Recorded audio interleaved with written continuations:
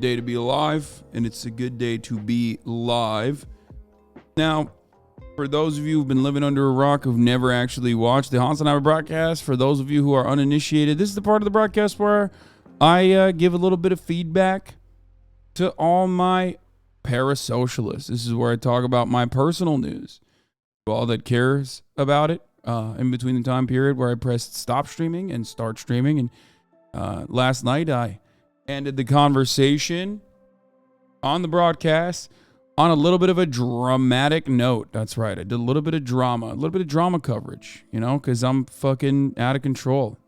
Turns out it was drama that I was unwittingly and unbeknownst to me was brought into. But it's all good. You know, briefly covered that. Immediately went over to get a nice steak dinner with the man, the myth, the legend, Tarik Çelik, the CSGO major winner, Tarik Çelik, for the United States of America, American Gold winner, Tarik Çelik, and some other folks before he leaves today. And let me tell you, the food was decadent. The food was excellent. Yeah, that's right. I had a little bit of Wagyu again. Fucked up.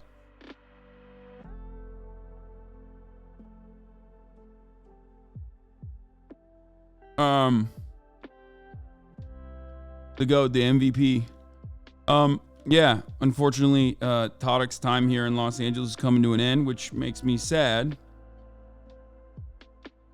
I very much appreciated spending time with him out here, even though we were not able to have him on the broadcast. Hold on one second. What the fuck's going on here?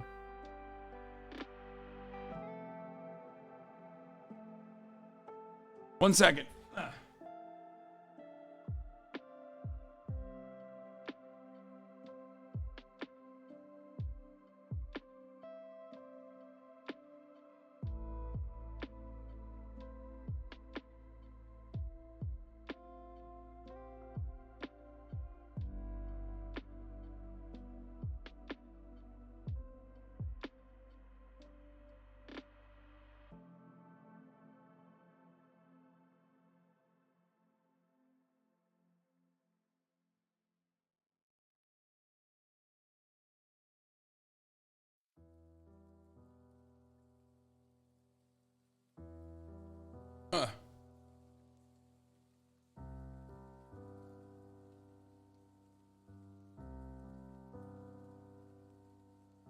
What the heck?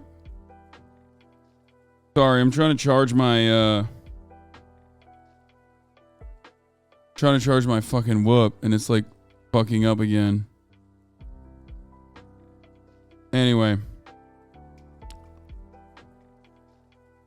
Hopefully it works eventually. Got the most decadent McChicken. Love that.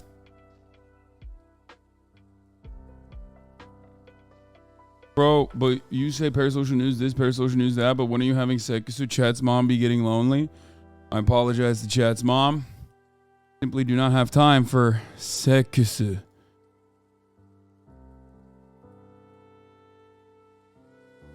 White in the beard? Yeah, look. A little bit of whiteness right here. So no Tarik content? I mean, maybe. The problem is, like, we'll see. You need a new battery charger. Most likely they start going bad after a year. Yeah, I know. It's fucking annoying. I bought 2 new batteries because the other one actually went.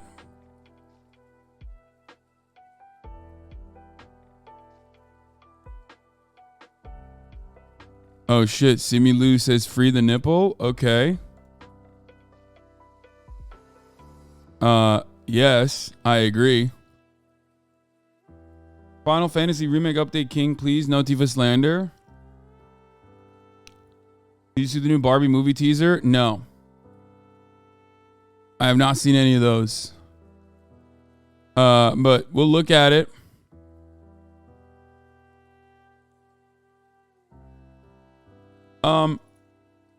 Please unblock me on Twitter. This is day 2 of me trying to get you to unban me on Twitter. Please don't yell at me. Please, please, please unblock me on Twitter. What the fuck?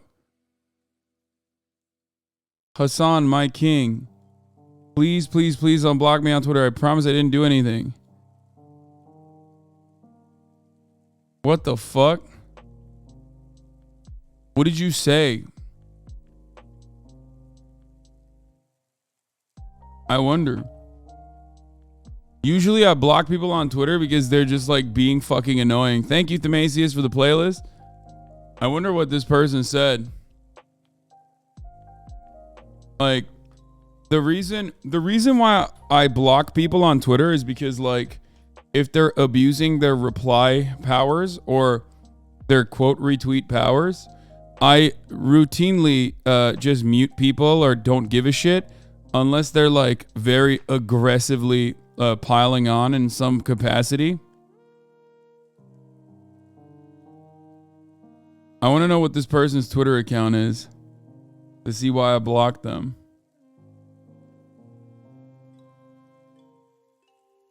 Anyway.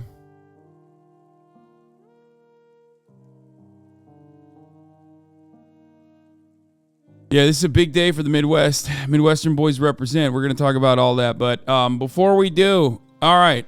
So this is part of the broadcast where I tell you about my personal news, a decadent meal. And then this morning, I finally did the thing that a lot of you have wanted me to do. I went on the Deprogram podcast where they called me a counter-revolutionary, a reactionary, a bourgeois pervert, because they are the true revolutionaries. They said, you're a revisionist dog, you capitalist pig dog, fuck you. Very excited for that podcast to come out. I believe that it will be out on Friday, so I am excited about that prospect. Hopefully you guys appreciate it. Let's see what this person's Twitter account did. I kind of want to know now. I'm interested. You're not blocked. What the fuck is wrong with you? You're literally not blocked by me.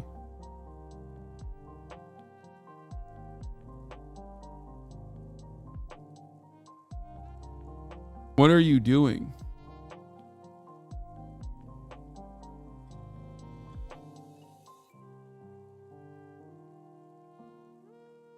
Brandon Johnson is a staunch Zionist. Yeah, well, you know, who isn't in America in any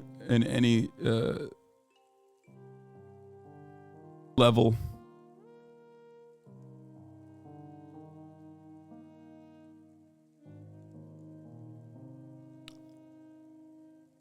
Meanwhile, I'm doing K-pop stans PR for you.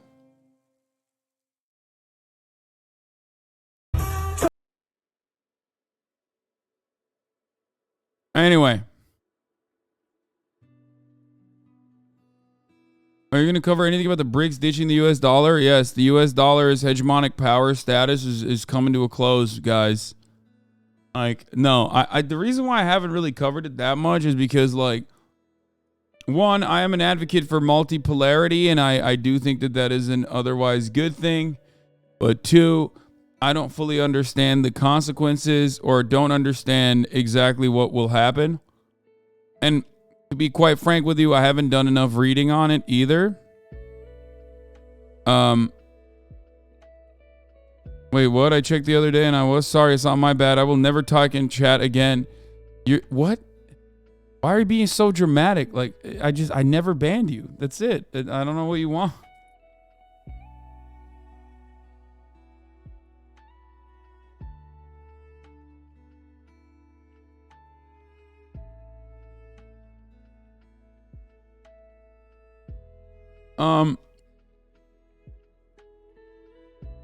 Anyway.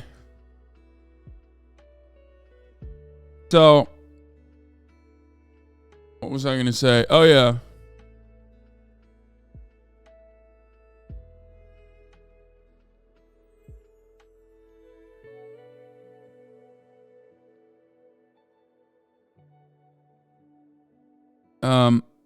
Yo, dude, not to bring that PhD conversation from a couple years ago, but I recently got a job at a university, and fuck, man, the PhD faculty are such salty, conceited fucks. Yes. PhD faculty hold on to their symbolic status more than anything else, and it is a byproduct of not having any kind of benefits to dedicating their entire life to academia.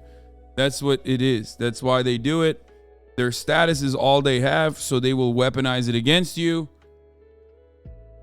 Fuck was that?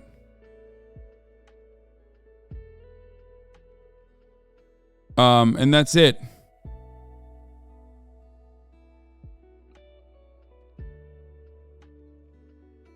I know this from not my personal experience, but experience from my loved ones that have engaged in academia.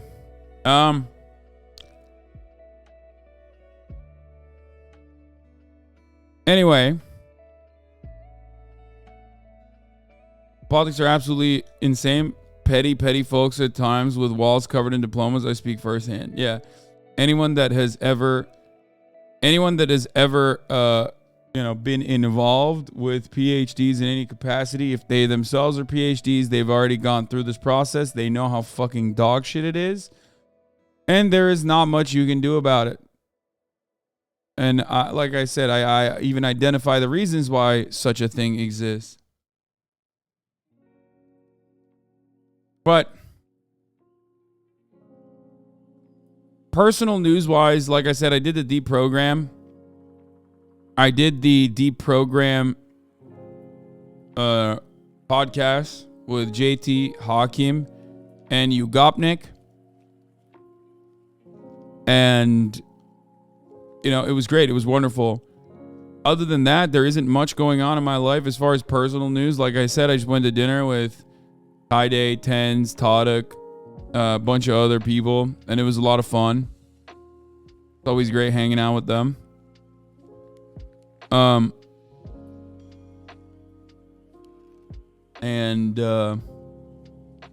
that's it. No workout vid. No, I did not work out this morning. It's Wednesdays. I don't work out on Wednesday mornings. I usually get done with like a bunch of other chores I need to do. Whether the chore is related to like cleanup stuff I need to do, like TwitchCon EU related shit, you know what I mean? Is 10 shine real life? No. Not at all.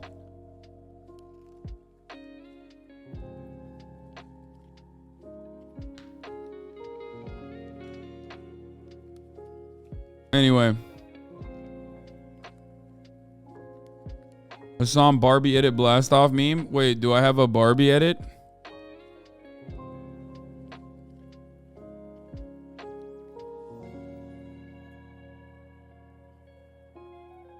I like this.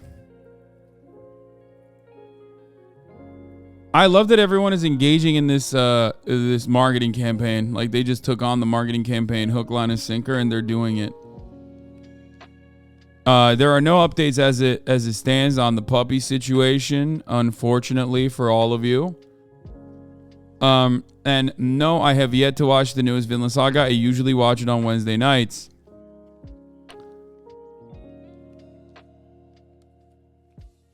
So that's it. Barbie's actually going to be good though. I mean, sure, I'll watch it. How did you get back into the routine of workout motivation? I just put my head down and I did it. There's no good answer for this. You just have to keep doing it over and over and over again until one day it makes sense. For every person, that time period is different. For me, it's like around 3 weeks of nonstop continued repetition that basically creates the healthy habit. You know what I mean?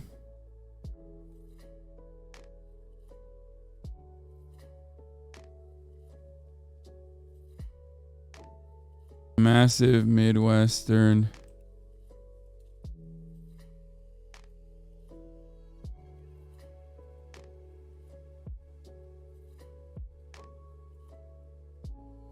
Chicago is socialist now.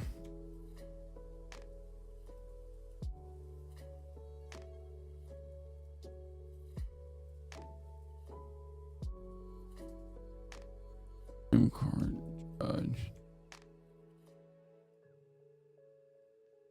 Parole Supreme Court judge. Yeah, okay. Better to show up and do something small than to not show up at all. Yeah. That's what I tell people as well. It's like building that habit. Here, I blasted off, by the way.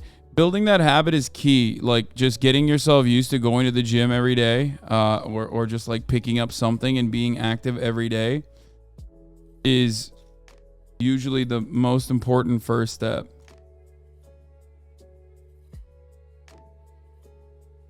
Hello, Hasan. I finally decided to ask my crush out. No better time. She stepped down from her government political party position, so she will finally have time for me. I'm looking forward to moving to Finland. Yes. Donna Marine is married, though, so that's going to be kind of hard for you. But good luck, soldier. Good luck, brave soldier. I believe in you. You know, I believe in you when nobody else would. I was there for you, and I believed in you. Keep fighting those battles. This may be your best Barbie edit so far. What the fuck?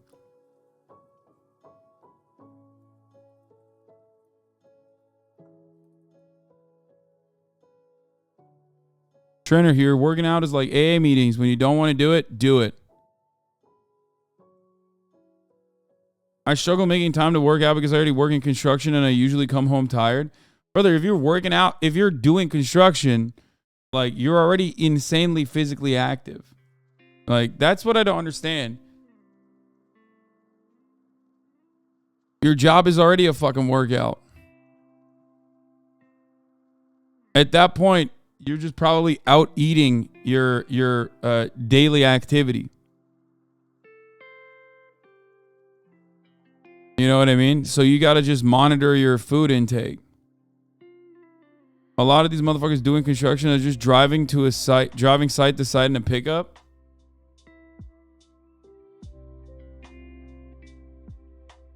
Bradley Martin was at the Trump protest in New York.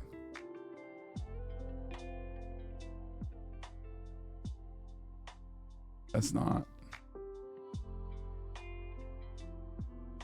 Health, not vanity, though. What do you mean?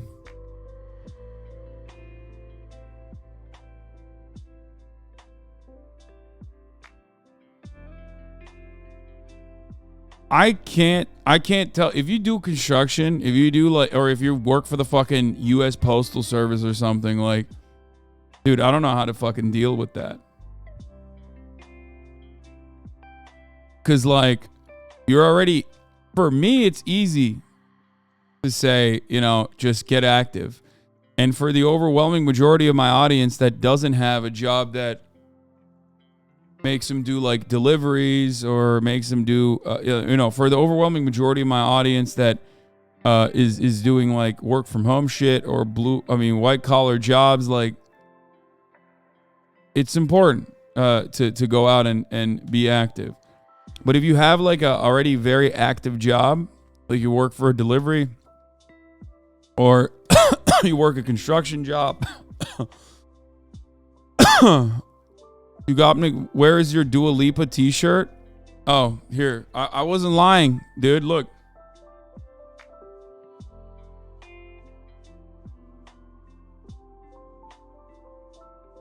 I literally wore my Dua Lipa shirt to the fucking podcast. And then these guys didn't even fucking... Holy shit. You got me as a 21-month subscriber. Look at that.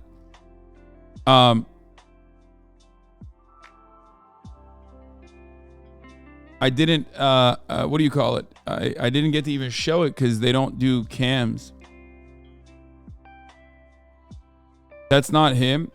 What do you mean that's not fucking him? Hasan fucking retweeted me, chat. It was a pleasure. I'm not better than you. First of all, what do you mean that's not him? How would he know that I was wearing a fucking Dua Lipa shirt then earlier today? Because I brought it up on the podcast.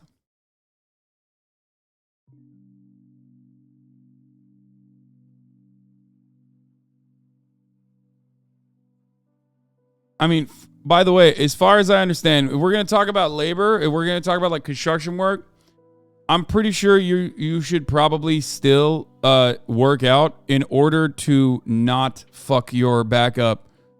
Like a big part of construction and the reason why a lot of people like end up having completely busted spines and completely busted knees is because they do not shift weight, and you will inevitably develop like muscular imbalances. And when you develop muscular imbalances, you are way more prone to throwing your back out, or you're way more prone to injury. So proper lift technique is something that you absolutely should engage in.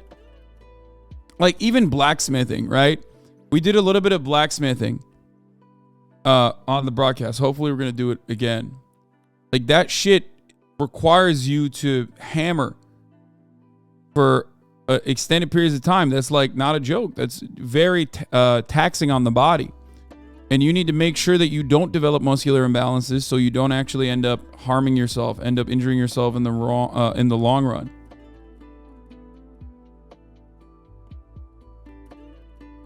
How do you work out without money to do so? That's a great question. I mean, one free workout that I do almost as much as I do paid workouts is I play basketball in public courts. Like, I go to public parks and play basketball 3 to 4 times a week. That's literally free 99. It costs absolutely $0 with the exception of like public transit or possibly hitching a ride somehow through your friends or whatever, getting a couple of your friends together, or driving there on your own, or even if you're close enough to a public park, walking there. This is a very good way to go out and get a quick cardio in, couple runs. Are we really pretending chatters here don't have $10 a month for a gym membership? I mean, it depends. Some of the places are very... Some of the places, you might not have a gym. You might not be close to a gym. You might not actually be able to afford a gym membership. Some gym memberships are very expensive. It's no longer $10 a month. Gym membership used to be $10 a month when I used to go to gyms in New Jersey like 10 fucking years ago. I don't think they are $10 a month any longer.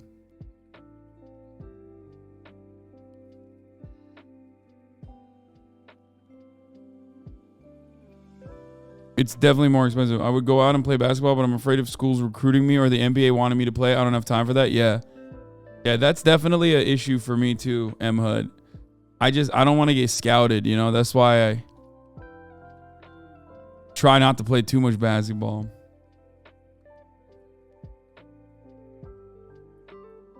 Anyway. But yeah, we've already blasted off. Let's get fucking started. There's a lot to talk about today. There's a lot of news to talk about today. Oh, one last note on like cheap gym memberships. I recommend going to a YMCA or something. Like there's usually like a YMCA or some shit, right? Like there's like a cheap opportunity. Like there's like a cheap workout opportunity out there for sure. YMCAs are expensive as fuck near me. Back in the day, YMCAs used to be kind of cheap. Especially because they also like do income adjustments.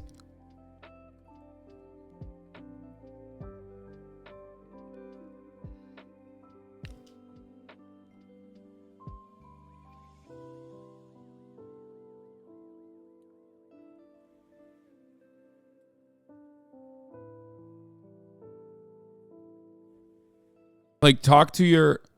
YMCA is more expensive than a gym? Really?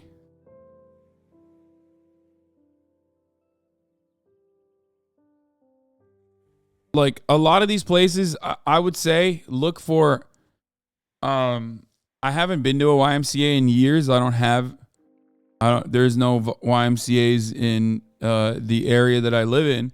But back in the day, I remember them doing income adjustments or also offering like a lot of student discounts. You know what I mean? Like I said, there's always there are always ways to basically engage in some level of physical fitness. There's a gang war in LA. The first gang to get to 100 kills gets to take over that part of the city. You need to be careful, Hasan. You could be at high risk because of your high status. Please be safe, everyone in or around LA. And please copy and paste this to get it to the streamers in LA. I just worry about their safety. Stay safe, heart. What?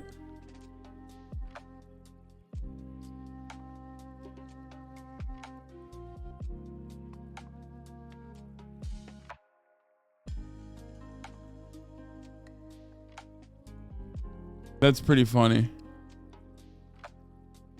That's a 2009 Facebook share chain. Yeah, this is like... This was posted about Markiplier on Tumblr years ago.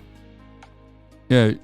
Share this message with 10 other streamers or else the gangs will get you. Type shit.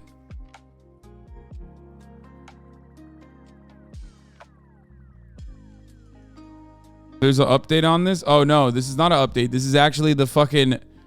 this is actually the OG post. I thought this was an update. The Salesforce thing. Okay. We'll cover that in a little bit. Here is a friend of the show, Bradley Martin, making a political statement at the Trump rally yesterday, at the Trump protest, protesting his arraignment yesterday. Two genders! Two genders! There's only two genders! Now, I'll just say it like this. There's something pretty funny about a hot dog salesman as dude. You know what I mean? Like, people in New York have one speed, and that's just like you're either selling hot dogs or you're rooting for your fucking sports team. So this guy has no other way. This guy has basically no other way of communicating with like a broader audience out in the real world other than just like copying the mannerisms and you know, basically the speech patterns of a guy who's just selling peanuts at a fucking baseball game. Two genders over here. Get your genders. Two of them. Two genders. Two genders. True. Ice cold slurs. Yeah. Get your genders over here. Sir. You perhaps have another third gender? No! Two genders only!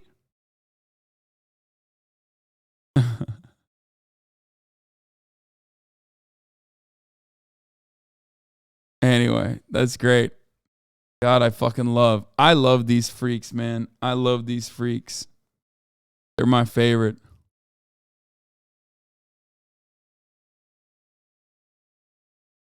Really important from the same protest?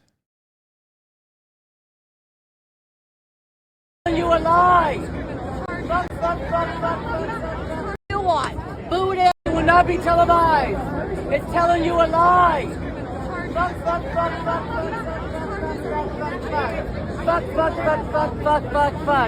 I love that. I love your nail polish. I really do. Fuck.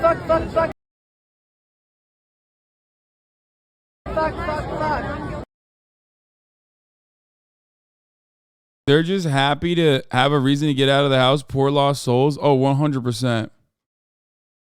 They're bored. Like, a lot of this is just out of boredom. You know what I mean? Stop being a hater for 2 seconds to recognize a slay. I can respect that. Two genders! Two genders! Two genders! Get your two. Funny.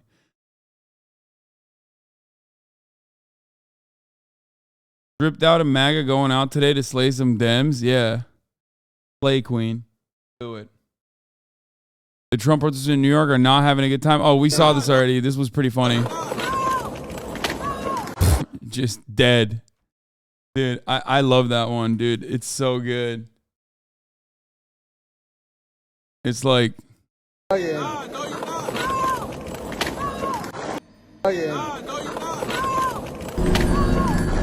Oh, yeah. Literally.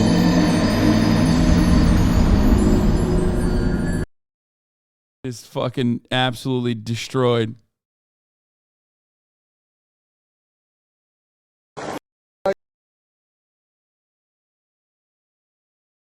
As a professional famous skater who did that, respect.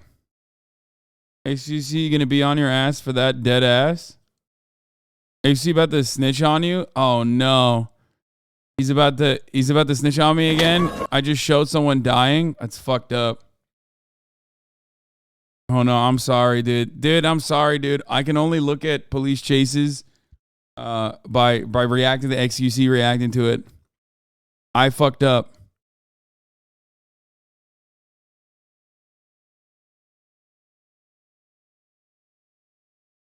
I want a reward, dude. Where is my reward, dude?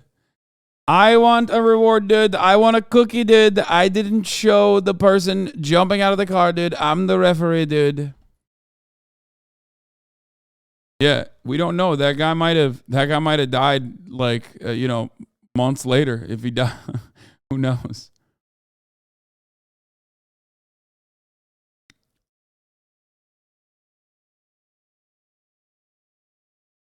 You don't need to worry about XCC. Not sure if you know this, but there are gangs. Yeah, in Los Angeles.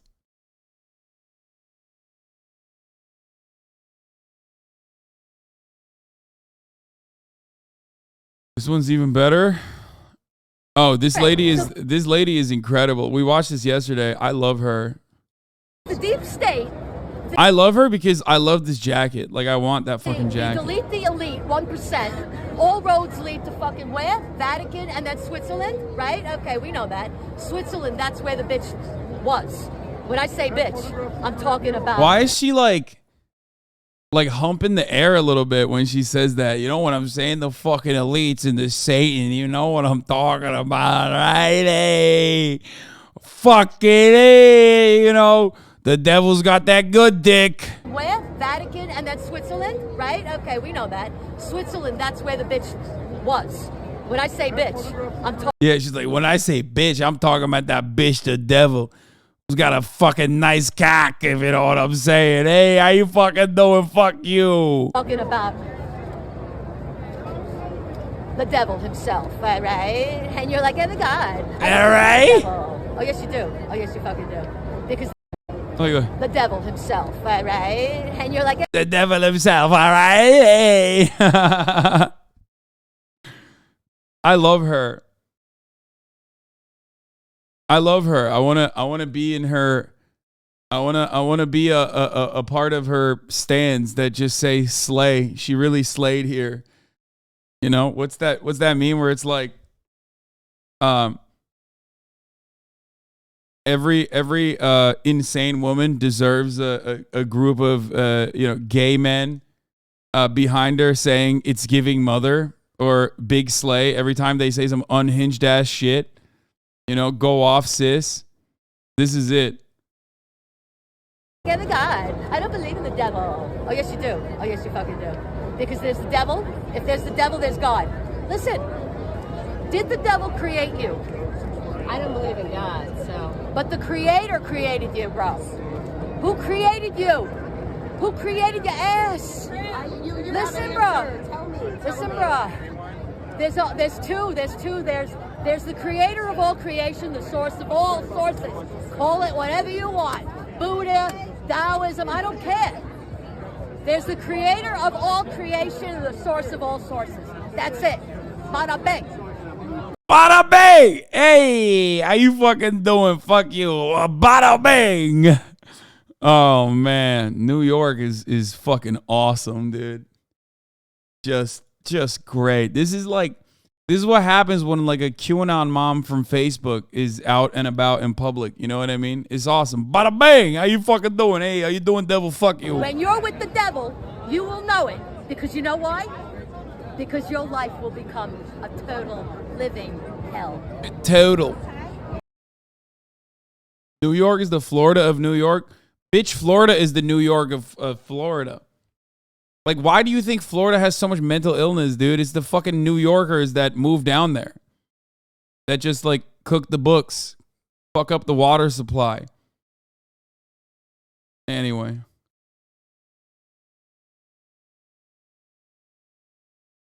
Do you think she's happy with her life, or is that self-descriptive?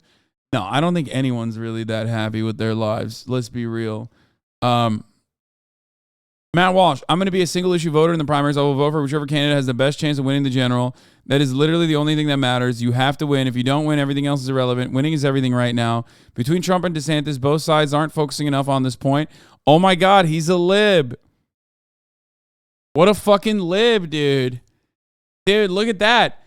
ultimately, this guy could be like literally a stochastic terrorist who wants to murder all fucking trans people in cold blood and is like constantly demanding that like that be the party position. Who's absolutely fucking obsessed in the most perverted way possible with like trans people and the genitals of children. But push comes to shove, and he fucking turns around and turns into a vote blue no matter who ass liberal, dude. Look at that. Like, oh, guys, I only care about who wins, okay? Please. It doesn't matter if you think Trump should get another chance to finish the job. It doesn't matter if you like DeSantis' policies. Explain how either guy will win. Lay out the path to victory. Oh, my God. If Matt Walsh does a he's electable because he's electable at ARC, it's going to be so funny. Maybe that will end up, I don't know, depressing voter turnout a little bit more from all of these like psychotic fan bases within the Republican Party. InfoWars exclusive. Judge Napolitano predicts attack on Trump part of scam to install Hillary Clinton as president. Fuck yeah. That's my shit, dude. I love this. I fucking love that, dude. I love that so much. Just, get more and more unhinged, increasingly more unhinged. Anyway, let's get to it, though. Trump is pled not guilty to 34 felony counts on falsifying business records, including some actually very juicy stuff, like another catch and kill story that his doorman was possibly trying to sell to the National Enquirer and numerous other outlets, about having a child out of, having an adulterous relationship with a model and having a child, possibly, which is cool. I mean, I think that's a cool story that's like going a little unnoticed. Why the fuck is he paying all these people? Why is he doing that? Manhattan District Attorney Alvin Bragg spoke after the arraignment, saying Trump continuously lied to cover up previous crimes. Scott McFarland was at the courthouse yesterday. He has the details of this historic indictment. It's not just about one payment. It is 34 false statements in business records that were concealing criminal conduct. Manhattan District Attorney Alvin Bragg alleged former President Trump falsified business records after planning a catch-and-kill scheme to suppress negative information about him throughout his 2016 presidential campaign. According to Bragg's statement of facts released with the indictment, Trump orchestrated hush money payments beginning in 2015 to 3 individuals. Those payments included $130,000 to former adult film star Stormy Daniels by former Trump lawyer Michael Cohen, $150,000 to former Playboy playmate Karen McDougal, and another $30,000 to a Trump Tower doorman. The defendant claimed that he was paying Michael Cohen for legal services performed in 2017. This simply was not true. The indictment lays out nearly 36 different business records that were allegedly falsified. The scheme violated New York election law, which makes it a crime to conspire to promote a candidacy by unlawful means. The $130,000 wire payment exceeded the federal campaign contribution cap, and the false statements in AMI's books violated New York law. AMI was the publishing company of the National Enquirer. Bragg alleges the head of the tabloid, David Pecker, was a Trump ally who prevented negative stories about the then candidate from getting out. It's alleged that by trying to hide that campaign violation, that becomes a felony. Scott Frederickson is a former federal prosecutor in Washington. If he were convicted, a low-level felony, he certainly would not, in all likelihood, ever go to jail over this. It wouldn't prevent him from running for president or being president, but it is certainly consequential. Keep in mind, this is just part of Trump's legal troubles. He's facing Department of Justice probes into his connection to the January 6th attack and efforts to overturn the 2020 election, and also an investigation into possible obstruction regarding his handling of sensitive material at Mar-a-Lago. And in Georgia, we're waiting for the district attorney's next move after a special grand jury there looked into whether Trump and his allies tried to overturn that state's election results. John? Scott, thank you. Well, the morning after that historic indictment, Donald Trump is on the attack. We saw this striking image yesterday of the former president surrounded by his lawyers in the courtroom, where he pled not guilty to 34 felony counts. Prosecutors say the allegations are linked to hush money payments made to adult film star Stormy Daniels and to other people who they say could have damaged Trump's chances in the 2016 election. If there was any speculation about whether that court appearance would give Donald Trump pause, he put those questions to rest last night. In a defiant speech at Mar-a-Lago, the former president claimed he's a victim and targeted the prosecutor and judge in the case. Major Garrett was at Mar-a-Lago last night and joins us now from West Palm Beach. Major, good morning. What was it like in the room?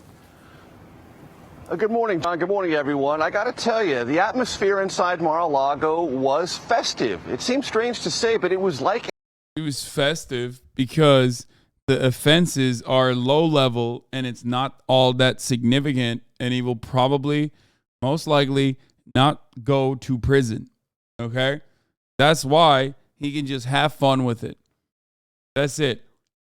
Most people don't think that this is serious. It's understandable that they don't think it's serious. Trump is just basically trying to do everything he can to farm as much money as possible off of this. Nah, throw the book at him 136 years? Yeah, according to Rap TV. If you ask Rap TV, he's going for 136 years. Ultimately, none of these guys care about law and order. It's shocking. I know. Everyone's shocked to find out that the Trump supporters are not the law and order party.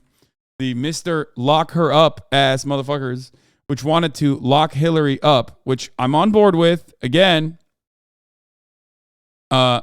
turns out they're not so fond of locking people up if it's their guy getting locked up.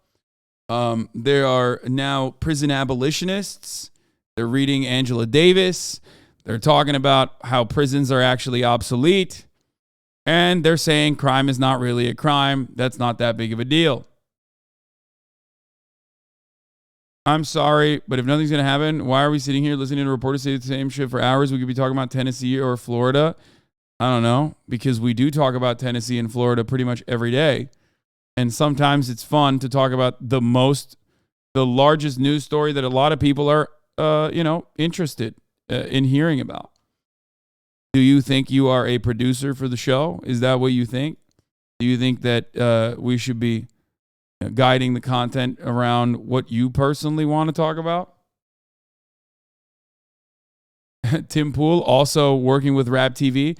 Donald Trump faces 136 years in prison over insane BS charges. Hey, HasanAbi, that chatter doesn't want to talk about it. Maybe we should move on. Yeah. Dude, hey, you covered the news? How about all the news? Why not all the news happening all the time? There was a stabbing that occurred down the street from me, and your silence on the matter is deafening. Okay?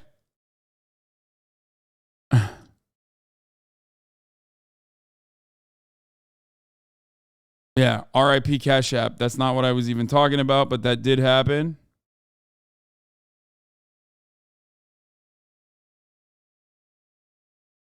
So there is that. Anyway, I'm outraged you haven't covered my village mayor race and our one fucking candidate. I know. It's fucked up. Really messed up. Not as messed up as the top of the hour ad break is, obviously. That one is the most messed up thing because at the top of the hour, there's a 3-minute ad break. And a lot of your silence on the 3-minute ad break is deafening. But that's probably because you're subscribed. For $5 or for free with a Twitch Prime, you get to avoid the top of the hour ad break.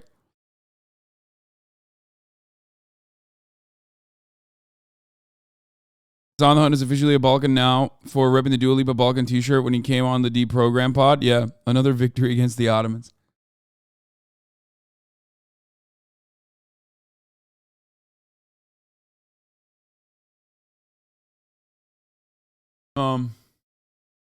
D-Tone says Trump equals best president. Thank you for the $3 donation, D-Tone. That's not his Twitter. Yeah, that's not you, Gobnik. It's someone else.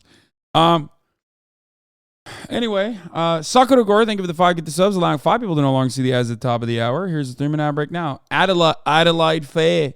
Thank you, Adelaide Fair, for the 5 gifted subs. Fucking 5 gifted subs from this nutter. You nutter.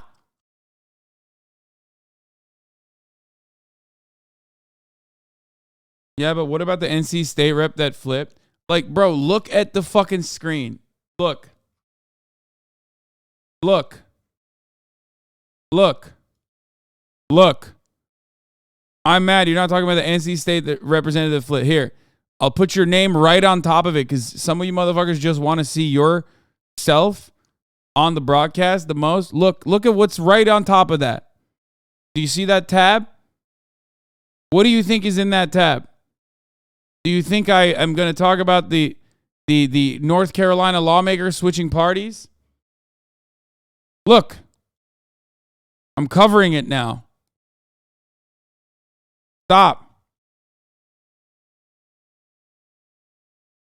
He'd be real fucking shocked if he could read, okay? There it is. All of that is on the on the agenda. An indictment party. Trump supporters were eager to rally to his defense, seeing him as a kind of political renegade being persecuted for challenging the system. The energy and anticipation in the room were real. And then Trump spoke, and despite the history and the stakes involved, the room fell oddly quiet as the former president read through a laundry list of all too familiar political and legal grievances. Former President Trump portrayed himself as a victim. And I never thought anything like this could happen in America. And the Manhattan District Attorney who indicted... He's like, dude, rich people, powerful people, people that were presidents, people that help out other rich people going to fucking jail or possibly facing legal scrutiny. I never thought this would ever happen. When I say that, I just mean I never thought this would happen to me. Lock her up, by the way. Indicted him a tool of, quote, radical left lunatics. The only crime that I have committed is to fearlessly defend our nation from those who seek to destroy it. Trump said his indictment cast a dark cloud over America. Virtually everybody. Like, I can't get over that element. I just cannot get over that element of, like, the party that ran on lock her up. The party that has like a genuine constituency that believes that like all Democrats are pedophile vampires who were supposed to go to jail under the Trump administration when the storm came. Like that party is now upset that like, you know, the justice system is actually coming after them. In the exact same like biased political way that they wanted to weaponize it. I can't get over it. I cannot get over it. You had your shot and you missed it, Mr. President. You know, I love you. I think you got a fat dumper, you're a pog. I'm a fan, okay? But goddamn, like you fucking had your chance of locking Hillary Clinton up and you missed it.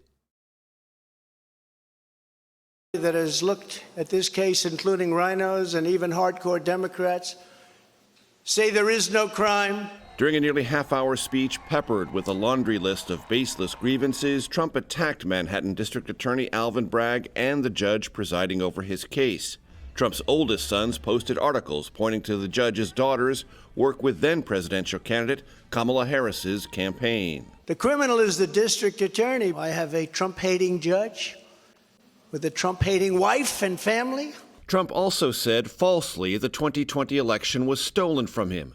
He characterized other ongoing investigations in Georgia and Washington as led by racists or Trump haters. Trump and the Republican Party he leads have suffered setbacks in 3 consecutive elections, a fact Trump tried to turn on its head. They can't beat us at the ballot box, so they try and beat us through the law.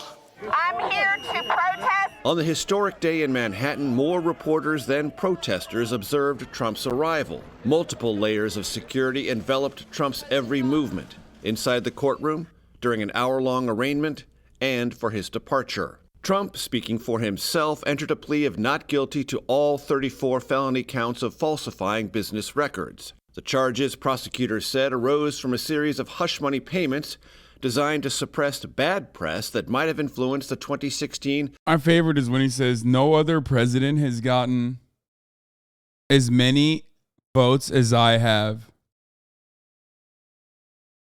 Like, whenever Trump says no other president has gotten as many votes as I have, I got 75 million votes. I'm like, bro, you're not the president.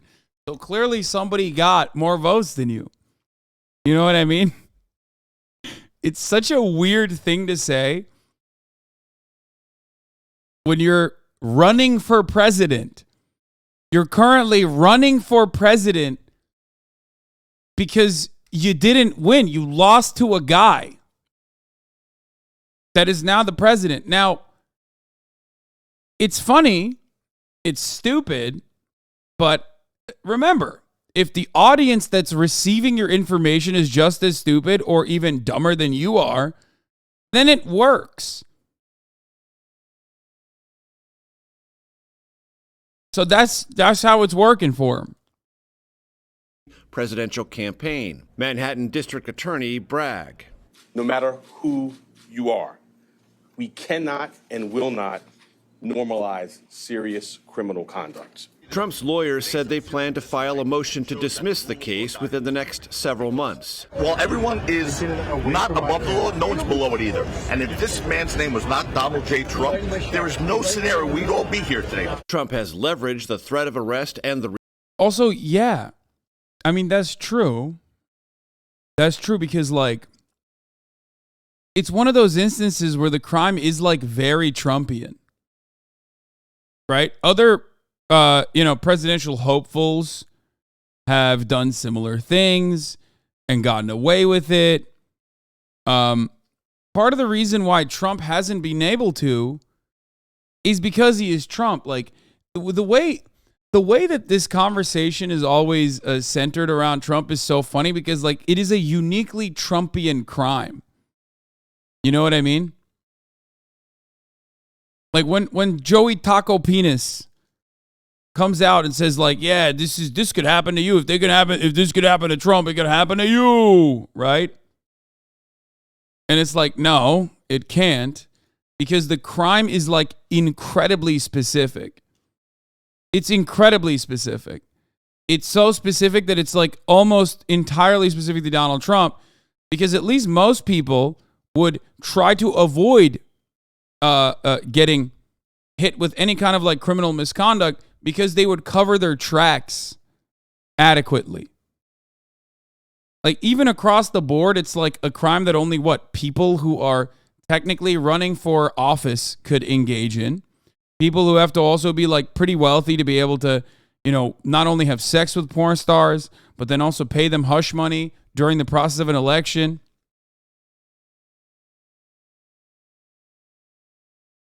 And so you've already cut down like 99.9% of the planet that way. But then also on top of that, he took no effort in trying to counter the potential legal implications, the potential legal accountability that might have been brought against him in this process, by very clearly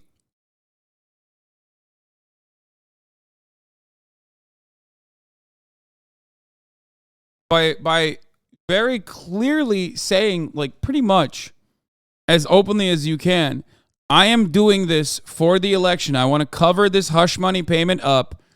After the election, it doesn't matter because it's only for the election. I don't even care if my wife or children know about the porn star thing. I only care about the election. Please make no mistake. This hush money payment that we are basically, hiding as though it's like legal payments to Michael Pence that we're funding through campaign donations is actually for the election. I care only about the election, and that's why I did it. Like, there's no other way that this could have been escalated into a felony charge, but he did it. He found a way. There is enough evidence to trump these otherwise misdemeanor charges to a felony. And I find that really, really wild. Bribery is legal unless you say what it's for. I mean, that's a great example. Bribery is legalized in Western nations in the form of lobbying, in the form of campaign contributions, right? And it's basically like getting arrested for campaign finance violations. In a country where you can dump unlimited funds to an individual candidate by way of 501c4 super PACs and the like. It's such an incredibly preventable crime that the federal government and state governments have basically made it legal for you. As long as you file the adequate paperwork, or as long as you don't openly say that you are doing this for a crime.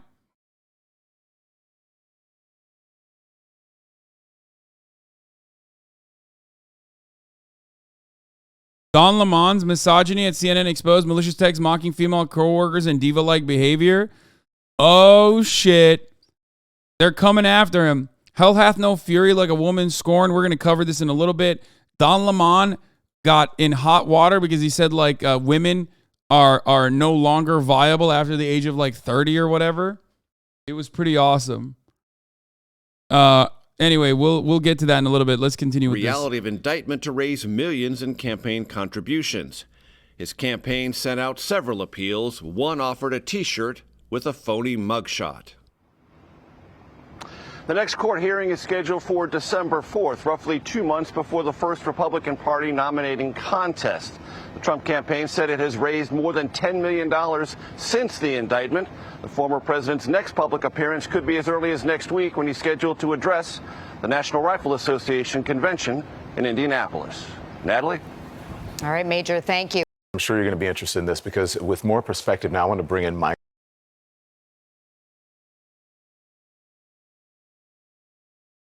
Speaking of Don Lemon,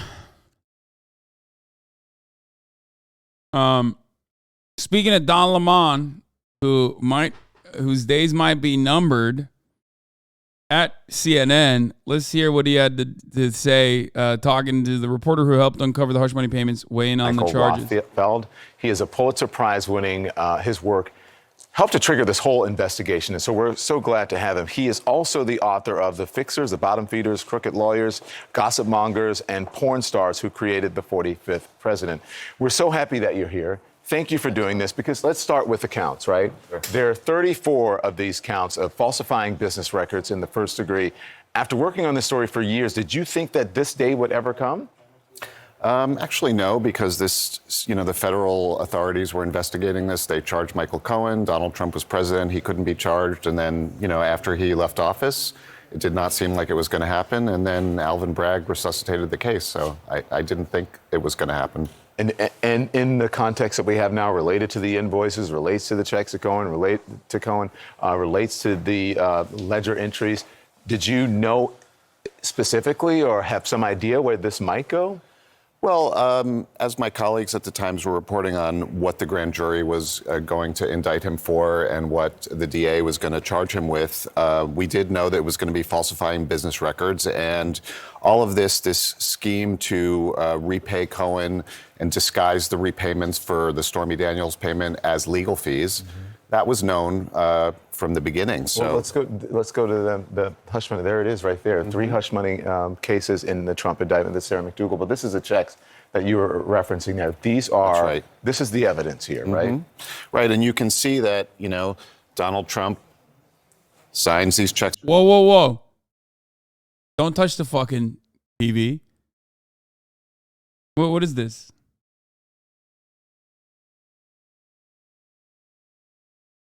You don't get to touch the TV like that. That's Don Lemon's TV. Fuck you doing?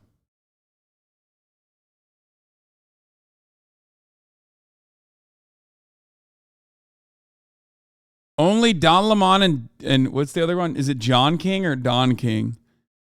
Only they get to touch the TV. Himself, I mean, his signature is illegible. Some of the checks were signed by other people. I believe Alan Weisselberg, his CFO, may have signed some of them, or Donald Trump Jr.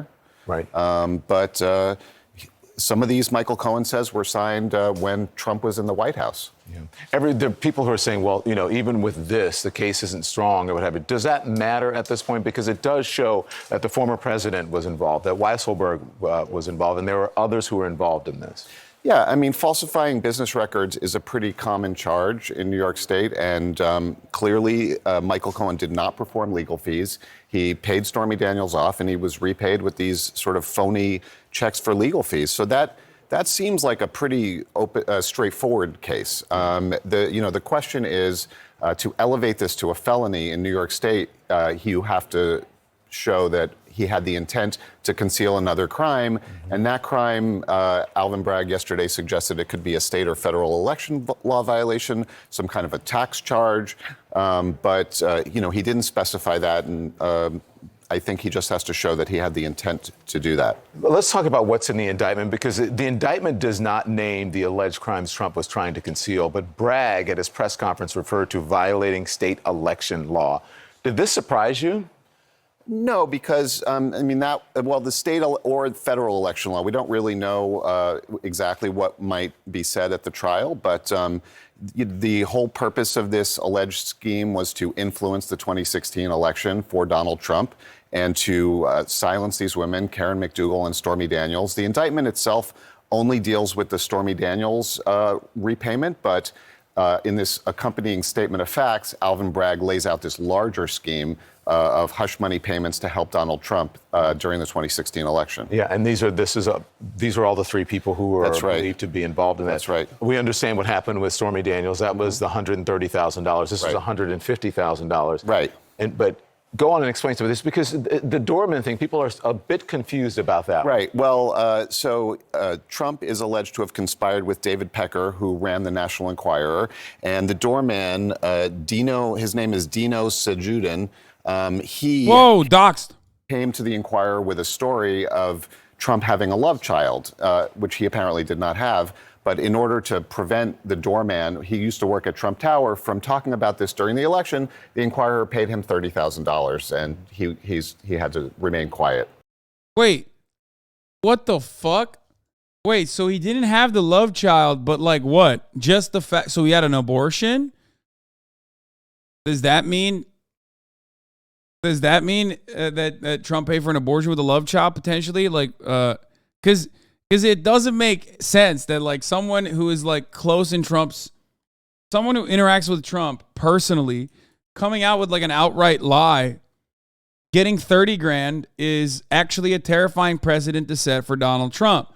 That would mean that every single person, from his security to people that the people that hold the fucking door for him, literally stand to make money by just lying about shit. So it means that there's got to be more to that story. You don't pay hush money to someone for completely fake news.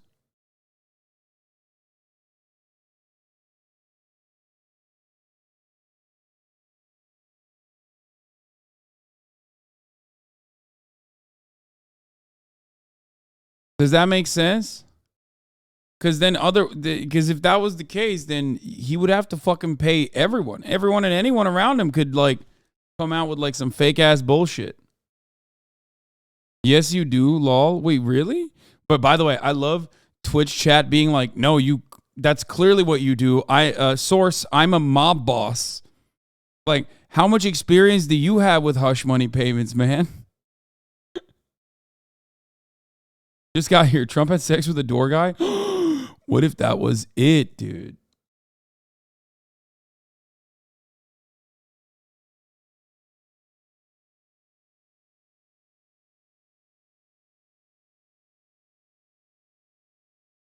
I just don't believe, especially when you are a famous person, I do not believe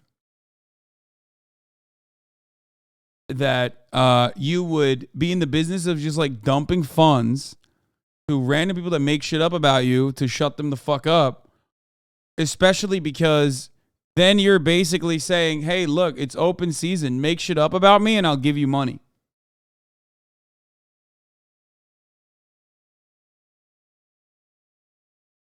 It's also weird because Trump doesn't even pay his contractors famously. Remember, Trump is notorious for not paying his contractors, and he's even notoriously tried to not pay Stormy Daniels the hush money, which is part of the reason why that was used as evidence against him to escalate his charges, to elevate his charges into a felony, because you can say that it's a felony if you're doing it for the purposes of hiding a crime in the during the election.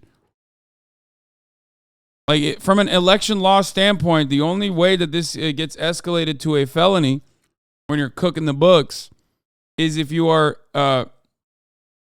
doing it specifically as it pertains to your election and electoral outcomes. So him saying that he literally fucking did this, or he's so not in the business of paying people that he might actually get into legal trouble over this. We know that Trump is asexual. He had the doorman fuck Stormy and he watched. I do think he is asexual, by the way. My union and a couple others took him to court for his Chicago tower for failure to pay. It's not surprising. This is the least surprising thing I've ever heard.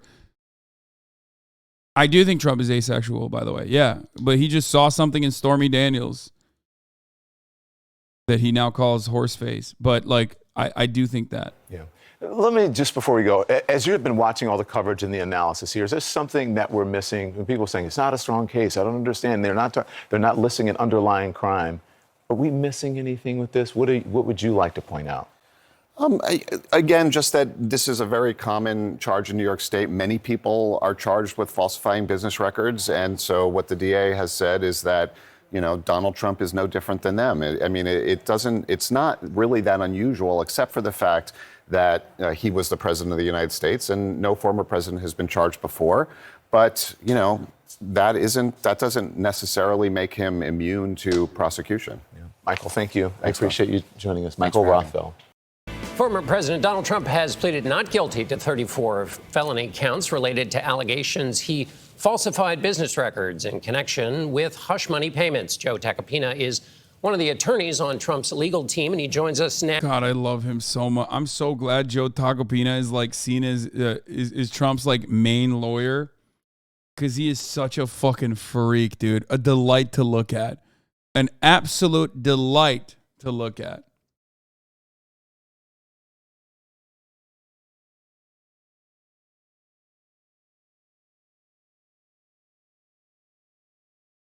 Now, Mr. Tacopina, I'm just going to jump right in. At its most basic level, it looks like what the district attorney has done here is charge your client with essentially creating a public relations plan that took bad stories and found a way to get rid of them. And instead of paying for that plan with his own money, he falsely claimed it as a business expense. Former President Trump says there was no crime. Is your defense that there was no crime at all, or that he just wasn't involved in this scheme? There's no crime at all. It's not exactly accurate to say he claimed it as a business expense. He did not. There was no tax deduction taken here. I'm seeing a lot of stuff out there. This indictment was very vanilla. It did not list the underlying crimes he's allegedly intended to cover up with those false business records, because the DA that's says what makes it a felony. To. So the DA says it doesn't have to what? It doesn't have to list the crimes, that's not required by law. No. And among right. those he listed, he said taxes were one of the crimes, but normally it doesn't have to list the crimes, but normally it does. Wait, what does that mean? Normally it doesn't have to, dude, that's awesome. One quick counter from the TV man immediately destroys the entire argument that the Republican Party has brought forward about how this is a fraudulent case that does not need to be discussed. He said, no, he doesn't have to legally list the crime.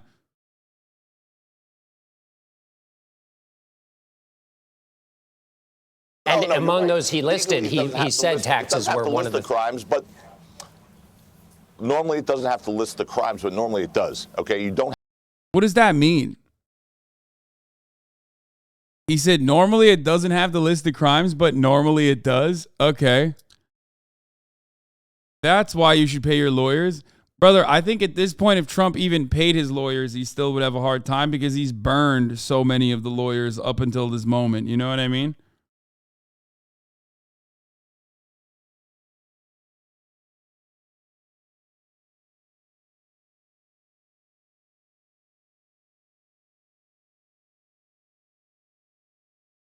And by the way, for the record, I do know what he's trying to say. He's trying to say that it's not required by law, but normally it is still listed, okay? But it doesn't matter. You can say it's unusual, but you can't say it's like illegal, okay? That's all he's trying to say, but he's having a hard time saying it because he's so used to just saying, no, it's unacceptable, it doesn't happen, it's never happened in the history. You said it's illegal? This is the byproduct of the Republican media apparatus hammering this perspective into the minds of every American. So much so that, people normalize it, people internalize it, and then they repeat it. It's not. But it doesn't matter. I mean, it is unusual. Even then, they are talking about the crime itself. Have by law to list the crimes in an indictment, but what's to hide? Why wouldn't they bring them forward? What, to get some strategic advantage? I mean, this is not a game. You're charging the president of the United States with crimes that will never be sustained in a court of law because they don't exist. There are no tax deductions taken here. There were no filings with the FEC. FEC has come out and said there's been no violation of FEC laws. So I don't know what crimes we're talking about exactly, John.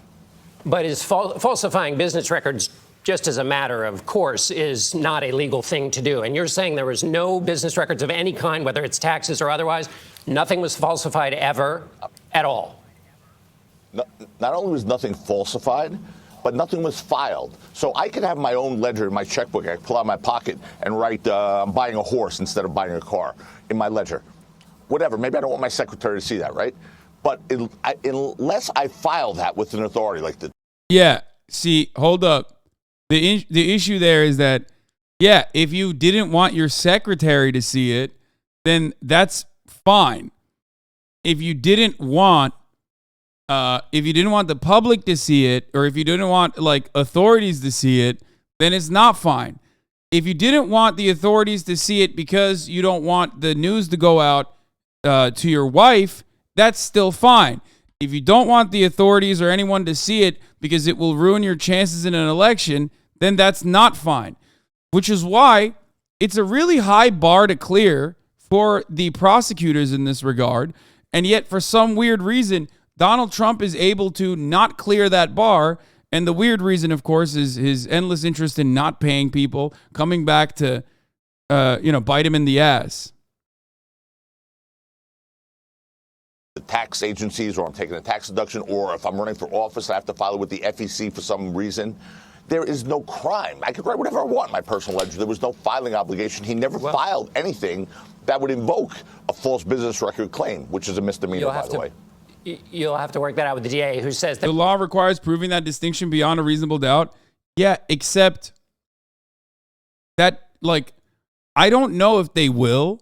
And even if they do, I've told you already, it would be ridiculous for Trump to serve an extended prison sentence or anything like that. But regardless, it is quite literally, Trump is quite literally the only person who would offer receipts to investigators and authorities that, that show him very openly clearing that fucking incredibly high bar that you can even prove beyond a reasonable doubt. Like that's what I'm trying to explain here. I don't even think all of this is all that relevant. I don't think anything super serious is going to come out of this, but it is pretty funny that Donald Trump is the only motherfucker out there who is so openly criminal in the way that he does his regular conduct, the way he conducts his businesses, that like he's the only one that would be able to not clear that fucking high bar. Like no pixel court cases would get thrown out easier. There was a tax violation. Let me ask you about the former Trump Organization CFO, Allen Weisselberg. He is throughout the statement of facts here. He's currently serving because he. In hindsight, Trump didn't have to break any law. He didn't need to pay anyone. We all found out, and he still won. He didn't lose an ounce of support over these stories. Yeah, that's another hilarious part about this is that like he technically didn't even have to fucking do any of this shit, right? He didn't even have to do it. Like he was right when he said I could shoot someone on Fifth Avenue and people would still support me. When he said that, he was right. That was the most correct Trump has ever been.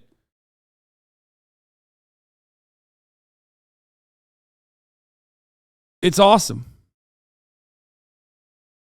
Was convicted on 15 felonies, including falsifying business records. He's obviously somebody who can corroborate the claims of the DA. Will he appear, do you think, as a witness for the prosecution or the defense? In no scenario will he appear as a witness for the prosecution. I mean, if you listen to his trial testimony, he all but exonerated Donald Trump in any knowledge of anything. He pled guilty to committing his own personal tax crimes. And that's a whole different case with a whole different set of facts. Wait. He all but exonerated Donald Trump in any knowledge of anything. He pled guilty to committing his own personal tax crimes.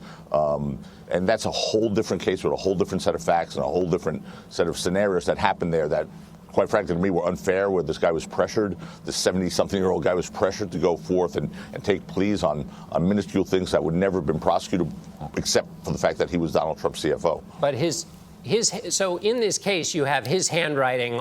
Wait, no, part of that is campaign finance violations. Like, Michael Cohen wasn't simply sentenced to 3 years in prison for just tax evasion or making false statements to a federally insured bank. Campaign finance violations was part of the reason why he was sentenced. That's what we're talking about. Oh, he's talking about Weisselberg? Oh, sorry. He's talking about the other Trump guy that also, the CFO that was doing a classic tax evasion scheme.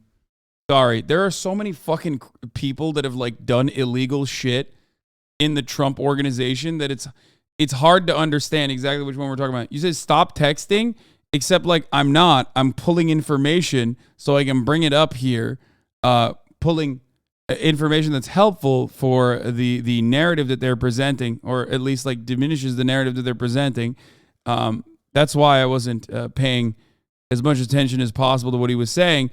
And also because there are a lot of fucking... Also, what the fuck am I doing? Like, I can text if I want to, bitch. What do you mean? You're not my micromanager, little boss. Okay, chill out. Like, this guy is literally like an Amazon manager. He's like, time off task. Fuck you.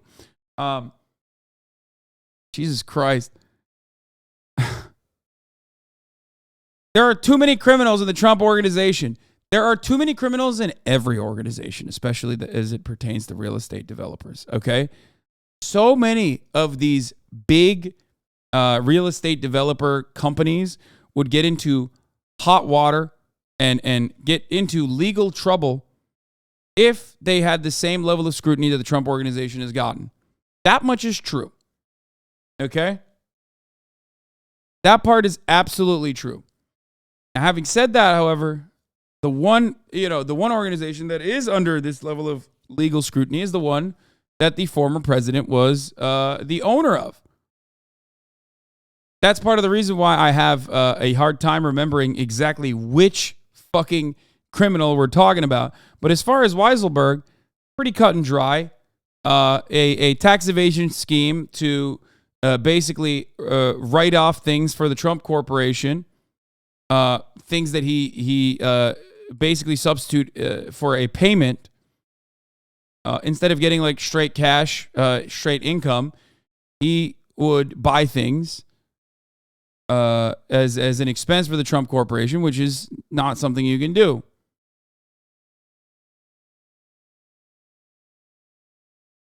You can't do that. On materials that are in furtherance. He said, I mean, you can. Well, you clearly can't because he's, Alan Weiselberg pled guilty to his role in the tax fraud scheme and then also agreed to testify against the company. Pled guilty to 15 felonies and admitted he failed to pay taxes on $1.7 million in income, including luxury perks such as rent and utilities for a Manhattan apartment, leases for a pair of Mercedes-Benz cars, and private school tuition for his grandchildren. He admitted to concealing those benefits from his accountant to underreport his income and knowingly omitting the income from his personal tax returns. They're being a semantic dipshit. I can do it. I just go to jail. I mean, yeah, you can do it, but then you can also, if you are facing legal pressure, legal scrutiny, you can go to jail for doing such a thing. Yeah, the IRS doesn't want you to know this one cool trick, which is withholding income from the IRS. It's a super cool trick. Is Ludwig still in the chat? He was talking about how he's European and he doesn't understand this process. He said he's European. Can someone translate what's going on to me? Well, guess what, Euro boy? I think you understand that process better than anybody else here, don't you?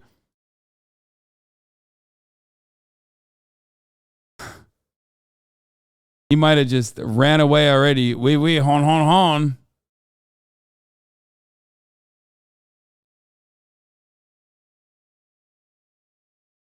Also, one of the funniest aspects of this particular matter, especially as it pertains to like paying sex workers hush money, is that it is probably the most European politician scandal out there. Look no further than Berlusconi, for example. You know what I mean? This is very European. This is a very European scandal. Sex scandals for politicians in Europe is like, part and parcel. You gotta have some sex scandals.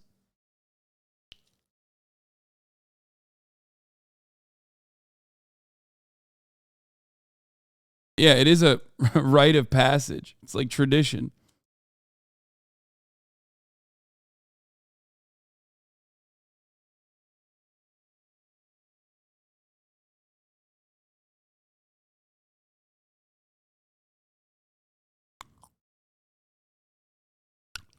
It's the equivalent of a Florida DUI? Yeah. Of this deception. You say it has nothing to do with taxes. It may also have to do with campaign finance violations. But I mean, his word doesn't, necessarily need to testify because they've got documents. One of the greatest lines of all time, Silvio Berlusconi, upon being asked if he had sex with a 15-year-old girl, said, "At least I'm not gay." Wait, he did? He said that? I don't even remember that. That's crazy.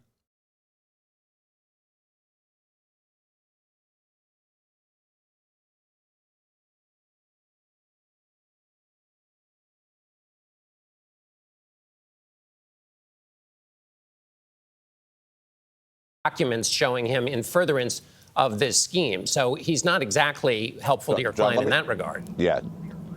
No, he's exactly helpful to our client in that regard because there is no scheme and there is no crime. Let me try and break this down very simply. There's two key elements here. The girl was 17, by the way. Not 15.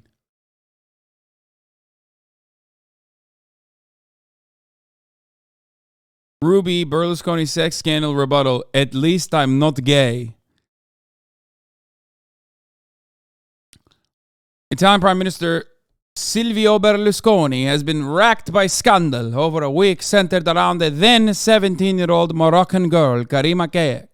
Allegations have surfaced that after the girl was arrested in May for theft, the Prime Minister may have pressured the Milanese police for her release, including telling them that the girl was an Egyptian President Hosni Mubarak's daughter.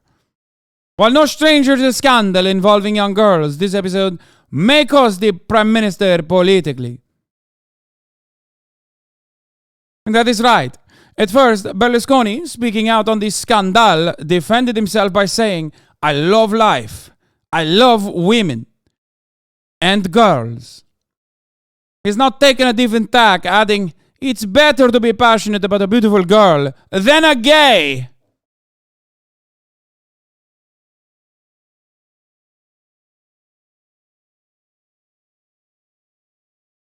Oh, Maron.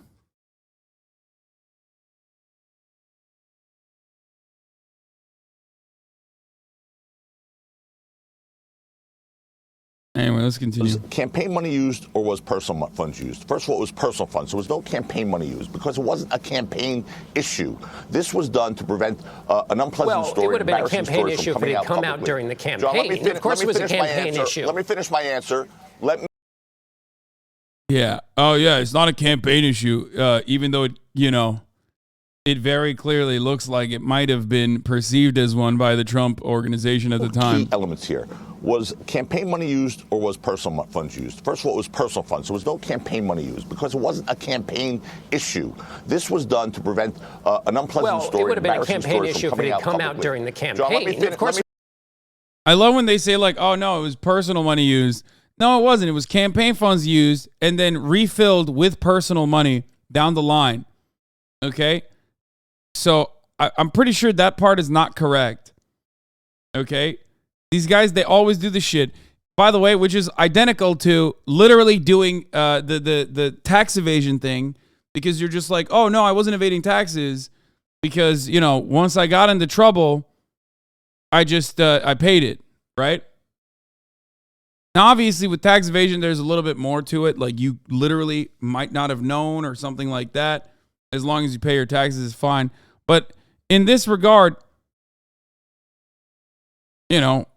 it's just like in a lot of instances, and the reason why this is considered just like a simple misdemeanor or a fine that you pay, in a lot of instances, they do this. The Clinton campaign did this. The Obama campaign did this. They'll take funds from the campaign, pay off somebody, and then refill the coffers later. Or if they don't do it, they get caught by the Federal Elections Commission, and then they're forced to pay the fine.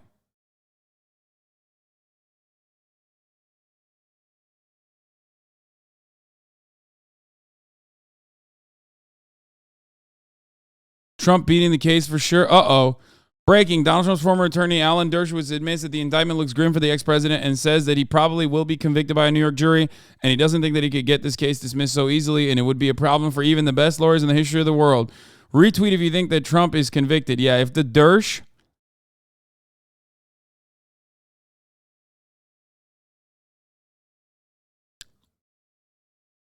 If the Dersh is saying that he's going to fucking not be able to beat the case, I don't know.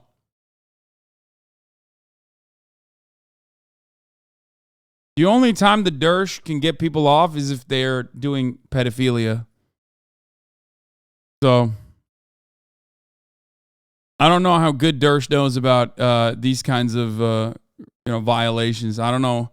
Not exactly his forte. It was a campaign issue. Let me finish my answer. It'll get to that. So the second part is simply this. When you have personal funds used during a campaign, the rule of law is for campaign finance was that expenditure made, that payment made solely for the purpose of the campaign? Because if it was made irrespective of the campaign, then it's not a campaign finance violation. Clearly here, even Michael Cohen, when he pled guilty, said this was done in part to prevent embarrassment for the president and his family. That takes it out of the realm of FEC, campaign finance law violations. That's why the Justice Department didn't charge him. That's why the FEC didn't charge him. So you have to understand the... Yeah, except he might have said that to cover his own fucking ass at the time. He's saying something entirely different now. And there's also additional evidence that has come to light since then. And that's why everyone is looking at David Pecker as the star witness in this case. Because when you look at what the DA released, the statement of information as it pertains to the case itself, there is multiple additional forms of evidence. Like, let's say, here's the, and I don't perfectly understand New York law in this regard, but it's kind of like if you hired somebody, or if one of your cronies went and did like a bank robbery, okay? And at the time, they pled guilty, they went to jail for it, and they basically said things during that process that they saved your ass on, right? They did not implicate you in the crime. And then after that, no, wrong. In this case, we believe convicted liar and criminal Michael Cohen because it helps us. No, it doesn't even matter. Like, it doesn't even matter if that's the reason why people say Michael Cohen is not the best witness here. Okay?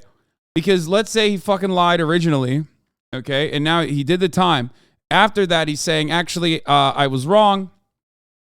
I am now, I'm now telling you the truth. That in and of itself may not be enough for any jury to convict anyone beyond a reasonable doubt, because you'll get ripped apart. Okay? You'll literally get ripped apart. You'll get fucking owned in that situation. Right? Except if additional information comes out that links you to the bank robbery itself, and there is a RICO case that is announced after the fact, then it doesn't fucking matter what Michael Cohen originally said. If it's not a crime because it was to prevent embarrassment, then it can never be a crime because realizing an affair is always an embarrassment. I agree with you, except there is some evidence that I have pointed to in this legal case that while, really difficult to charge someone with this, makes it a lot easier for Trump to be charged with this. What I'm, of course, referencing is this piece of evidence, including others, but certainly this one. The Trump case being elevated to a felony is hard to prove unless you're such a dumbass who famously refuses to pay people that you openly admit that you're trying to do this specifically for the election. Here it is. Evidence this was election driven, contra the Melania/John Edwards defense. Paragraph 19. Trump tried to avoid paying Stormy Daniels until after the election because at that point it would not matter if the story became public. Documents, emails, and texts that corroborate Cohen tried to delay payment. Paragraph 9. August 2015 meeting, 2 months after Trump announced his presidential run to plan and catch and kill election operation. Cohen instructs Pecker not to release a story until after the presidential election. Trump invites Pecker to dinner to thank for helping during the campaign. The defendant directed Michael Cohen to delay making a payment to Woman 2 as long as possible.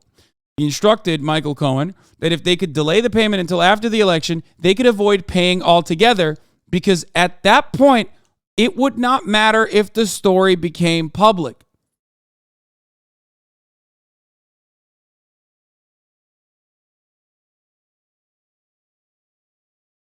That's the beautiful part about this story, is that if you are doing this so brazenly, the only way that you could ever actually get into legal trouble over this, something that no one ever gets into legal trouble over, is if you very brazenly and very openly said you're doing this for the election.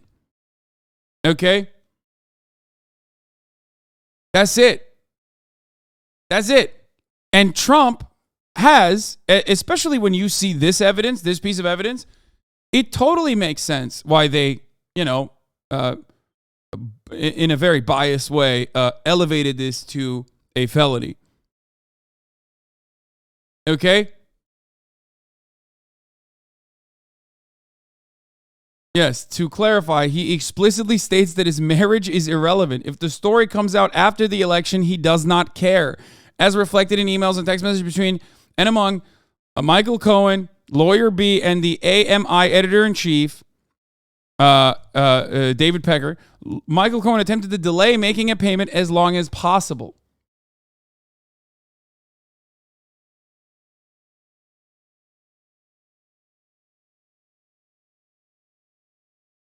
That's it. That is the only. It's so funny, dude.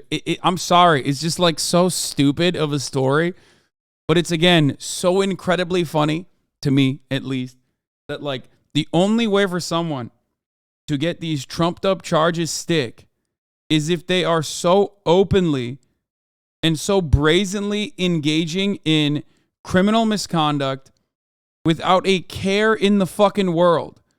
Like they're running around telling everybody that they're fucking doing crimes. And Donald Trump literally did that. I love that. I love that shit. Thank you, Donald Trump, for this incredible opportunity. So that's why him saying like, oh, it's not for the election, it's because of personal matters or whatever. That's him being a lawyer. It's like when I tell you at the top of the hour, there's a 3-minute ad break. Okay? When I turn around and debate you and blammo hit you in the face at the top of the hour ad break, I'm being a streamer. You know what I mean?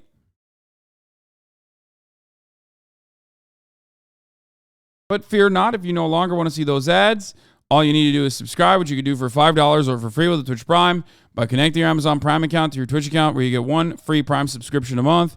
You can use it on your favorite broadcaster. Hopefully that's me. Okay? No, you're not. No other streamer does these dog shit segues. 26-month subscriber.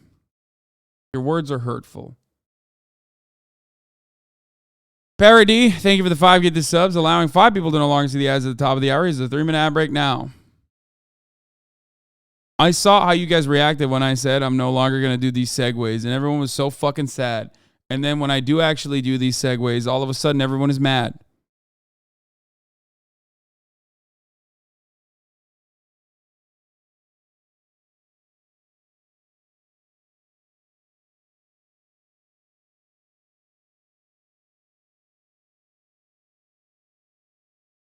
Anyway, let's continue. Law here, the campaign finance law.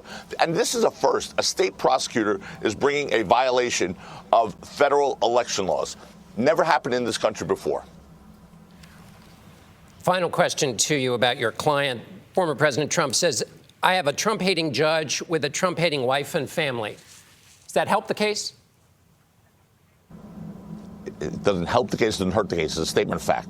A statement of fact based on the Daily Mail's reporting and others reporting that the judge's family members work for Kamala Harris. But you agree that it's a Trump-hating judge. So does it help the case or hurt the case? It's a fact that it's a Trump-hating judge? It's a fact. It's an opinion of someone who's been put through a political persecution, John. It's not a fact. Yeah, Donald Trump, no other president has ever been put through this much struggle.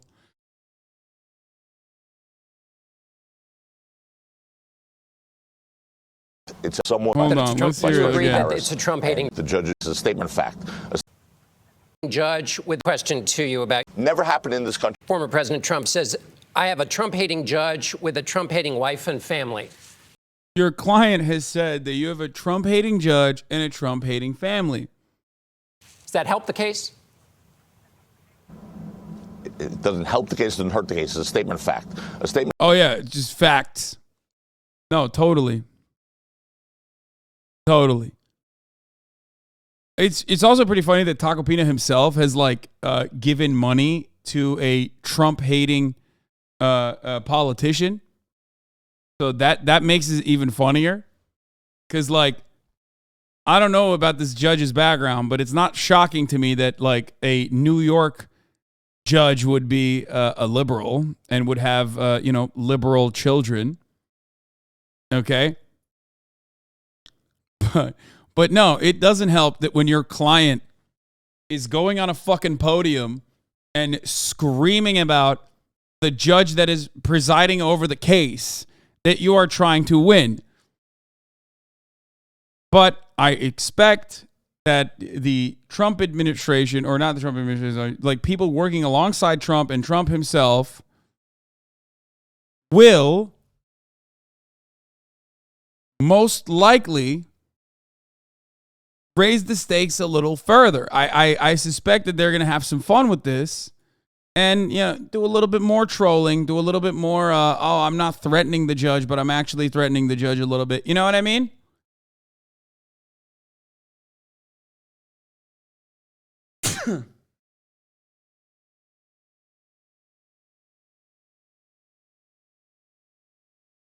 What? Is this real? Watching Alvin brag, all I can think of is El Bozo plus ratio.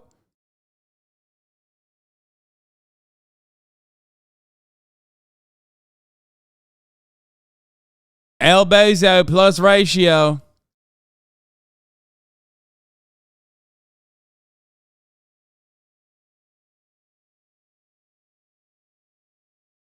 Did you get fucking hacked again?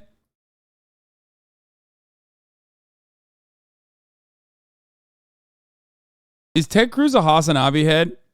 Is going to be an investigation that will finally lead to a conclusion eventually. In fact, based on the Daily Mail's reporting and others reporting that the judge's family members work for Kamala Harris. But you agree that it's a Trump-hating judge. So did it help the case? It's a fact that it's a Trump-hating judge? It's a fact. It's an opinion of someone who's been put through a political persecution, John. It's not a fact. It's an opinion of someone who has the right to feel aggrieved. He was in this was the same judge from the last trial, the Trump Organization trial. So there were some issues there. A recusal motion was made there. So it's his opinion. But you act like this is a normal. Yeah, his opinion is a fact, actually. It's a fact, but it's also an opinion. It's not done, but it is done. It can be done, but it's not done. Dude, I love that Donald Trump's lawyer is Italian train wrecks, okay? It just makes things so much more fun. He's just straight up like he's like, it's not a charity, it's a system. It's not a charity, it's a system. It's an opinion, but it's also a fact. Been put through something that no one else, if he was not Donald Trump, he would not be a defendant. No one else would have been prosecuted in this country for this crime because it's not a crime. It's a campaign. Hillary Clinton, who actually said legal fees for a Steele dossier, which was dirt digging, got a fine from the FEC. He gets indicted for using personal funds. 30 other people have been indicted on this falsifying charge by this DA, but I understand you say that that's not what's happened. Not here, for campaign, not tied to federal for campaign finance law violations, John. But for the charge on the indictment, it has to be falsifying records. It has to be tied to a violation of federal election campaign. Damn, that's crazy that this judge has got 30 other people indicted on identical charges, but only one Trump on potentially having to do with an election. I wonder why. It's not like that many motherfuckers are doing what Trump is doing.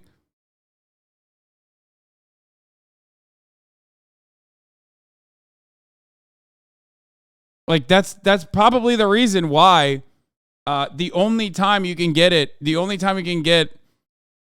a Trump style case is because Trump is the only one doing shit like this.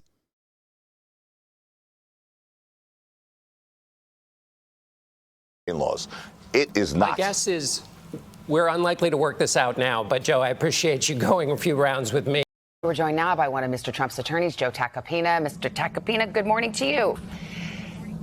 Hey, good morning, Savannah. Well, now we've seen the indictment. We've seen the evidence that the prosecutor has assembled, or at least some of it. What was your first reaction to it? What was the former president's reaction?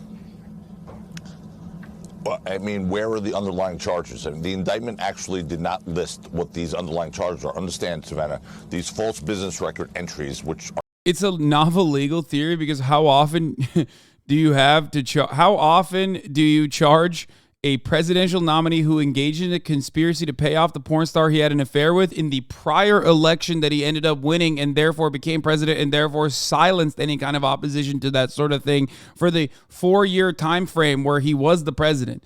It's like, it is the type of thing that is so unique because it could have only happened to Donald Trump. Okay?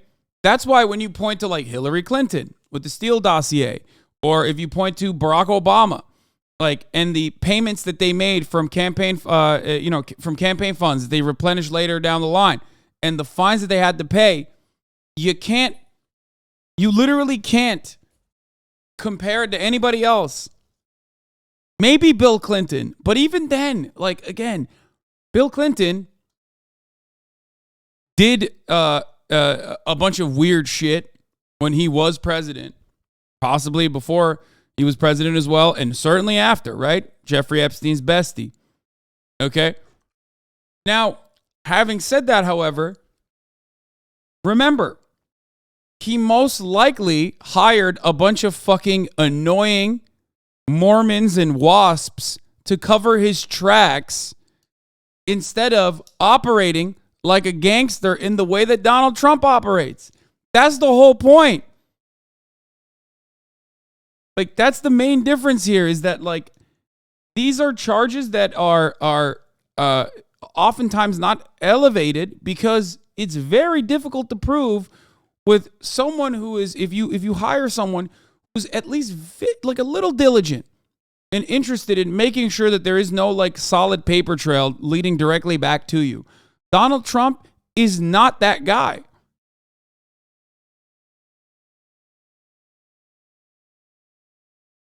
Bill Clinton has done way worse shit. You said cocaine trafficking out of the men's Arkansas prison or Arkansas airport when Clinton was governor.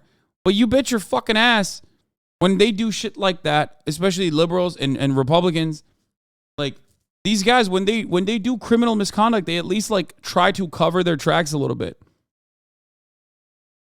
Plus a bunch of convenient suicides. Exactly. But that's, again, covering up your fucking tracks. Donald Trump does not do that. This does not mean Bill Clinton should not go to prison. He should. Absolutely. But Donald Trump is an explosively stingy, explosively petty, and incredibly careless person. Does that make sense? Like, all of these guys are criminals for the most part. It's just that Donald Trump is not just a criminal, but he's also a very bad criminal. Like, he's not good at doing the crimes. That's the main difference here.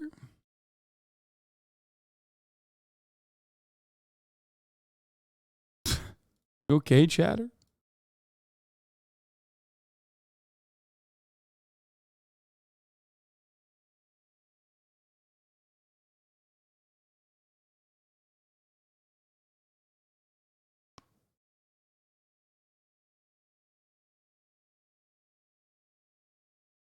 Are not even false, are misdemeanor counts, which would not be able to be brought at this point. The statute of limitations is long gone.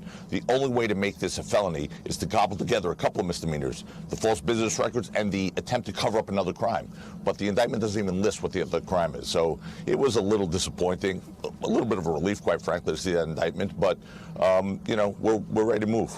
The DA said we have had available to this office additional evidence that was not in the office's possession prior to my time here. So he's talking about some new evidence. Are you aware of what that might be? There's no new evidence. That's spin. I'd like to hear him articulate what that is, but there is no new evidence. I've read the statement of facts. It's exactly what we talked about. It's exactly what the United States Department of Justice, the federal prosecutors in Manhattan turned down years ago. It's exactly what the FEC, the Federal Election Committee, had said. There is no FEC violation here. It's exactly what Cy Vance, the former prosecutor in that office, turned down 3 years ago. There's no new evidence. This is just rehashing a zombie case. The FEC, by the way, just to be fair, took no action because it was paralyzed, essentially. Two Democratic commissioners wanted to move forward. Two Republicans didn't. They were at an... Bro, if you're getting cooked by, like, dude, if you're getting cooked by morning show hosts, okay, you are, like, they are going to make mincemeat out of you in the New York courts, okay? Like, that's crazy. This is two in a fucking row. We're watching daytime news anchors rip into his, like, solid case. The funniest part about this, there's so many funny components about this, from, like, the lawyer basically being train wrecks. to how funny the crime is, or how minor it is ultimately in the grand sea of things, because Trump has done so many other things that are way worse. I think that I don't even know what to say about this issue, but probably the funniest part about this whole process is that almost everyone knows it's incredibly biased. According to the CNN study, 76% of Americans said that this case was biased, okay? And yet 60% of Americans think the indictment is valid, which means there are Americans out there, plenty of them, that are like, yeah, no, it's fucking biased, but also lock his ass up.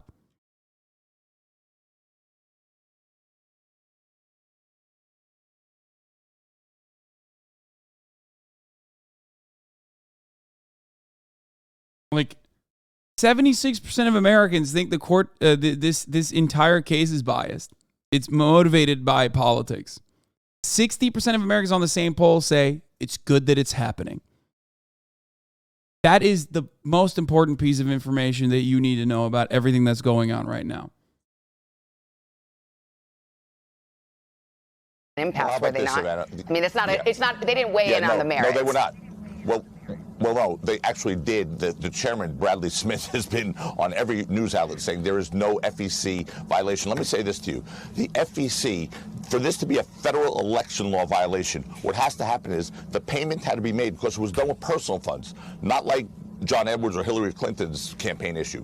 This was done with personal funds. For it to be a violation of federal campaign law, it had to be done irrespective. The payment would have had to be made irrespective of the campaign. If the payment was made irrespective of the campaign, there's no FEC violation. Well, let me ask you about that. This is not done exclusively for the campaign. Yeah, because you're saying, I understand the argument. You're saying, look, this can't be essentially a campaign contribution because he wanted to make this payment to make this story go away for his own reasons, right? Maybe so Melania doesn't find out or something like that. Nope. If that's the case, here's the thing that I've always wondered about this case. If this is all on the up and up, why did he pay Michael Cohen back in installments pursuant to a retainer agreement for legal services that prosecutors say did not exist? Michael Cohen invoiced him in installments. He invoiced him. He upped it from $130,000 to $400,000+. Yeah, so but with the knowledge of like the Trump organization and the CFO, and I mean, it's like if it's all up and up, why doesn't he just write a check and be done with it?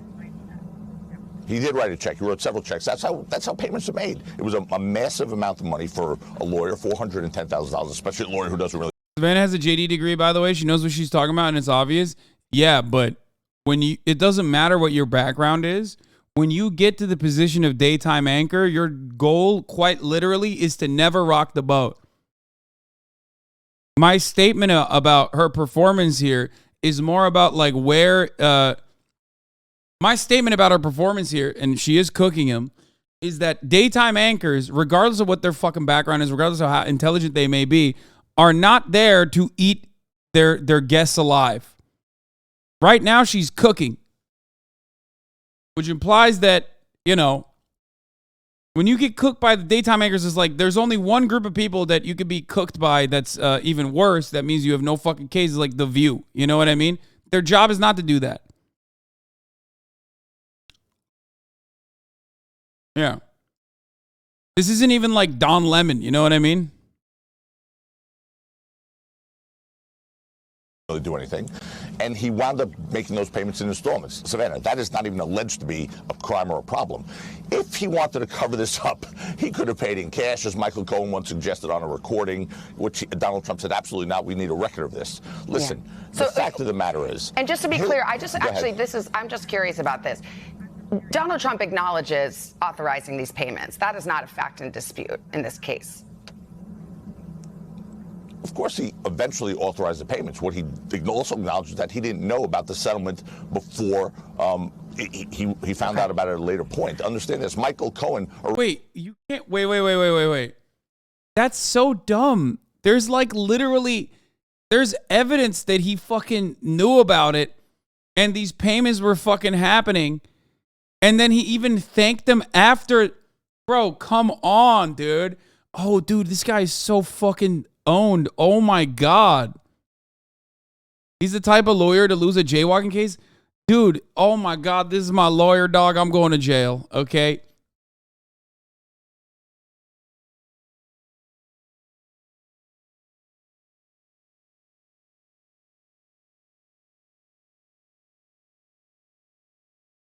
What? Watch him going on TV and Does stating... anyone actually believe, anyone, left, right, middle, whatever, that if someone else were accused of paying hush money to avoid a public sex scandal in the manner that Donald Trump is alleged to?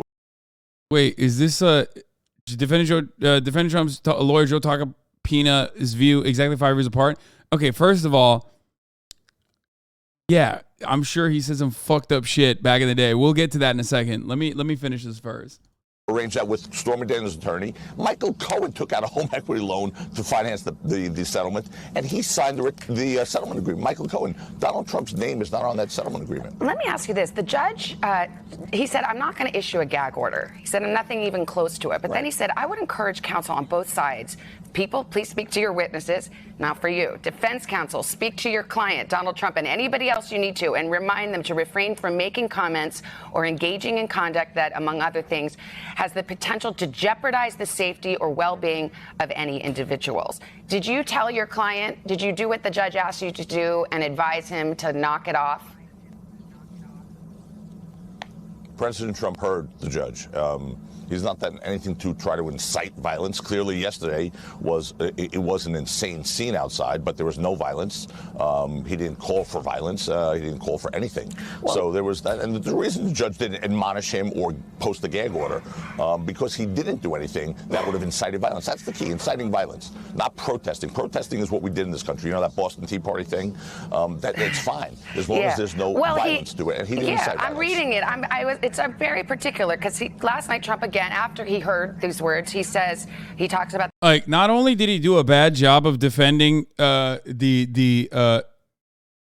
defending his client against the facts that have been found in this investigation, he's not even doing a good job defending his client after the investigation was concluded, after the arraignment occurred, and he's like routinely doing his very best, Trump is, to fuck up to ensure that this judge is the least favorable to him.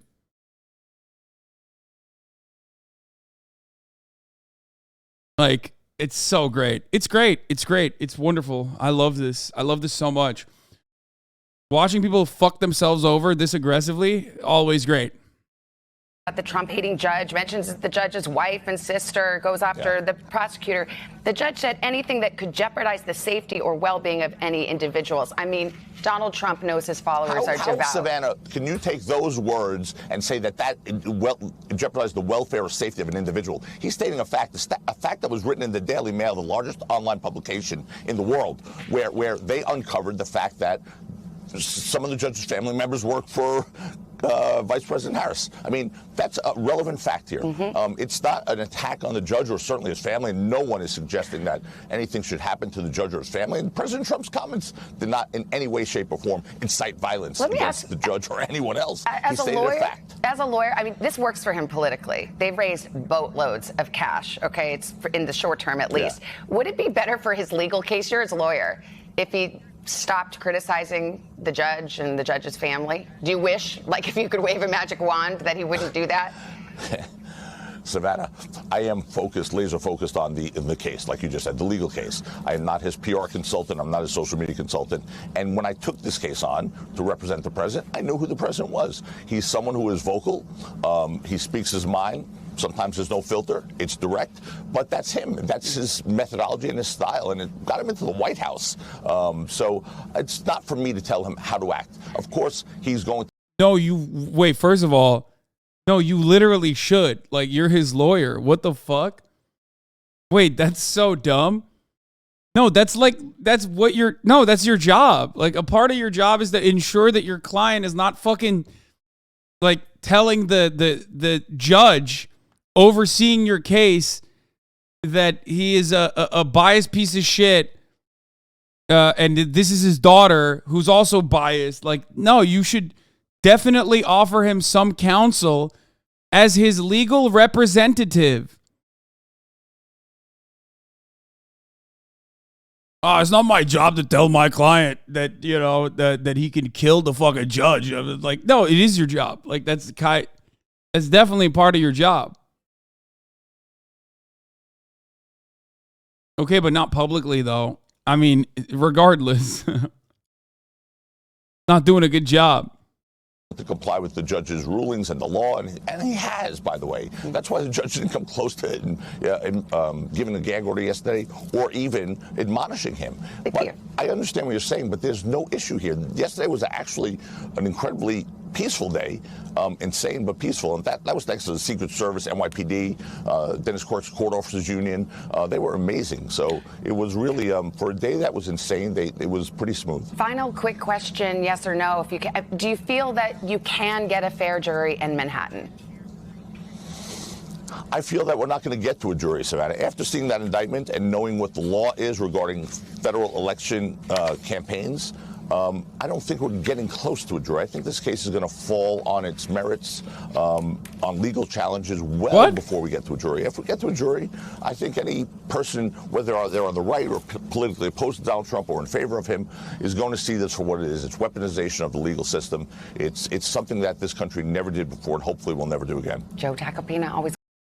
Joe Tacopina, let's hear what he had to say over here about fucking Donald Trump over here in his case. Does anyone actually believe, anyone, left, right, middle, whatever, that if someone else were accused of paying hush money to avoid a public sex scandal in the manner that Donald Trump is alleged to have avoided a public sex scandal, they would be prosecuted? The answer is 100% no. If there's an issue with that payment to Stormy Daniels being that it was made on behalf of the candidate, okay, and it was not declared, that's fair game, unfortunately, if that's the case. It's an illegal agreement, it's a fraud.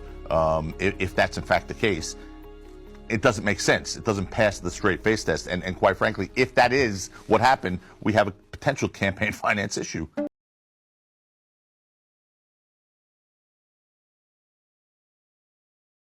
God, lawyers are so awesome.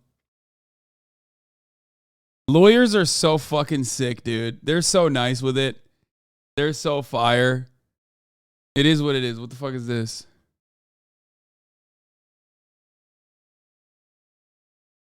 What? Dude, why are you fucking thinking dumb shit like this? God damn it.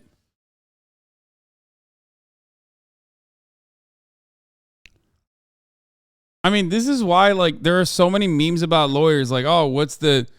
Like, the most famous joke is like, what's the difference between a hooker and a lawyer? The hooker stops fucking you after you die. Like, I'm sure you've heard... I mean, these are like boomer jokes and boomer references at this point, but like, there's a reason why they're fucking cliches. You know what I mean?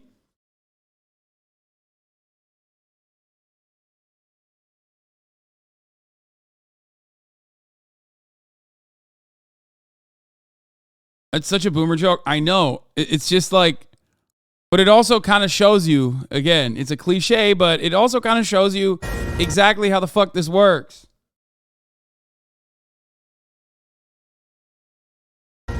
Fox News alert, back to our top story, the Trump arrest and indictment yesterday. And with an election on the horizon, inflation out of control, and China's constant provocation, is this really what voters want our elected officials to focus on? Ooh, this is a good way. This is the HasanAbi chatter defense, but being utilized by senior douchey, okay, on the Fox 5. Like, Americans have bigger issues to worry about. Like, no, the fuck they don't. They just don't give a shit about anything. Americans, and we are certainly Americans as well, just like the rest of them, just like the rest of us, we love this shit, okay? Also, constant provocation by China is just like China existing. They're existing, but also existing provocatively, okay? On right now. Our great panel joins us live. You guys have been good sports. You've been here 3 hours. You've been watching us. Thank you very much. I love when they do panels like this because, like, half of the panel is like American Enterprise Institute lobbyists, you know what I mean? They're like, here, let's hear from these concerned citizens on our unbiased panel that we got together.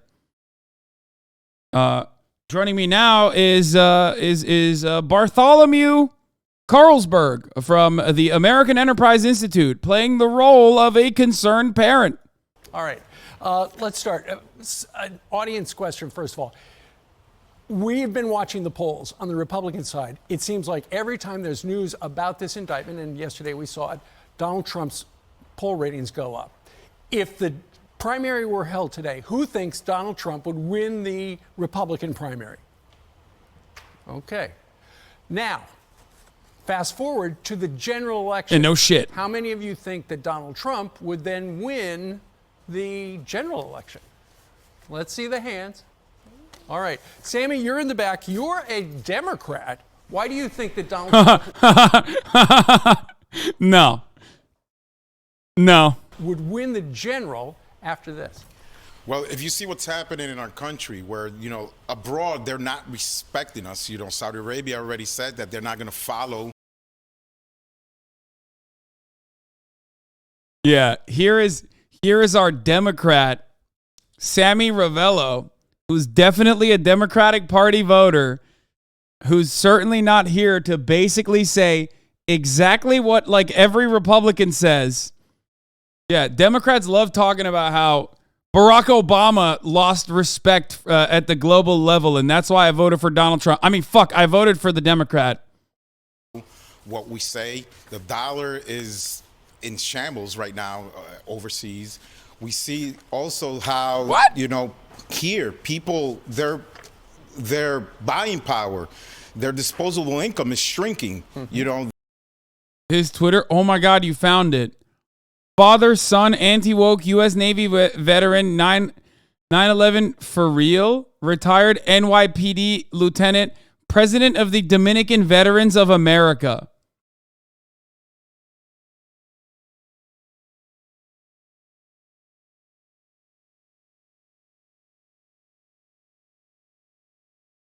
Wait, he literally...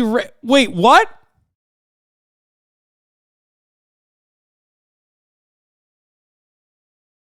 Where is... Oh, he lost in the Democratic Party because he ran as a conservative.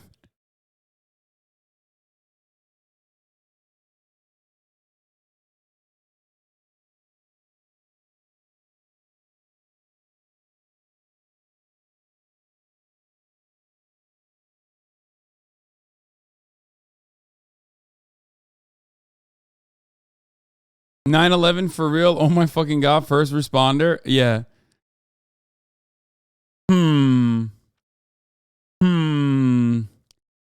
I wonder how much of a Democrat this guy is.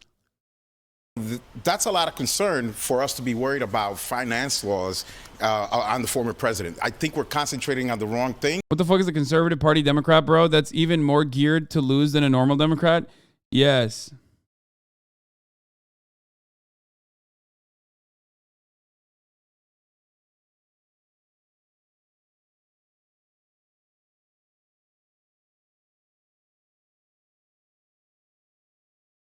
The Conservative Party means that he actually concluded a Ballotpedia survey that openly showed that he was a conservative. He's just running on the Democratic ticket and losing, but he is definitely... He's definitely conservative. I mean, he's anti-woke, bro. What the fuck are you talking about? This may backfire. Okay, speaking of backfire, so yesterday we were assuming there would be more meat on the bone. I love takes like this because it's like Alvin Bragg should be controlling the currency.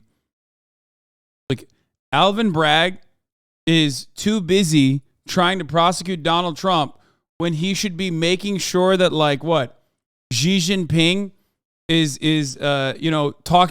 stopping Brazil and China from communicating with one another and maybe getting off the dollar. Like, what the fuck?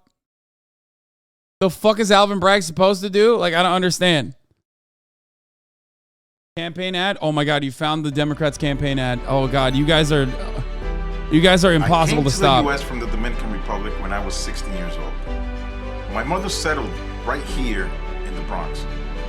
Hi, I'm Sammy Ravello. My American story began in Walton High School. I studied and worked after school bagging groceries at the corner bodega or pumping gas at the local gas station. When I graduated, I joined the U.S. Navy. In our military, I learned the importance of... Well, you know he's a defender of LGBT rights at least. Working together for a common cause. I fought in the Gulf War that liberated Kuwait from Saddam Hussein. After he fought in the Gulf War. That's my favorite. That's my favorite of wars, you guys know famously. He fought in the Gulf War, brother. My enlistment, I came home to the Bronx. I enrolled in Bronx Community College and applied to join the police department. For me, it was an honor and privilege to serve the NYPD for 25 years until I retired as a lieutenant in 2019. One of the highlights of my service was to be a first responder and survivor to the terrorist attacks of 9/11. What the fuck? Why would you say that's a highlight, dog? He's like, dude, I had so much fun on 9/11. It was crazy. That's weird wording, dude. I swear to God.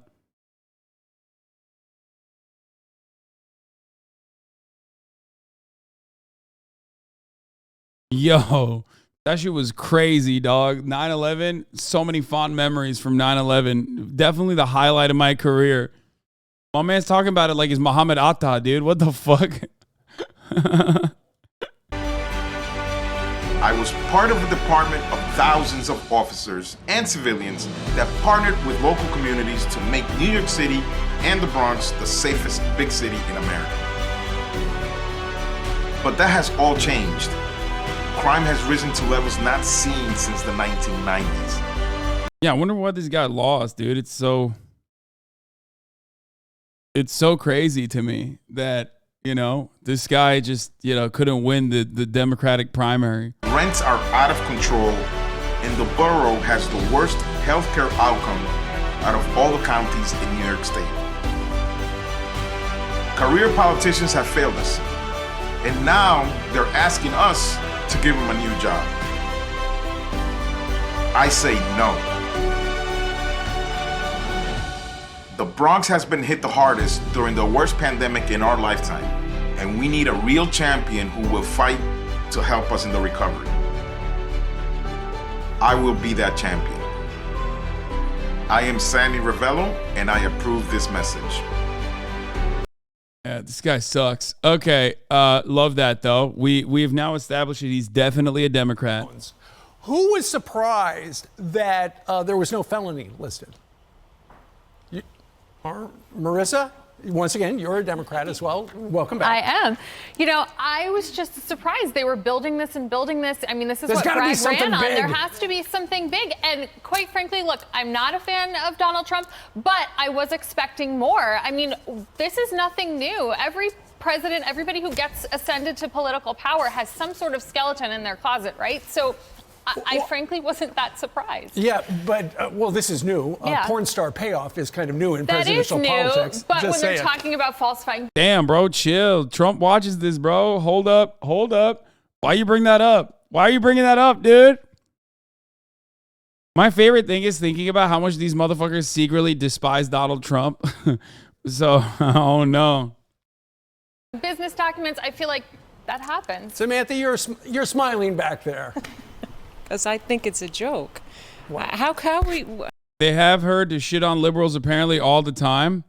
Some Biden voters have buyer's remorse as various crises plague the White House. From normal perspective on this, and you say it. I don't think that their vote. I just feel very manipulated by the media. Of course not. I tend to err. President Biden's handling of that topic. You say that you don't regret voting for Biden, but you really aren't very happy with the direction of the country. Of course not. I tend to err more on the side of being a progressive, and we are just as upset about the direction of the country as anyone else is. I came of age during the Obama administration where President Biden was this funny, cool guy, that funny old guy, Uncle Joe, that everyone. What the fuck? Wait, what? Ew. No. everybody called him. So when he was up for election, we were like, how bad can he possibly be? Sure, he's not really an effective. Dude, this is how you know they just sound like the cartoonish depictions of like Democrats or liberals from the Republican side. Like, she's about to bust out the Democratic plantation talking points. You know what I mean? Like, legislator, if you look back at his track record. But we were told by the DNC, by everybody else, he's going to be fine. He's going to push a progressive agenda. He's going to check all of the boxes that all of you are thinking about. And he's going to be one of the most progressive leaders in history. And none of that has come true, obviously. He has gone back on so many campaign promises. And as a lifelong Democrat, I do not regret voting for him. I just think that he's not going to be able to run again. There's just no way. Well, Natasha. Wait, she guest hosted on Fox? Impact of the mom vote in this year's midterms? What the fuck? Also, why does she look so evil?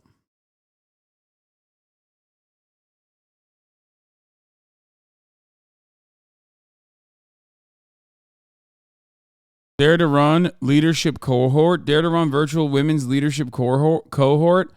Marissa Benton Caro is a recent transplant to Greenwich, Connecticut by way of New York City. In addition to being a mother, a perpetual student, Marissa is a K-8 school administrator, Democratic political commentator on Fox News, and the CEO and founder of Empowering Media, a digital media firm that gives women the skills and education to start and grow their businesses through mentorship programs, education, and services. She is a champion and advocate of social justice, equality, inclusivity, access to education, and women's rights. She's a schemer, chaotic, neutral type. Yeah, it does seem like that.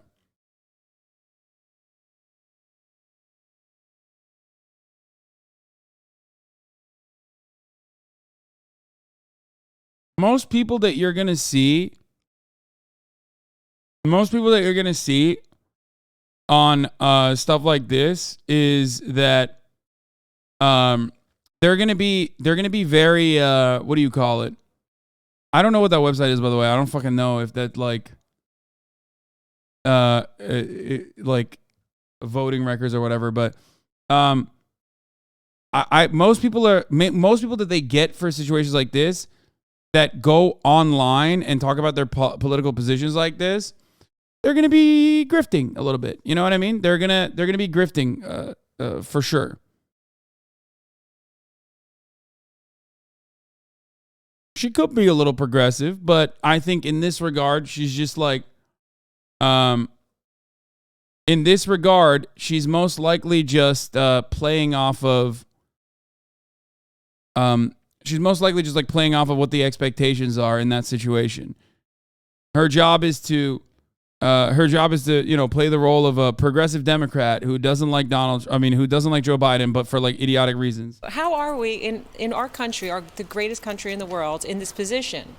And we're going after Trump when we had Hillary that deleted 33,000 emails and broke servers, and there was no indictment on that. And we had Bill Clinton, what he did with Paula Jones, and there was no indictment on that. And we have Biden with his, classified documents, and what's going on with that? Oh, it's just hush, hush, hush. And we're going to focus on things that, sorry, but men, this goes on. Sure. After he was arrested yesterday, apparently today, Donald Trump has called for America to defund the police, particularly the FBI, the Department of Justice, because the Democrats have weaponized law enforcement. All right, who in this panel, raise your hand, who thinks... If you're a conservative who's like upset about this, you're just a sore loser, okay? You literally voted for a guy who said he was going to weaponize law enforcement against Hillary Clinton, who then refused to do so, okay? Hold this fucking L, bitch. You chanted lock her up. I was on board. I was chanting lock her up alongside of you. Okay? You kept saying you want to weaponize law enforcement against Hillary Clinton. And then when your fucking dumbass president didn't do that, you turn around and you go, well, I don't really like this. I don't like that this is like turning on me. The turntables, I don't like. That's a good idea. All right, nobody. But Madeline, you have a very special story because you wound up having a family member murdered, and so the cops are on your side. Yes. Jesus Christ. Or so you would think that they are. We need the police in our communities, all right? I speak directly to the black and brown community, where all of the crime is happening, all of the crime that's being ignored and swept under the rug, that Alvin Bragg is refusing to prosecute. We need the police. If we don't have any other defense. Dude, yeah, Alvin Bragg famously is like, you know, he just loves that crime is happening. Again, this Manhattan district attorney is famously pro-crime. It's so fucking insane. Famously. Or deterrent for the runaway crime that's happening. At least let us continue to have our NYPD. Like, one of the funniest parts about this is that crime not being investigated adequately, okay, and not being dealt with properly is directly in the hands of the police. And oftentimes when you actually talk about this issue, they'll say, oh, well, then they're doing a blue flu, okay? And it's like that means like they are no longer responding to crimes in the way that they're supposed to, okay? That has nothing to do with the fucking DA. It's still the cops, dumbass. Get mad at the fucking cops. But because one of this lady's tweets, all you media outlets pushing and airing these abortion commercials over and over and over and over again, you have no idea the destruction and genocide you are promoting. All you can is trying to win off votes with the backs of black babies, destroyed abortion, insane. Yeah, I mean, she is a conservative. They're not saying that she's not.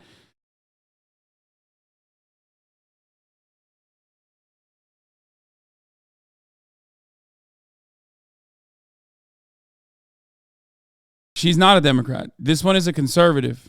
Not every one of these people on the panel are Democrats, chat. She's a conservative. They're anyway.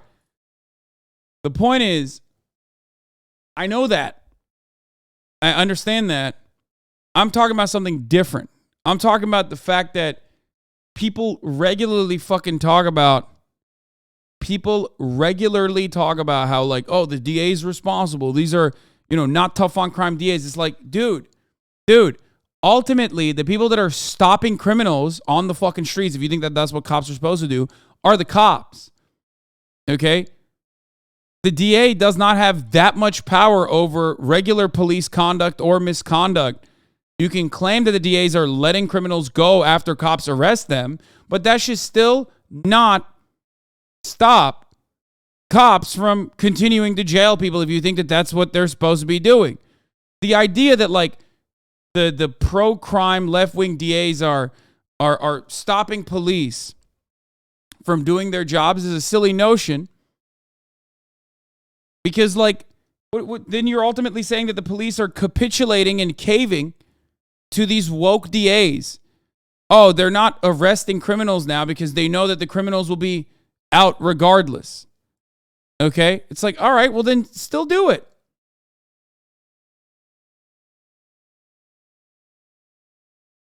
Of course, regardless, when you consider the fact that, we house in this country 25% of the entire planet's caged humans, okay, despite making up only 4% of the entire planet's overall population, when you consider the consider the reality that America's punitive carceral state is one of the most horrifying, awful ones,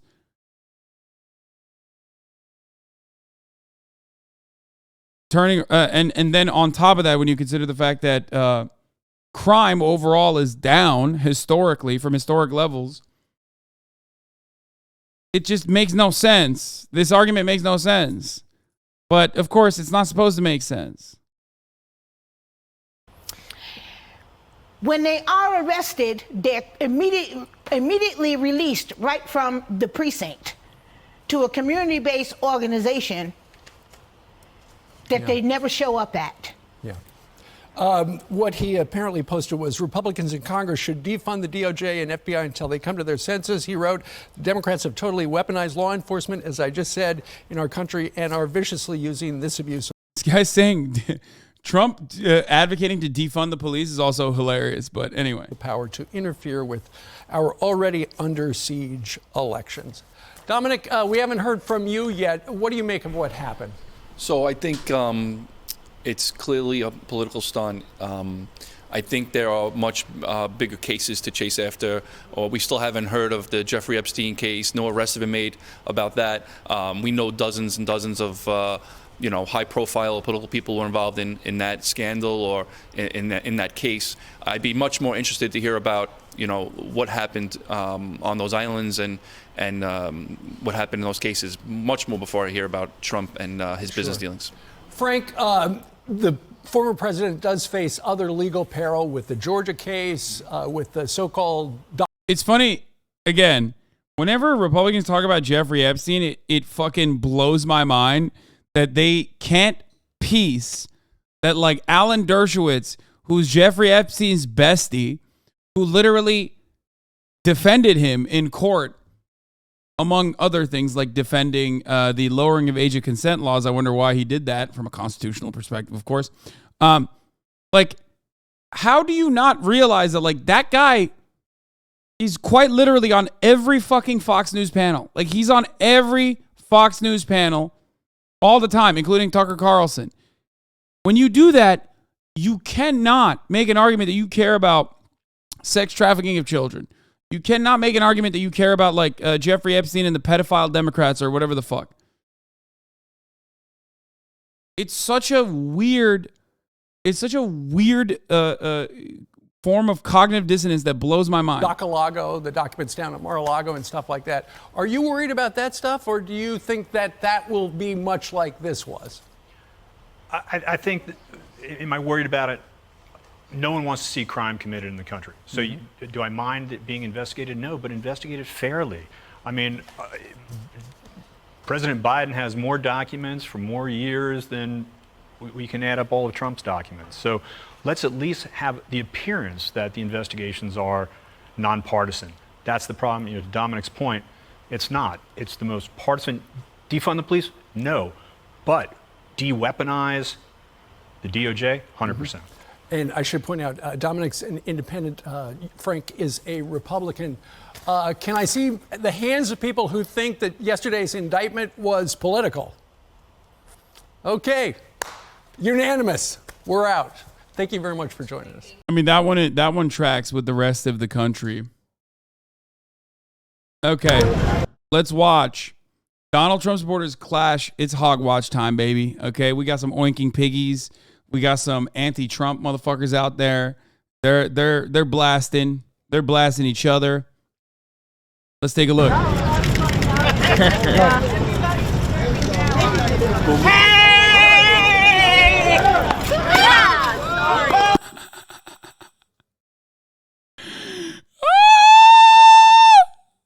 What the? Oh my God.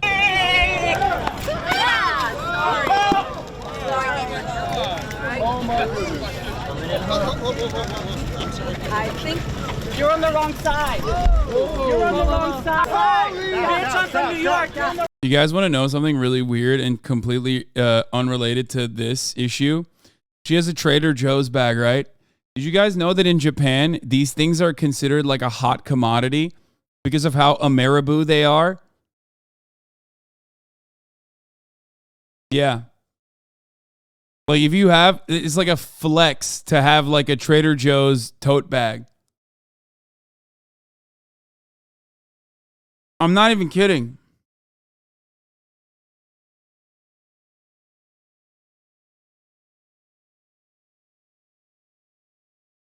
Thank you for the dropshipping concept. Hasan, don't talk about Japan for a minute challenge. Wait, what?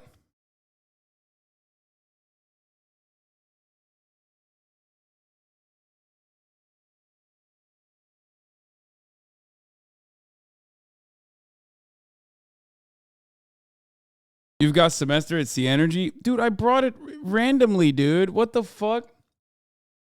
I'm not allowed any longer to just like bring something up randomly.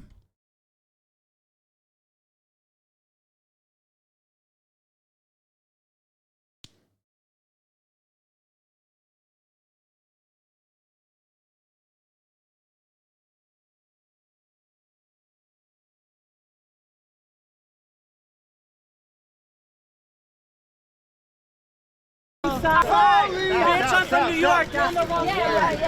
You're on the wrong side. You're on the wrong side. I don't care. Good for you. You're on the wrong side. You're on the wrong side. You're on the wrong side. You're on the wrong side. Get out of here, you old bag of bones! This flag, bitch! Get out of here, you old bag of bones! Dude, this is like a gross off competition. You know what I mean? They're having a mid-off. Even though I do have a soft spot in my heart for all of these like Democracy Now! Watching old ladies and old men who like get angry. They get really angry about like Donald Trump and then they go and protest. Like it's kind of cute.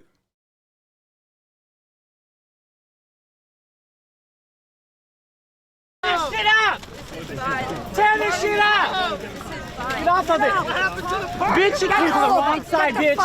I'm not a tourist, bitch! I'm from New York! What's good? What's good? What's good? Violent communist agitators! Exactly! Probably in the By the way, her MAGA hat's like fake. I don't think that's like official Trump merch. I mean,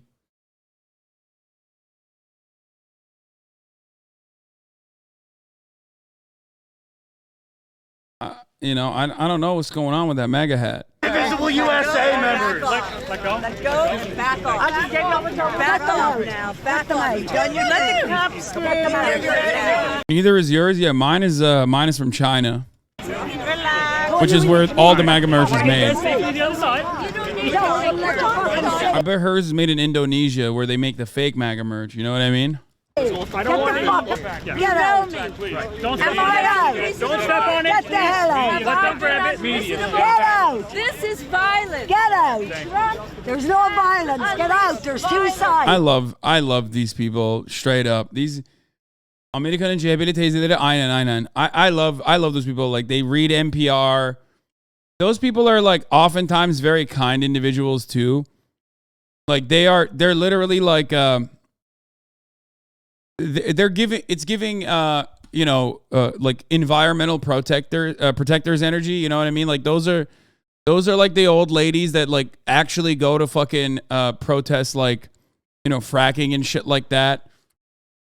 They're very nice. They're very nice, and they often you know, their heart is in the right place. Sometimes they even have like some semblance of radical politics too.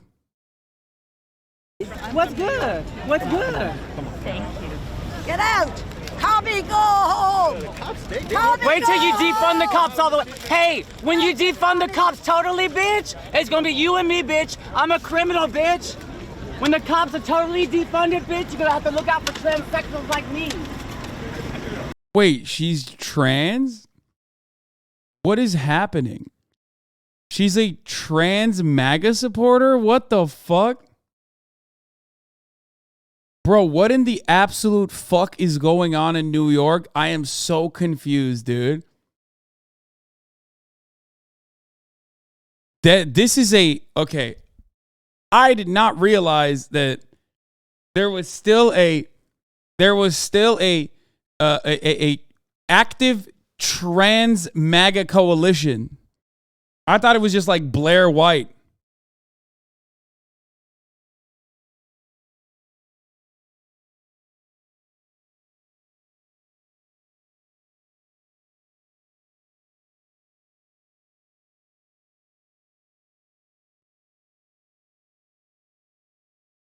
Bro, no one knows here either. They all come from Staten Island and random parts of Brooklyn and Long Island.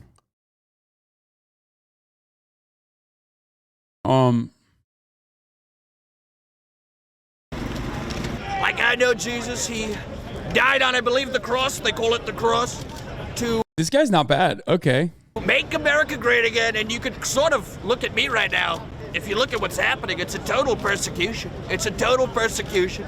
Just like Christ when he was on that cross. And but we're gonna come back, right? Just like Jesus in time for Easter. We call it Easter. You look at the eggs and the bunnies. What do you think of Trump? I think he's a magnificent bastard. Wait, this guy's not a real MAGA guy. Isn't this guy like he's a troll? Isn't this him? This guy's We used to watch his videos all the time. He's like a very funny troll that goes into Trump supporting, you know, he goes to Trump rallies and like makes fun of him. Michael Picard, is that his name? Yeah. I don't even think he's like I don't think he's a Republican. Yeah, the I hate pigs guy. Wait, hold on. I'm gonna bring in special guest Tarik in a second. Hold on, before he leaves, and we're gonna take a random sidestep away from this kind of you know, hardcore political coverage for a moment, and before he leaves, and then we'll get back to this. Hold on one second. All right. Trump, Trump, Trump, Trump, Trump, Trump. All right. Go Trump. What if you're...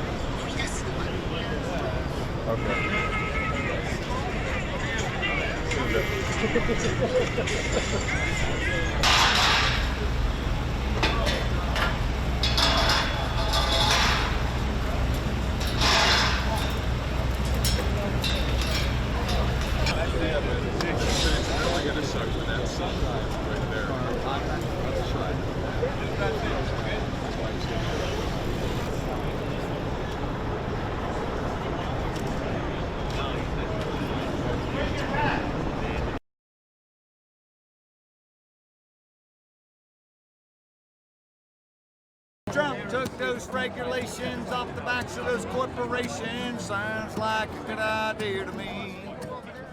Donald Trump has turned up at court, become the first American president to face criminal charges. It's a bit anticlimactic. There's about 1,000 journalists here alone, not to mention the pro and anti supporters. He snuck in the back door, so no one got to see anything. We only Naked Cowboys MAGA? No, don't say that. No, I was talking to Tarik's mom, saying hi.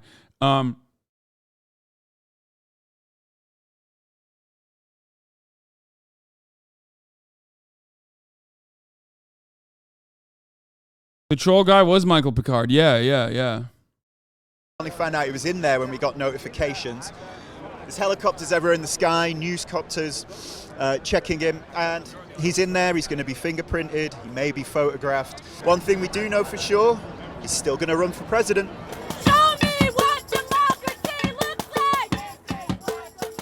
The DA has evidence that this man has committed a crime, and the jury found him guilty. We have to respect that. Same thing is the opposite. If they found him not guilty, we have to respect that too. But today is a good day.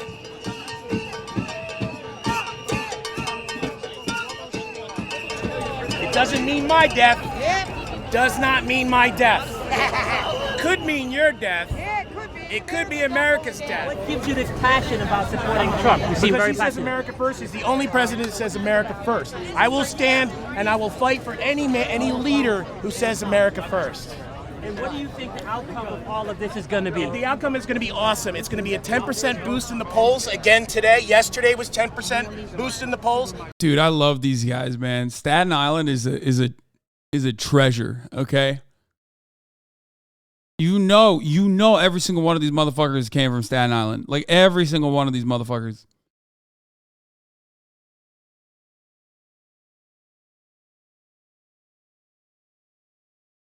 Tomorrow might be. This dude literally looks like a Teenage Mutant Ninja Turtles turned into a fucking human by AI.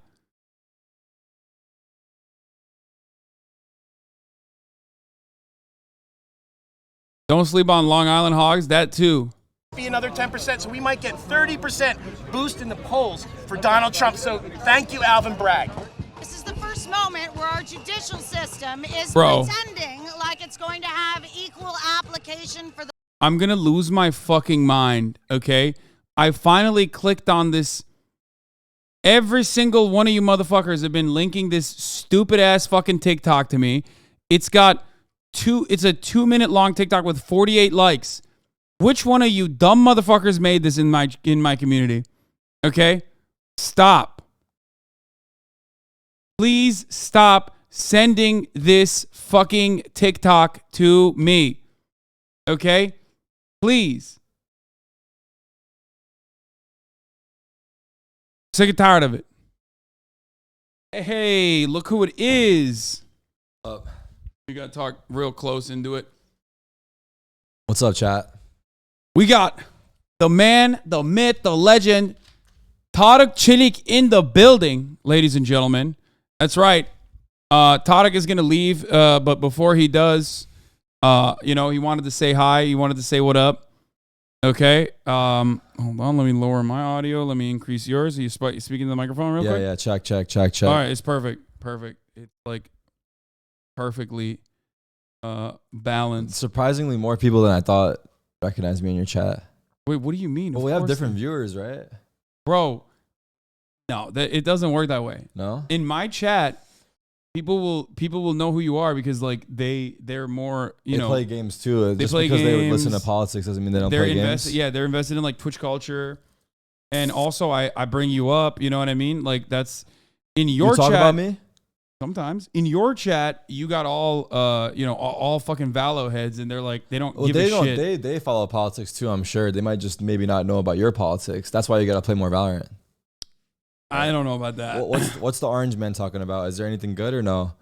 No, we got. Is he getting arrested for real? So by the way, just to let your viewers know, I don't know shit about politics. They know you don't know shit about politics. I don't know shit about politics, but Hasan, anytime something happens, I just hit him up and he gives me the TLDR, the Valorant terms of what happened. I try to describe it in Valo terms for you. About what's going on. There's nothing really going on with the indictment. I mean, we talked about it last night a little bit, but it's just like it's not that significant. It's not that big of a deal. And who knows? I mean, it's just more so fun.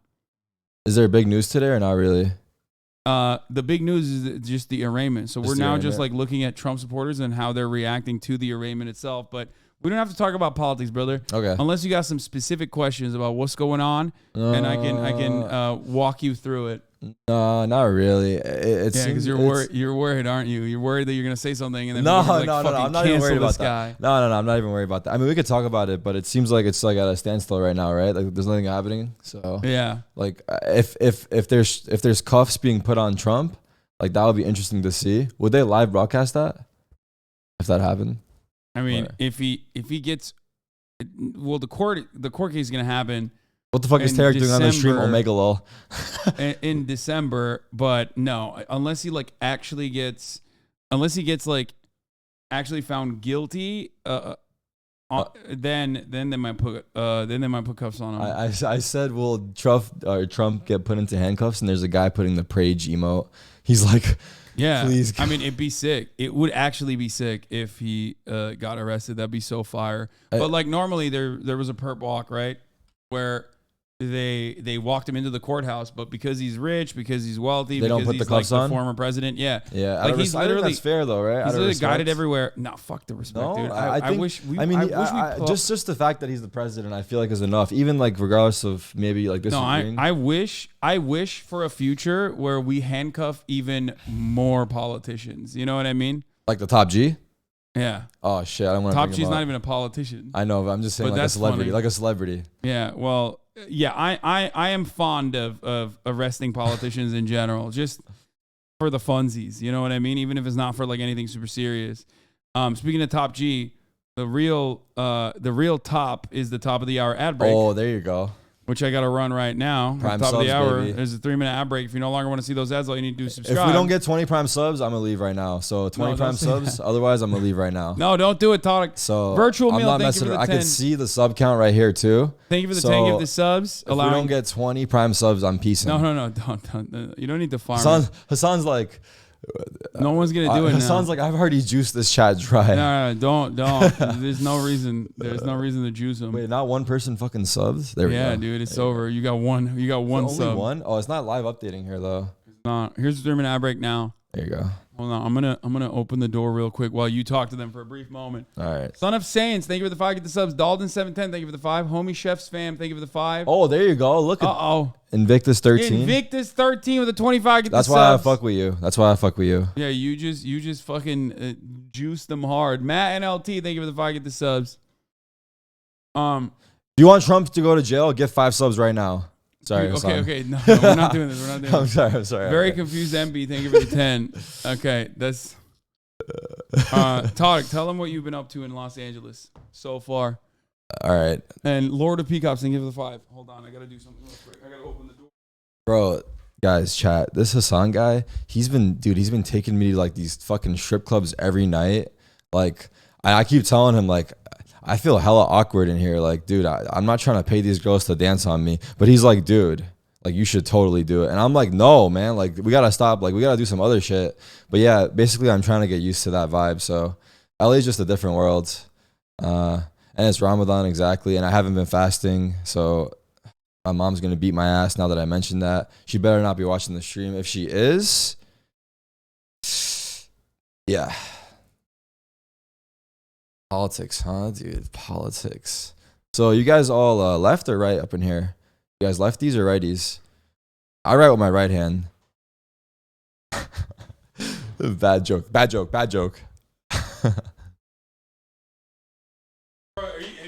you been canceled yet? Not yet. I hope not. Are you worried? About getting canceled? No. I mean, it's the same thing as my chat. They just spam KEKW or dies of cringe or Prage. I mean, yeah. I feel like it's all the same shit. It's just like a different audience. So you guys are talking about different stuff. Yeah. Would I get canceled for a valid take? Like, would I get canceled if I was like, I don't know, remove Gecko, and then people will call me racist and I get canceled? Like, isn't Gecko an American agent? I think so. I don't think I can. I won't get canceled because I don't comment on things that I don't know about. So if there's something that, at least especially on stream, but like talking to you off stream, I would be more likely to ask you so I can understand it better. Yeah. But I don't want to talk about what we were talking about, just to put it there right now. No. No, of course not. Worst take is y'all thinking Viper's the hottest? Viper is the hottest. You What? taking him to strip clubs? No, but my trainers also train a bunch of OnlyFans models. My trainers also train a bunch of OnlyFans models, and Tarik and I were working out. Oh yeah. We were working out, and then they came through, and immediately I was trying to gas him up. I was like, yo, he's like my boy here is he's a majors winner. He's a gold medalist. He's a gold medalist. For NA. He won a medal for America. Yeah, he's an athlete. I'm over here like bicep curling like fucking 15 pounds, like sweating from head to toe. They had no idea what that was. Yeah. He keeps telling everyone I'm a gold medalist, but and no one knows fucking esports. Yeah, and my trainer's getting annoyed with like I keep saying he's like trainer too. Yeah, I keep telling my trainer he's a gold medalist. He like won a gold medal for That's NA. actually an L wingman. Actually, Hasan's an L wingman. Wait, what right? do you mean? I'm telling everybody wingman. you're an athlete, bro. dude. I'm not. I'm the furthest thing from an athlete. Okay, I'm the furthest thing from an athlete. It don't matter, brother. People. You should be the athlete. No, I'll be the. I'm not an athlete. I'm not an esports athlete. And You can I'm not almost real. dunk though. Yeah, that is true. I am close to So dunking. you are an athlete. But L it wingman, right? don't chat? matter. It don't matter. See, look, they agree. How is that an L wingman? I'm telling people how fucking sick you are. That is literally a W wingman. You're just like worried about how it comes across for some reason, even though you should be super confident. I actually don't care, but it's just I think it's funny. Yeah, you should be confident about it and be like, fuck yeah, I'm an athlete, baby. But then they're gonna be like, you're an athlete in what? And then what do I say? Like in what? Counter-Strike? Esports? They're gonna be like, what the fuck is esports? You have to lie at that point. Can you give me those napkins? Yeah. You're doing it in a shitty way to poke fun? No, I'm not. I'm proud of him. What See, do you he is mean? poking fun, right? Thank you for recognizing dude. it. I'm literally proud. L I wingman am again. literally I'm proud turning your of chat him. on you. Yeah, what the fuck? How can I? This is the pride of America, dude. It's the pride of Turkey and the pride of America at the same time. And I'm just fucking hyping my boy up. Meanwhile, all you in the chat, all you naysayers in the chat are just, saying that I'm a fucking L wingman for bringing that up. Do you guys in the chat like play games and shit, or you guys just like do just chatting and like the hot tub section and shit like that? Why hot tub section? Well, those are like the IRL activities. IRL activities on twitch.com, twitch.tv. Just what are chatting, hot games? tub. We love games. Actually, I know your stream always asks you to like play games and shit, so they probably do play games. It's probably split up though. I'm sure there's people I'm sure there's some people listening right now that are like, what the fuck's going on right now? I came here for the politics. Oh yeah, for sure. That There's usually some around boomers this hour, here. because we've only done like 3 hours. 3 hours into the broadcast, I rarely ever sidestep away from like full-blown politics, so people will get mad, but they know this is for a short period of time, so they're just like staying in here for the time being. Stay mad. No, they haven't started screaming about it yet, but they will. By the way, we got 100 subs from my sellout. I just want to point that out. God damn. Let's go. W chat. You're crazy. 30% of chat touches too much grass. Sounds like 100 subs. He's like, you're crazy. That ain't shit. Sorry, no, man. I mean that is a lot. So there are rumors that you're gonna log on to CS2 and let me play. Is this true? What do you mean? Oh, on my account? Yeah. Let's not do that right now because these guys trust me. Like, you don't want me touching CS2? I don't think you're ready for CS2 because I saw you play CS:GO. I think you should learn CS:GO before you play CS2. I don't know what you're talking about. Okay, dude, we played a 5-stack. I dropped 40 kills and we still lost 16-8. What do you say to the rumors that, or not rumors, but like, Valve needs to give me CS2 so that there is like a representation of like dog shit players? Because like we're testing it. If you've watched CS2, if anyone in the chat has watched, I think they can attest that there's a lot of there's too many dog shit players in CS2 right now. Wait, really? What else angle can you come in? Yeah, we literally 5-stack and it's just like 16-3 every time. What do you say to the rumors that I'm joining Pro City?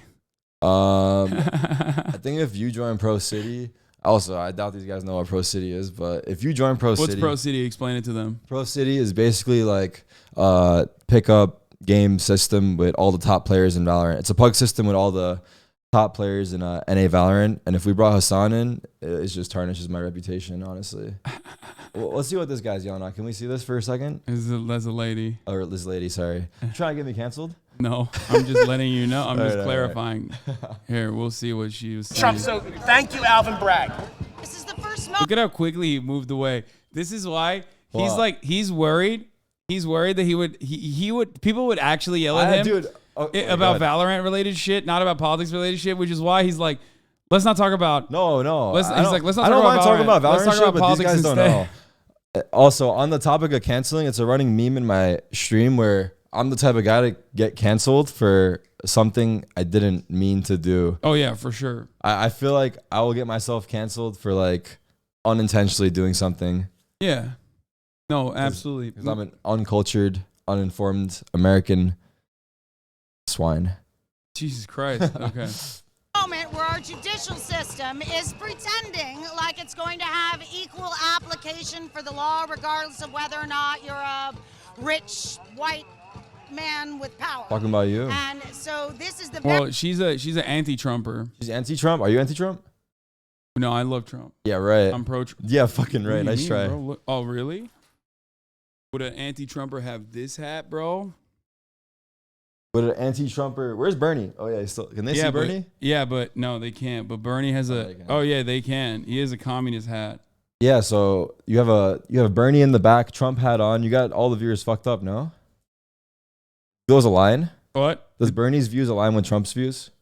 What? No. Okay, exactly. So it doesn't make any sense that you're wearing a Trump hat and Bernie's chilling in the back. No, I believe in MAGA communism. That's what it is. I'm gonna confuse you further. I'm fucking around. Mega communism? No. Don't worry about it. So is your chat mostly righties or lefties? Mostly lefties. You've convinced them? Yes. Or they were already convinced. It's either they're left or they'll be left soon. Yeah, exactly. But yeah, this lady is definitely anti-Trump. She got like a coexist sticker. She got a Black Lives Matter sticker for sure. very first moment of accountability that says that, everybody is the same. That you don't get a pass just because you got enough. Bak, MAGA şapkayı Tarık'a ver. Biraz o da denesin yakışır. You're gonna wear the MAGA hat? Uh-oh. But actually, perfect because my shirt's red. Uh-oh, dude. Oh, it's over. You're fucking done now, son. This is cancelable? Dude, you are so done. Dude, I look like a fucking trucker. You do. You look, it looks legit. Yeah, just take it back with you to New York. Wear it. So if I wear this like in public, like. Yes, people would think you're a fucking Trump supporter for no, sure. Like people, will they look at me weird and shit or what? Yes, 100%. I feel like you would wear it in public just for that attention. Yeah, it's just to troll people because, like, I mean, everybody knows what my politics are for the most part, or they can very easily figure out what my politics are. Whereas, what the fuck is this? AMP's Guess the Racist? What the hell is this? Have you seen Toast? He does Guess the Asian. Wait, Guess the Agent? Asian. Guess the Asian? Yeah. He was trying to get me on it. I think he's trying to get me canceled. Wait, what the hell? What Seriously. is that? Let me see what the... Yeah, it's literally... you see a picture of an Asian person and you have to guess which country they're from. And you have to say why. What the fuck? That's hard. I told him that's actually fucked up that he invited me. Oh, what do you want to play? That's racist that he invited me, actually. Well, you're Asian, technically. Technically, right? 70% or something like that. Yeah, Turks are from the continent of Asia. We are Middle Eastern, technically. Also, you know. Where was Tarik on January 6th? What's that? January 6th. What's January 6th? The insurrection that happened when, like, they stormed the fucking Capitol. Oh. Trump supporters did. Oh. I don't fucking know where I was. I was probably playing Valorant. What is this? Let's see. I have not seen playing this. Guess That Asian too, where we, and by we I mean me and my good friend Lily Peachy. Lily Peachy, say hi. Is that the first episode? No, apparently the first episode was really good. Wait, why are you saying that the second episode is not good? No, but I remember. It's kind of fucked up. No, is that the first one? No, the first one was 1 year ago. Yeah, so Michael Do and all Lily. Asians look alike? Today, we put that theory to the test. I asked my chat to submit pictures of themselves. Say free Trump one time. In order to challenge me, Nah. this guy's Toast, an expert on being Asian. Free Trump. To see whether or not I can. Someone ring the bell? Dude, what the fuck? I'm kidding. Yo, you are so cooked, dude. You're Guess fucking done. Which Asian country they are from. There are also He said my mixed brother race kicked here, on. and those are worth bonus. Tarik, what kind of Asian is Toast? He's from Taiwan. Haha, you answered that real quick.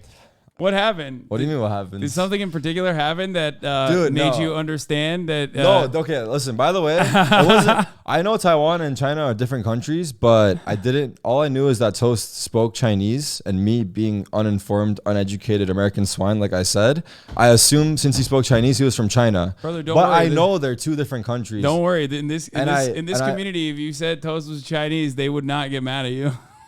What? Oh, no, I'm not. Okay, I'm not a part of all that. I'm not a part of all that. Yeah, don't. This is out.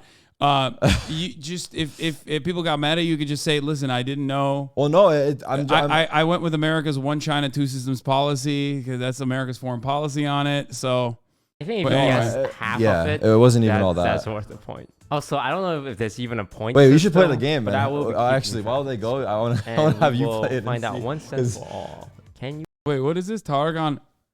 Bro, you were there? Look. You were there on January 6th? What the fuck? They keep bringing this picture up, bro. What the fuck? You're right next to me. Dude, what the fuck? I didn't even see you Why do I there. got my tongue out? I don't know. You were horny to do an insert. I You were saw like, some fucking... I saw a picture of Trump on the wall. Yeah. You got the Trump hat on and everything, bro. I mean, this seems like... Why does it look like you just got back from the beach? I don't know. I don't know why they use that photo all the time, but it seems like you were in the front lines. Yeah. Yeah. Okay, let's see. You tell Asians apart. Note that this is Guess That Asian, which means it applies to all Asian countries. And today, I'll be joined by Lily Pichu and Michael Reeves. I was going to say, yeah. Immediately. All right, wait, pause it. And what's your guess? Filipino. Why? No, you have to give a reason.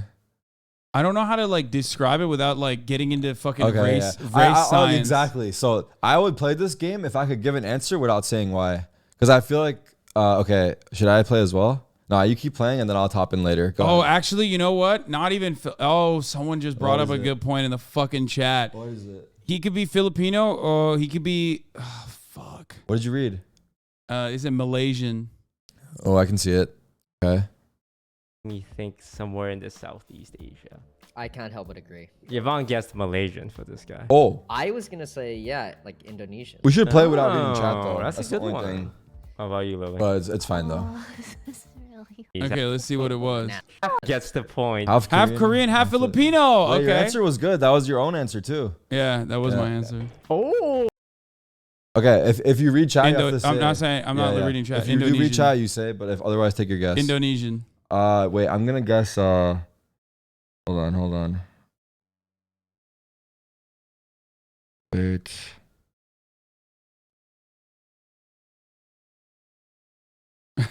I like the one chat that says he's handsome.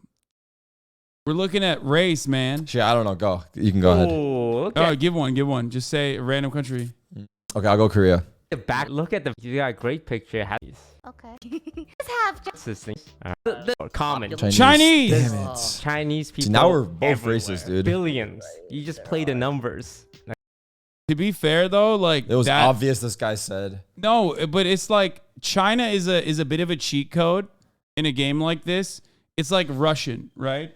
Like because this is like about what country an Asian person is from, right? China is so fucking diverse ethnically that it's hard to discern exactly. Like you should always just say China then. It's in the same vein as saying like Russian, right? Like when you look at the ethnic background or like the racial background of like Russians, there are so many different types of Not Tarik playing Guess That Asian with a Trump hat on. Is this fucked? No. a little bit. Okay. You can take the hat off. Yeah, so you don't get canceled. I don't even know the context there or the whatever. It's fine. Keep going. Okay. I guess Indonesia. No, I think Pakistan. Wait. One of the surrounding. Oh wait, you're right. Wait. Hold on. I forgot that was a part of Asia. Okay, I changed my guess. What the fuck? You forgot India and Pakistan are part of. I'll go India actually. Okay, India is Pakistan. Man, just like a Chinese thing. You're overthinking it. No. Fun. Yeah. I now change. Oh shit. Holy shit. What did they guess? I'm curious what Lily guessed and Michael. I think he says Sri Lankan. I'm an expert. In college. Michael says Sri Lankan. The first girl I ever kissed was from Sri Lanka. In college, or was that like in your? In my life. That was the first girl ever. Oh, okay. Yeah. So I'm an expert. That his first girlfriend was from Sri Lanka. Oh, okay. And you don't. Tom and Jerry. This guy does not read. So Asian. Fine.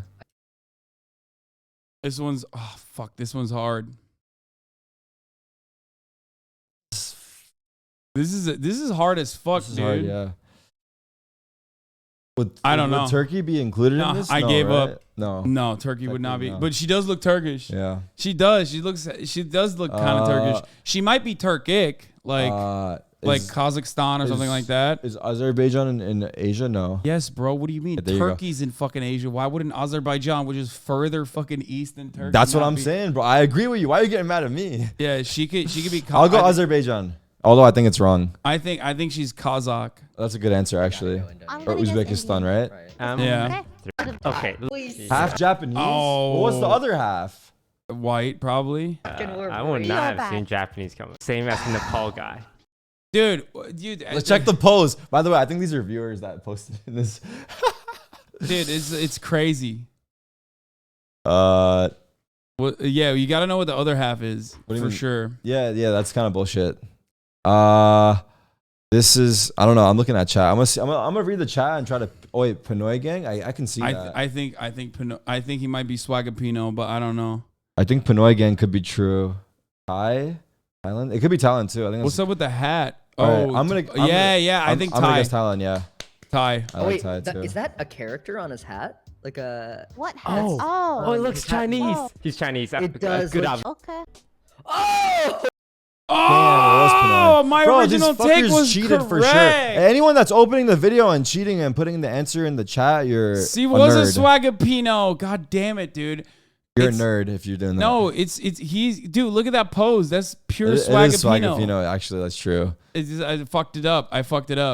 Yeah, but the hat. The hat was a debate. Oh fuck, we already. Oh my god, 2/3 Vietnamese, 1/3 Cambodian. That was wild, impossible to discern. What do people think you are when they see you? What's the like? Do you look Turkish as fuck? I have no idea. Chat. What do you guys think Hasan looks like? He's from. Yeah. Let's see what they're Yeah, saying. white. That's what most people say. White. Yeah. You're not even that way, I guess. Bro, I think we're. I feel like I'm crazy when I say this, but like in America, by American standards, we're white. Don't you feel like you're white? I'm definitely white, but I feel like you're like. You think darker. I'm less white than you are? Really? Well, you're tan though. If you weren't tan, I think if we had the same amount of tan, then I mean, I think I would still be whiter. Not in Europe. Europe would be considered because there's a lot of Turkish immigrants in Europe. Yeah. Europe, they got better ways of figuring out who's not, Christian. Whereas in America, it's like if you look white, you're fucking white for the most part. Yeah, there is a thing where amongst Turkish people, there's a thing, like, I feel like Turkish, I guess it's the same for every country, but I can tell when someone's Turkish immediately. What's the giveaway? I don't know. It's just like a vibe. Yeah, you can tell. Do you see a lot of Turkish people here in LA? What? A lot of Turkish people here in LA or not? Not really. Not at all. But when I see someone who is Turkish, like, I can tell that they're Turkish. You live even in if they Turkey don't for speak. 18 years, right? Yeah. Makes sense. Like, you look very Turkish. Oh, God. I didn't Yeah. sleep at all last night, dude. I mean, Really? I slept. You woke up early as fuck too, right? Yeah. I just had to do the podcast. But yeah, I just, after eating the butter cake, which was delicious, by the way. Holy shit. We ordered way too many. Oh my God. It was so fucking good. I could tell. Indian. No, I'm gonna. Also Filipino. Sagapino. Damn. Why? What do you think?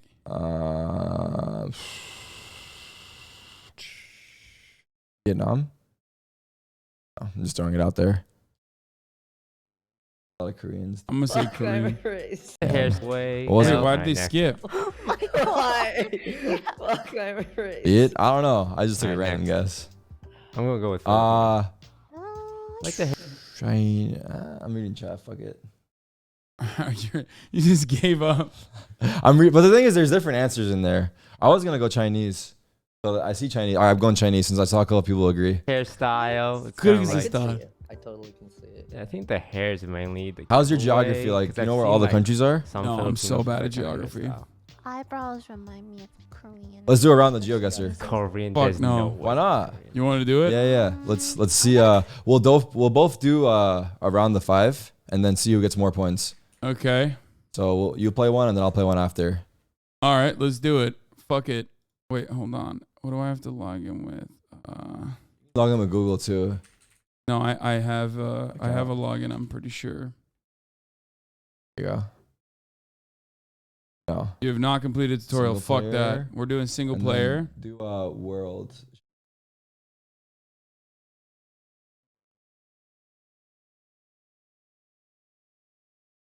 You're on a free account. You can play free for 5 minutes every 15 minutes. That's crazy. That's it. Well, all right, you gotta upgrade then. It's like $2. No, fuck that. You gotta upgrade. No, fuck that. It's Quick $1. play. Quick play, easy. We're not gonna have enough time. Wait, what do you mean 5? We're gonna do 5 it. minutes every 15 minutes. Yeah, we're gonna do it. We already under 5 wasted minutes. We're gonna do it under 5 minutes. It hasn't started yet. Dude, there's no way. Wait, see how much it is. Let me see. Upgrade to Pro. I want to see it. Do not play default world map. It's ass. Yeah, but there's we have a GeoGuesser Pro in the chat. There's I know what mode he's talking about. Ludwig told me.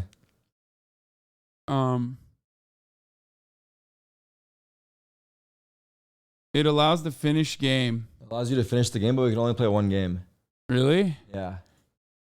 He's doing a chat. We got him to upgrade. It's $2 a month. He's Bro, gonna forget to cancel his subscription. They're gonna make like $300-400 off of him. Sucks, dude. He's What gonna the forget fuck? to cancel the shit for sure. My glasses. Minus I don't know, $2 X however many months. Oh wait, I can just do it with PayPal. Yeah, you're definitely not canceling that subscription. Got you guys a customer GeoGuesser. Bro, you just sold me. Yeah, you just sold me on a fucking GeoGuesser, dude. Yeah. It's okay. It'll be good to see who gets more points. Is it a year subscription you got? Whatever. You just sold me on GeoGuessr. W GeoGuessr Wingman. Okay. Now scroll down or back to the. You can open it first. Now. Classic. Explore the world at your own pace. Play with friends. Discover competitive. Try clicking this dog over there. Oh, let me just like make sure this is not showing some shit. I don't think it will, but you can be safe. Streaks, explore mode, the daily challenge, pro leagues. Click the lens. Yeah. Go next page again. To play this, GeoGuessr maps, an improved Okay, yeah, world. That's good. That's good. Okay, this is a moderate. Updated with new coverage released up to this date with 109,482 handpicked locations around the world. Okay. Stop trying to give me the complete tutorial. Oh my God, it's so fucking annoying. Wait, what? It won't let you fucking... That's fine. Do it. Oh my God. Yeah, just click.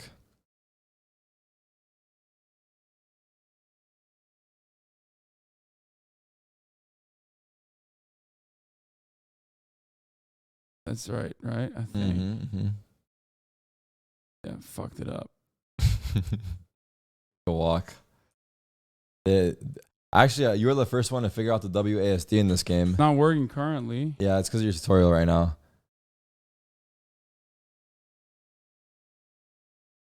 Heads up, your guess should be on the location. Just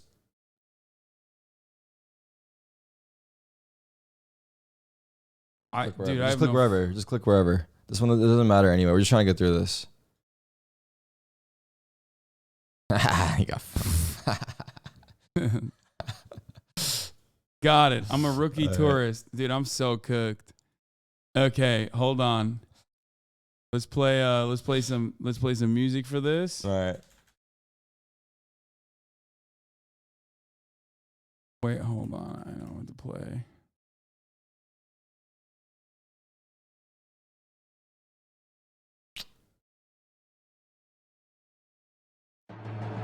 Dude, what the fuck? What the fuck is this? Cooking my computer right now. Yeah, your computer is lagging hard. Why is it lagging so hard? I don't even understand. You have like 14 Chromes open, I think, but it's alright. It's not that much. That's weird that it's like... It's probably... Do you have multiple streams running? If you have a stream running, it lags a lot, but... Famous place is 3 minutes. The mode? This is not the mode. Go back to the link. Is this not? Yeah, this is not it. We need to go back to that link. Maybe. Wait, can you send me the link again? Or go to your... Yeah, it's fine. GeoGuessr takes any pieces to the ground in fairness? Wait, really? Oh, this guy's quick as fuck. Shout out M-HUD, dude. M-HUD. He's the fucking best.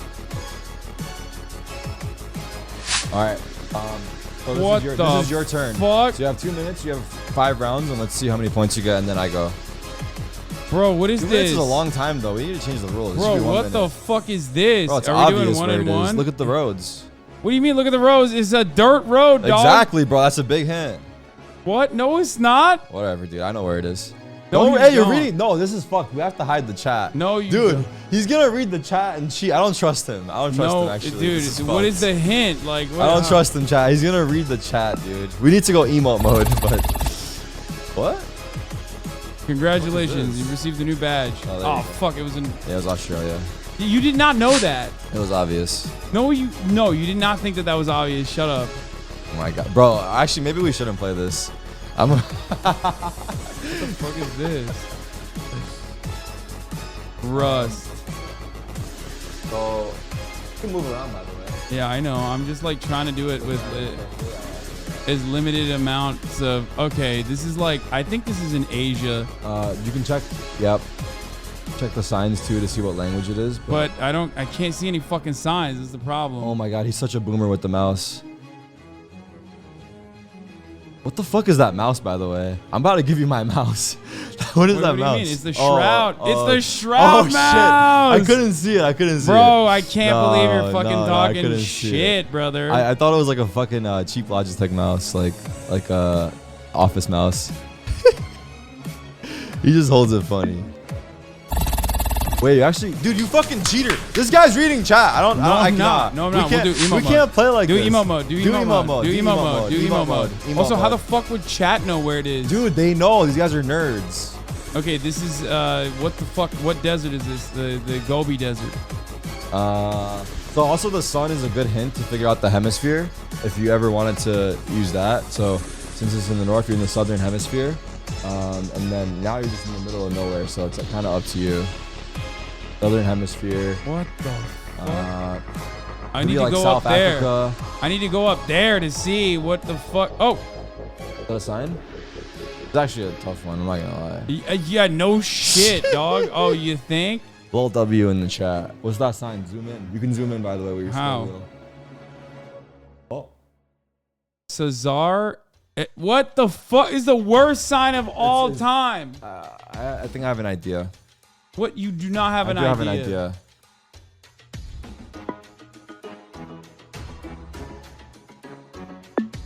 It could be that too. I don't know, but I don't know.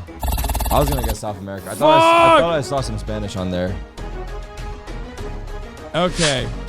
How long? Wait, is this maxing out until 2 minutes? 2 more rounds. No, 2 minutes is how long you have per round.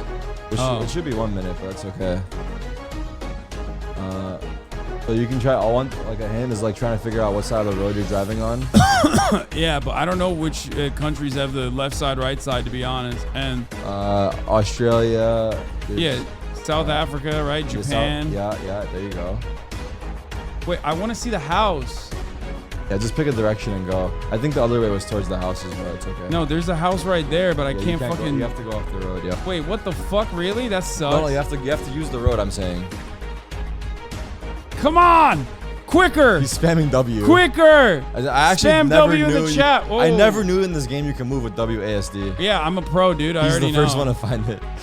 That sign is like indicative. Wait, what the fuck? It's like, oh, the sun came out and then it went back to not having the sun again. So the sun's in the south, right? So you're in the northern. You know why that's the case? That when the sun is in the south and you're in the northern hemisphere, you know why? Why? I don't know. I was asking you. No. Okay. I don't know anything right now. Fuck! Close. Wait, that was good. What the fuck? Did you guys put some UK emotes in the chat? No, bro. I just like... They're putting flags, these guys. No, they're not. No, they're not. They're not. I saw a fucking flag. They're not. They're not. Who fucking put a flag in Also, there? I'm not even looking at chat. That's funny. Powell Road, Meru, Shirley... Oh, this is America. Okay, Kona. But I don't know. I can't tell from the fauna. Private road. I can't tell. This could be fucking New Jersey. Nah. Yeah, you're right. You're not wrong. It looks like the boonies, but I've never seen this kind of trees. Trees, yeah. They're tall as fuck, right? No. The yellow ones, Oh, like with the yellow ones. leaves. Like that's what's confusing me a little bit. Is this the last one? This is your last one. You have 7,000 points. It's kind of trash, but I could be trash too, so it's fine. Oh wait. The mailbox. That does look like it could be New Jersey. You saw license plates, but is that a Jersey code? I don't know. Real like David Olson to the Peninsula School Board. A peninsula? I think I know where it is. Where do you think it is? I think it's Pennsylvania.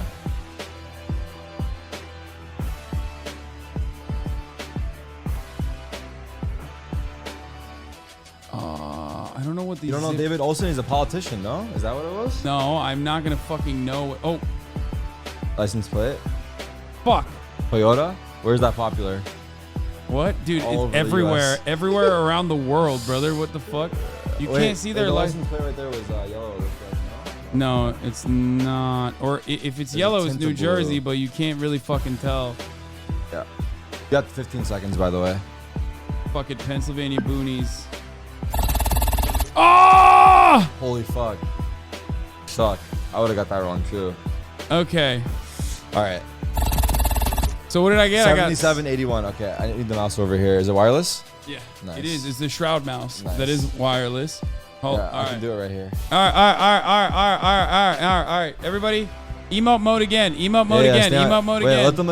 Let them talk about. No. Let's go. Let them talk about your run. No. Yeah. Just keep going. All right, let's see what you got. Okay. Let the chat run. Southern hemisphere, or northern hemisphere. It's laggy as fuck. Oh, they blame the fucking lag, dude. Yeah, blame the lag, right? Yeah. I know where it is, and I'm not gonna tell you. Oh my god, bro. Are you fucking joking? It's like, it's basically cheating.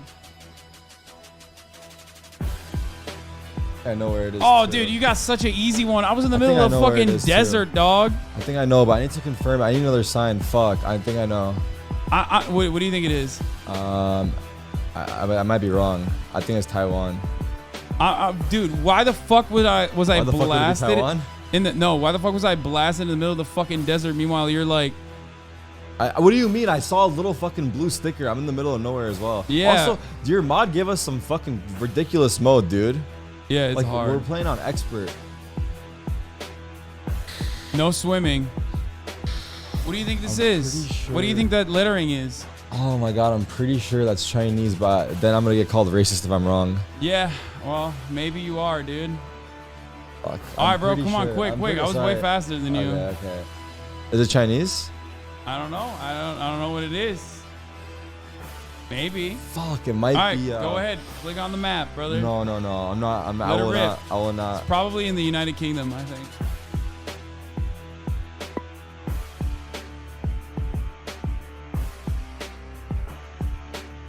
Click it. Fuck, I was right, man. You made me second guess myself. Fuck. It's actually so fucked. Wait, why did I second guess myself, dude? Okay, bro. This is insanity. They literally have lettering right where you're at. That's actually. By the way, I just want to point out that I was right.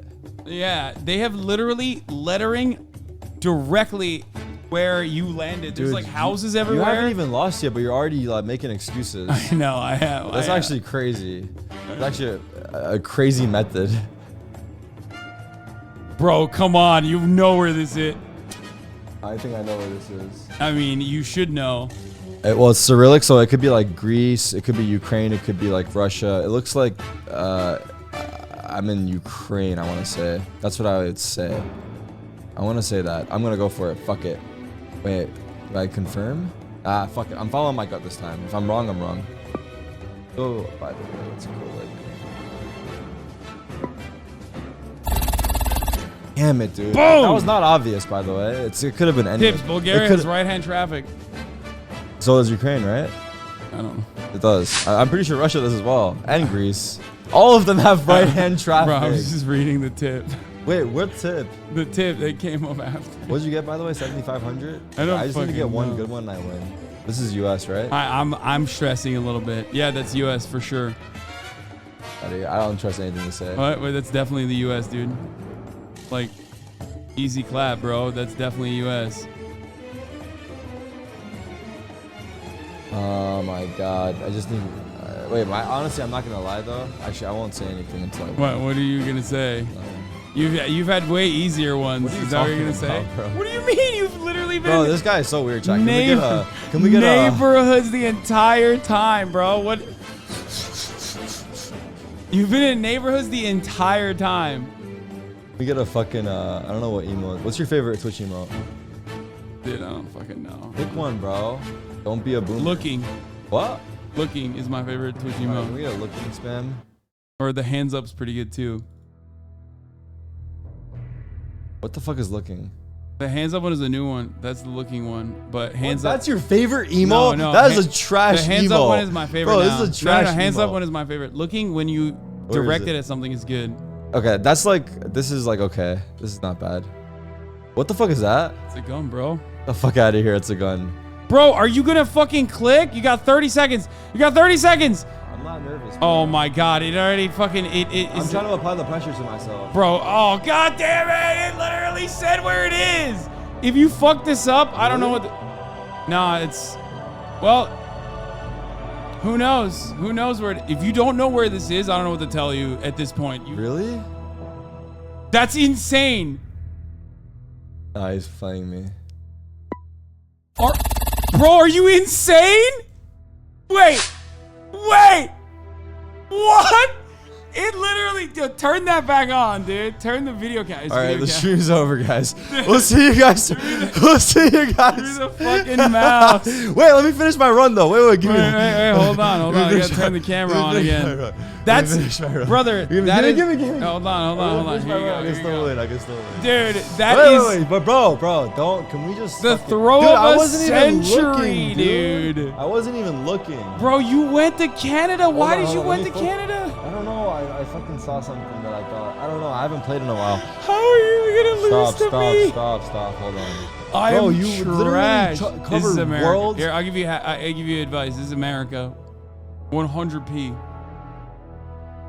But hey, do the chat. If it's America, smile in the chat. No, dude. What the chat, fuck? if it's America, smile. No, if it's not, cheating. sad face. If it's not, dude, it's not. It doesn't matter. Cheating. Sad face if it's not.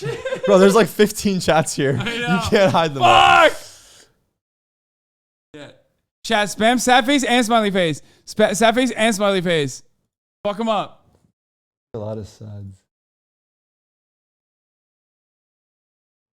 Chat, CAC W if it's America. Okay, dude. What the fuck? CAC W if it's America. Stop cheating. It's the last one. This is the last one. You got 30 seconds. You got 30 seconds. It's not, oh, God. 30, 32. Bro, you literally traveled to a... I can't see anything. You fucking lowered the bandwidth on my run. You traveled to a different zip code, brother. You literally went to a different country by now. Oh, my God. Yeah, where's the sun? Which hemisphere? 10 seconds. 10 seconds. Why can't I go forward? Go forward. It's not letting you travel that far. 9 seconds. You have to click on something. Anything. Oh, no. Bro, what are you doing? Click. Dude, why it was America? Oh, it was Canada. I'm actually fucking embarrassed. That was insane that you fucked this up so bad. Bro, yours were way fucking easier, by the way. Dude. Bro, you literally saw Queen Victoria. Dude. What? Like, I literally thought when I was like, oh, it's a wrap. Like, I thought you were going to actually hit it.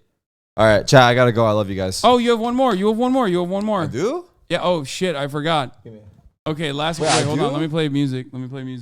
Yeah, you had music, so. Wait, I have music for and mine I wasn't yelling at you while you were playing too, so I have a lot of different. There's a lot, and I'm lagging. You have one more. This is it. I didn't know I had one more. It's a moment of truth. Oh my God, this is so obvious. What? No, it's not. What the fuck is that? A Gmail? I think I know where this is, low key. No, you don't. Yes, I do. No, you don't. Yes, I have an idea. No, you don't. You have no idea. You have no fucking clue. Bro, brother. You're hilarious. Look at the sun. Where's the sun? The sun doesn't matter. I already know where it is. I'm confirming right now. You don't even know where it is. Right now, I'm confirming. I have 1 minute to confirm. What do you think it is? Don't worry, bro. Bro, there's nothing in sight, bro. You're going towards nothing right now. No, I think I've been here IRL. What? Yeah. Oh, that's cheating. Yeah. That's actually cheating. Yeah. If you've been to the place IRL is cheating, you can't. You gotta try a new one. Okay, I'll admit it. It's Istanbul. Yeah, bro, it's Istanbul. It's Istanbul. You wish I guessed Turkey here. Yeah. You fucking wish I guessed. Yeah, it's Istanbul. Look at what is that sign? What the fuck? You have no idea what this is. Hold on, bro. You have no idea what that is. 40 seconds. 40 seconds. I'm fucking sweating. Yeah. Bro, what the on. fuck? How do you not know what that is? Get the fuck out of here. You fucking got 7,000 points. What? Yeah, bro, you have 4,500 points, though. Yeah, but also I have a different chat in front of me, so like. What? No, I didn't. Fuck! I have no idea where the fuck we are. Chat, give me hints. Fucking emotes, quick. No. Give me hints 10 for seconds, emotes. 10 seconds, 10 hints seconds, for 10 seconds. emotes, quick. 10 seconds, 10 seconds, 10 Anything. seconds, 10 I have seconds, no 10 seconds. fucking idea. 10 seconds, 10 seconds, 10 seconds. Someone said France. Fuck, I don't think this is it. Bro, are you insane? It's in fucking. I'm gonna guess Korean. You're gonna guess Korean? I'm going Filipino. And Michael? Where did you go? 3, 2, 1, go. What did you do? We didn't see how many do it. Fucking browser crashed. Your fucking Chrome crashed. Dude, the fucking Chrome crashed. I love that you also hit guess that Asian right after you flubbed that. That was the, what is this? That was Horton Plains National Park in Sri Lanka. Dude, all right. No, actually, fuck your mod. I take back what I said. MHUD. Wait, what do you? Bro, he gave us the hardest Bro, fucking you know mode. MHUD? You know MHUD is literally fucking cracked at. Open his user card. What do you mean? I want to see his messages. He is the most cracked at geoguesser. He's the Is that CIA. him in his picture? No, dude. Who is that? MHUD's the man. Well, let's see. He's Let me see it. Let me see it. This is our streamer, bro. What do you mean? You talking about him? MHUD is CIA, bro. Don't do it. CIA. We need the other angle. There's someone filming an interview. Wait, this guy might be CIA. He is. He literally is. He's been subbed for 46 months following since 2018. MHUD MHUD's the man. I don't know if he's the man, dude. He's been following. He's been subbed for 4 years. No, he's the been man. watching for 5. He watched for an entire year for free. No, he's the man. MHUD's the man. He's an OG. Yeah.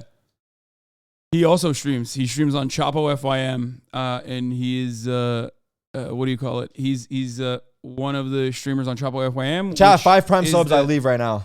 What? 5 prime subs. I leave right now. What does that mean? Is it the top of the hour yet? It is the top of the There hour. you go. It works out perfectly. Bro, you're all over the place. Jesus Christ. Bro, I can't believe I let you win in GeoGuessr because I want to embarrass you in front of your stream. Dude, I'm actually a fucking W. See, that's called W wingman, okay? Oh, you could okay. actually learn, dude. Yeah, no, You could actually learn. Totally. It's W wing. I don't want to beat you in front of your own community. Yeah. We're gonna do this again, by the way. 5 prime subs? We're gonna do this again. 5 prime subs, I leave. Well, it seems like at the top of the hour, people don't want to avoid the ad break, even though it's coming right now. Because if you no longer want to see those ads, all you need to do is subscribe, which you can do for $5 or for free with Twitch Prime, or by getting gifted a sub. If you're lucky, here's a ad break now. Guys in the chat, right. I like, you know what I do when I run ads What? to my stream? I tell my people that are subbed and everything, I tell them to spam KEKW and to sell it and be like, that was so fucking funny. Or like, that was the most hilarious shit ever. Oh, when you're doing like an actual ad for so I'm a doing brand? so can you guys KEKW in the chat so they think they're missing something? And then that way they're more likely to sub. Because then they're like, fuck, dude, I just missed the funniest shit ever. FD Pandu, thank you for the 5. Get the subs. I just missed the funniest shit ever. So Apartment of Doom said, not only did he pick Canada, he saw the ocean and picked Alberta. Yeah, that one was crazy. Who said, why are you reading those? What do you mean? He donated. Dude, go to my stream and go look below pull up my channel, pull up Twitch TV Tarik here. Wait, why? Read my donation. Read the message for my donations. What is it? You should actually do this too. What Do you is read it? every donation? No. Go to about. I never do. I just read that because he was talking shit about you. Go. See, look. That. While all donations are appreciated, streamer has no obligation to read or acknowledge any donation. See, that's what you need, dude. Wow. So if they donate, Wow, you know? that's a legally binding contract at that point. Yeah. Yeah. All right. Anyway, are you leaving? All right, I'm leaving. All right, brother. This was wonderful. This was a pleasure having you. When's the next time you're coming? I won't be back. Bye, chat. I love you guys. What the I'm just fuck? kidding. Already I'm just kidding. fucking Someone's a great host. What's that? Bro, why are you, dude? God This, damn it! I'm gonna Alt F4 all your windows, dude. How do I close a If tab? you fuck this up, I don't know what. No, We're gonna watch this. We're gonna watch this. Dude, we're not doing VOD review of this shit, bro. Dude, people are here for politics. If you're here for politics, write me smile. If you're here for politics, write me smile. Are you fucking kidding me? Where's your second mouse? Right, me smile if you're here. Bro, pull up the lady talking about Trump. Oh, dude, that was insane. Wait, why did you have to come in so hot with like how you just cracked the geoguesser? Dude, I literally let you win because we're on your stream. If we're on my stream, I average 15K. My viewers in the chat can attest for it. Guys, I average 15K, right? No, you don't. You have the yep. You have the yep. You emote? average 75. You have the yep emote. Your average is 75K. Yep, there's the yep emote. Spam. There you go. Everybody knows you're fucking cracked the geoguesser. Anyway, all right. Well, Tarik, thank you so much for coming on and giving us this wonderful opportunity to see your geoguesser skills. Yes. Clearly cracked. Cracked as fuck. All right, I'll see you guys. Wizard. Peace. All right. Good luck. Okay. To everybody who was fucking sweating super hard in the brief moments that we were not doing we were not doing politics. What is this? What the fuck? Don't worry. Fear not. Fear not. We are back. We're back to politics. Auntie, you can't be doing this to my guests, okay? You fucking pervert. Okay. Drives on the left side, has a sunny bay of boats. Literal sign saying Queen Victoria must be Alberta, Canada. Oh, man. All right, we're back to politics. We're back to politics. Love Tarik. He's the man. Go check out his content if you like Valorant. I mean, I'm sure if you like Valorant, you already have checked out his content, and you probably already watch him.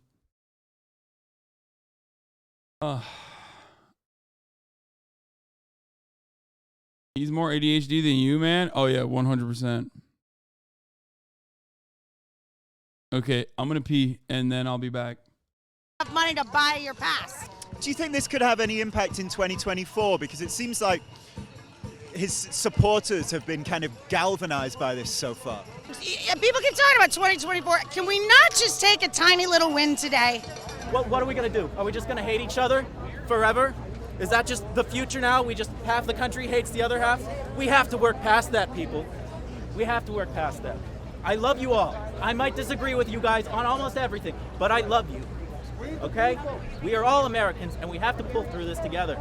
Love. We need more love. Even though we have differences, even though we are some Democrats, some Republicans, some independents, we need to come together in love and make sure everybody have the same rights. This is a circus, which has never happened before. The first time I understand that historically, but it has to be covered properly. The only ones that came out to support him is the media. They covered him leaving Florida, landing every step, and this is going to just fuel his supporters even more. There's only a handful of Trump supporters, like 10 of them, and they're people that make money of traveling everywhere to support Trump. They sell hats, they're on TikTok doing streaming. There's really no Trump supporters here. Marjorie Taylor Greene is up here. What a fucking L. What a major... Oh, that's such a sick jacket. God damn it. It's like whenever I watch a Trump rally, for me, it's like QVC. You know what I mean? I watch Trump. You watch Trump rallies because you want to get angry at the political opposition and how fucking maniacal and borderline fascist they are. I watch Trump rallies because I want to see what my next clothing purchase is going to be. Okay? We are not the same. Every time I watch a Trump rally, I'm like, there's at least 8 articles of clothing that I would love to fucking have. God, I just love AmeriCorps so much. It's fucked up. It really is. That's why I was defending and standing Che Young from Twice. You know what I mean? Stand Twice. Stand Che Young from Twice. Also, stand QAnon.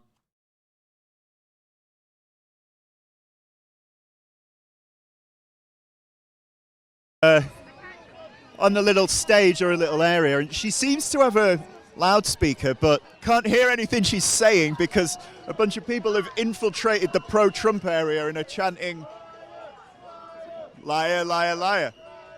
Just media scrum. It's Trump's a big moron.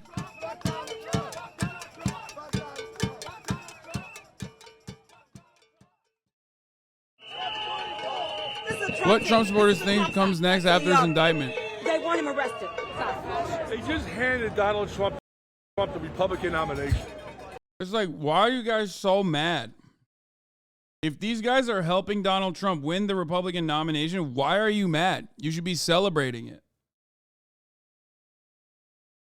See, this is what I don't get.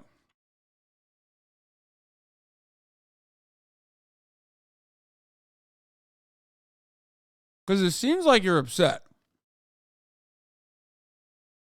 He's going to get reelected, I'm telling you.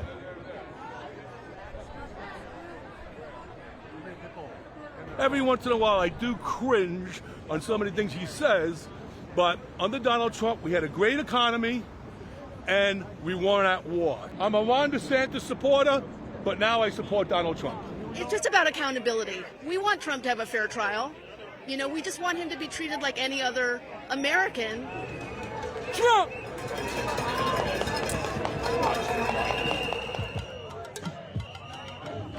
Do you think it will have an impact on the 2024 election? Yeah, I think in a positive way that I think like Trump's kind of nailed it. Like I love DeSantis, but I don't think he even has a chance against Trump because people are really fired up about this. Like, why has this happened? Yeah, like they don't see the merit in everything that's going on. I think that it's a fair argument to say that this is probably going to amp up Trump's base a bit, and I'm not necessarily worried about that because I kind of see 2024 as Trump and DeSantis eating each other alive. So I think the fear that this might propel Trump into the presidency is a bit overblown. It's a politically motivated thing, and for an ex-president, it's wrong. Ex-presidents, in my opinion, should be treated with respect, whatever party they belong to.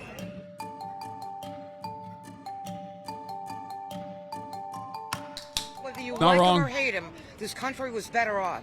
Economy, we were safe. The first president in 40 years that we never had a war. And I could go on and on. Is he perfect? No. Is he God? No.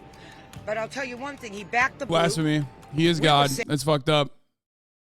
This woman is not a real one. Dare I say, maybe even a fucking hater. Clearly. If she was a real one, she would say Trump is God. Second coming of Jesus Christ, our Lord and Savior. safe, and everything was so much better. It's a nice feeling to see some justice finally starting to happen, but at the same time, it kind of feels like it's the beginning of the tip of the iceberg. I think this is going to be an incredible moment in American history. I just think that I think that people are going to start to realize what has actually happened over the past 8 years. And I think the entire country is going to step back into itself.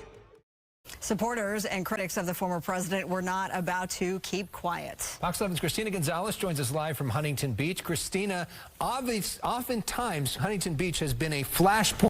Of course. If you want to see California's most unhinged psychopaths, Huntington Beach is where you must go. When it comes to Trump protests. Oh, yeah, we had about 50 people here. Let's go to the video. Let's show you what that looked like, because many of them have gone. I love that. I love that Huntington Beach had probably more Trump supporters protesting than fucking New York did. On home, they want to see Trump live. They also are going on to other rallies today, but a good 50 people gathering, and this is, as you said, a usual gathering spot for Trump rallies. Today taking on more significance, of course, because of his appearance in court. Plenty of police around, though. No incidents, though, as opposed to Saturday. They had someone actually arrested for hitting a protester with a skateboard. Today, no issues as we talk to people about why they were here. Listen. And I'm very disappointed at our Americans that don't realize how important this all is. This is historic. This is biblical. Donald Trump is an innocent gentleman, a greatest leader, and we need to treat him fairly. And they hit everything.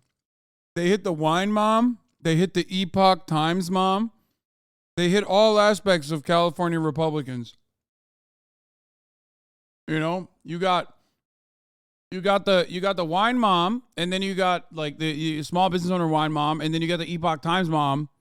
And I just worry about if they just need failed actor who is now absolutely fucking schizophrenic guy with like the deepest tan you've ever seen, and they hit the trifecta. FBI can ride Mar-a-Lago, can arrest Donald Trump. Who is the next one? You or me? We have been sold out by all the people that should have been defending us. And so we're here because of that. What do you think of these people protesting out? You know what? They have a right to whatever they want to do. It's not what I agree with, and I will continue to stay away.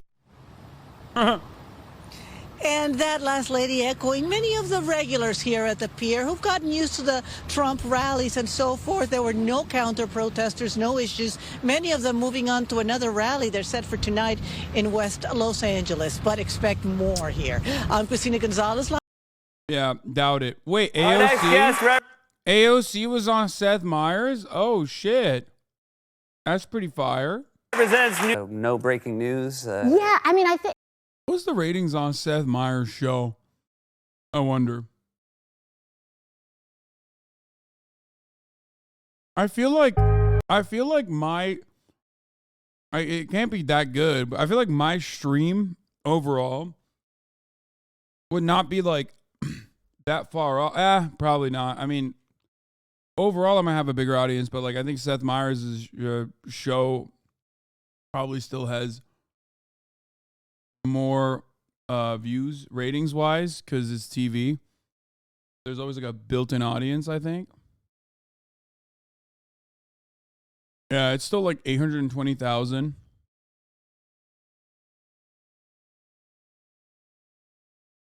What is this P2 demo? 18 to 49. Oh, never mind. Yeah, built in. He probably has more cultural cachet too. No shade. No, I don't think so.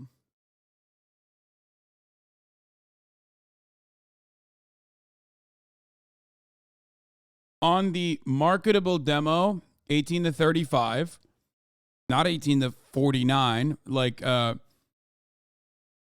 audiences try to fucking, or marketers try to fucking pitch. It's the 36th most popular show on NBC, 208th overall on TV. Total viewership is 781,000 people, which means like mine would probably be my stream concurrent viewership is 34,000, which would mean like around I mean it doesn't come anywhere near that number. It would probably be like what 200 over 20x your viewers, lol. Brother, you don't understand how TV ratings are done. Ego? No. That's not how TV ratings are calculated. If I have 34,000 immediate live concurrent viewers, that would mean that this from like TV ratings numbers, that would mean that this is around like 200K viewers, 250K viewers for like a TV rating.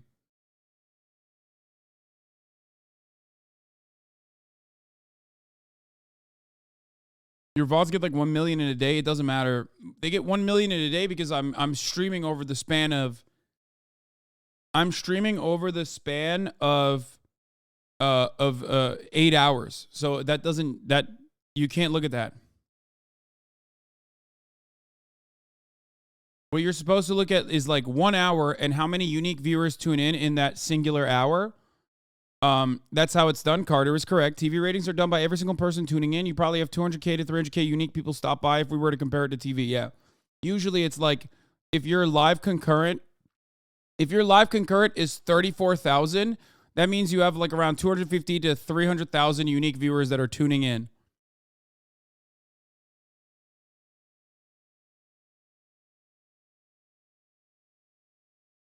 Does your dashboard not have that info? It might. Let's take a look.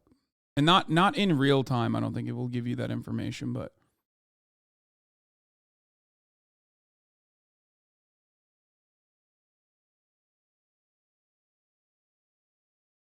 like for yesterday, 900 views, 900,000 views, 935,000 views for yesterday, which of course blows late night with Seth Meyers numbers, but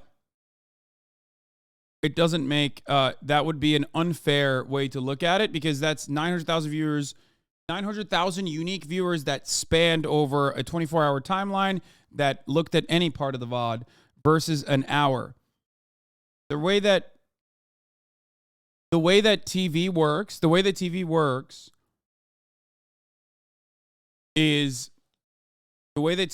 is when you look at an hour, how many unique viewers clicked in, not the live concurrent viewership, but how many unique viewers clicked in over the course of an hour.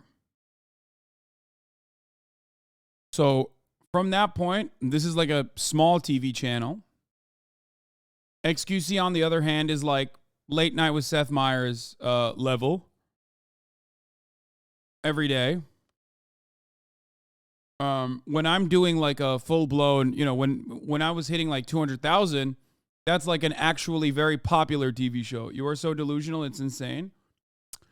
I don't know if you know this, but I worked in ad sales, and I do understand the Nielsen conversion most likely better than you do. This is not about delusion at all. I'm saying that. Didn't ask? Okay.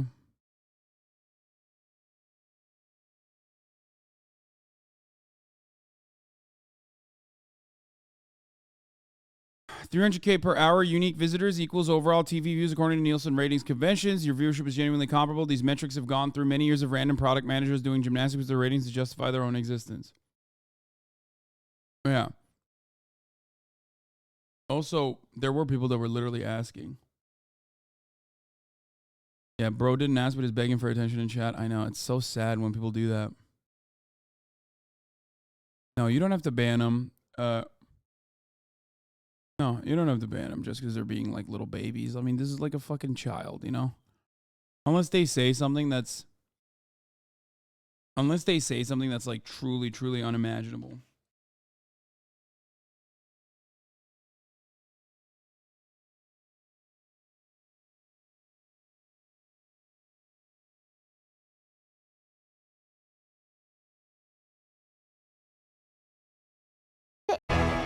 This is democracy. All right, let's get to Brandon Johnson, who is a union organizer, a teacher, and now the next mayor of Chicago. Here is Amy Goodman of Democracy Now!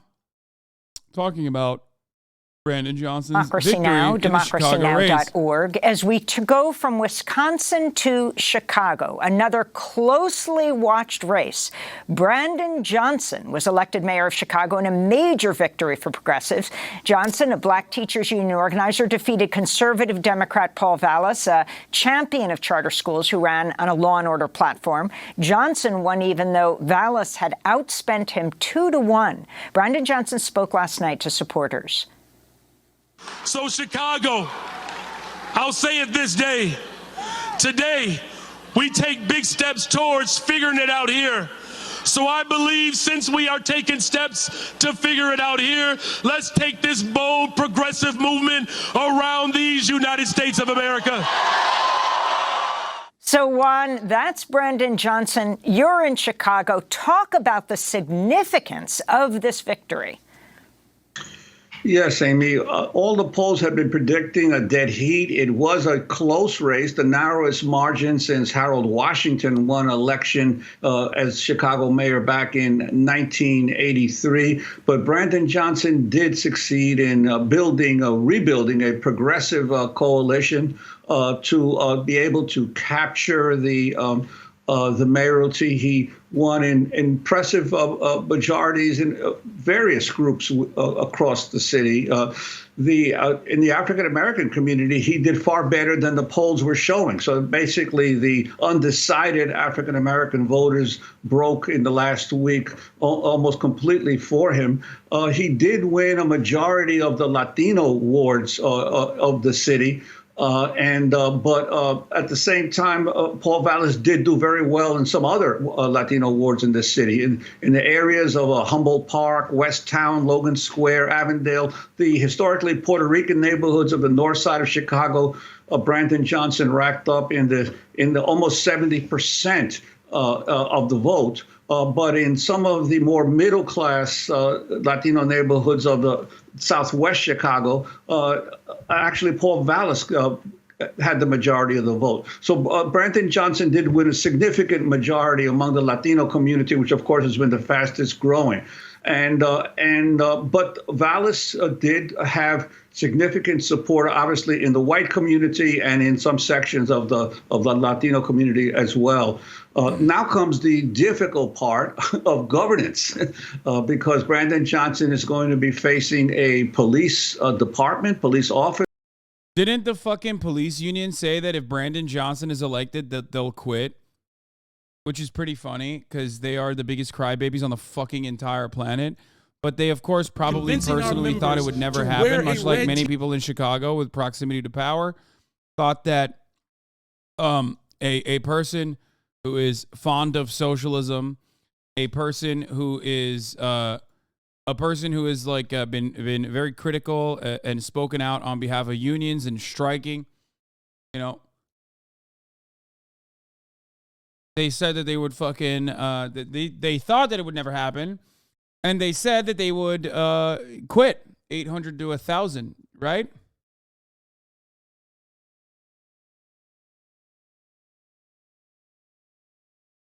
So what's up with that?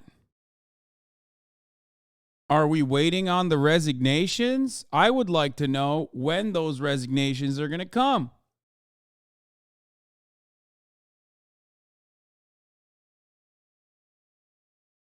Fuck do I...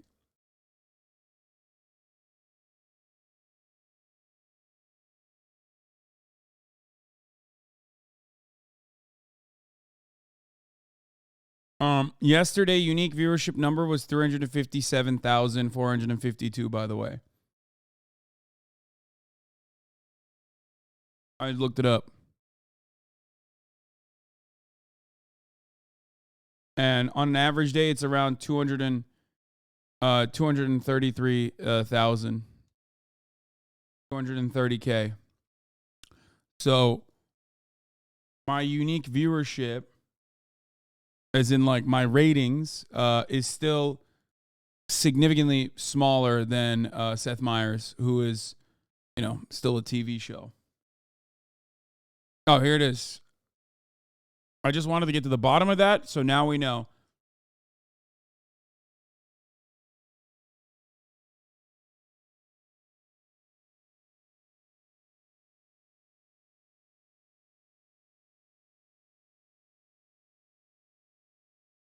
TV ratings are not unique viewers, man. Seth Meyers' uniques would be in the tens of millions. Wait, no, that's not true. TV ratings are literally done like that. You think 10 million people, you work in TV analytics, you think 10 million people watch Seth Meyers every night? Are you fucking nuts, dude? You work in TV analytics? How the fuck do you think Nielsen TV ratings work?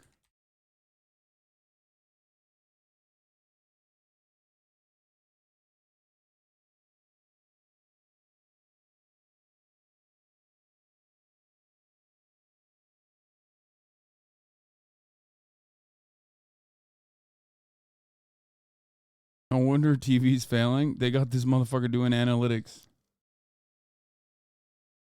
No. Seth Meyers' ratings imply that he's getting 700,000 people, 780,000 people watching him concurrently. Okay? That's what that means.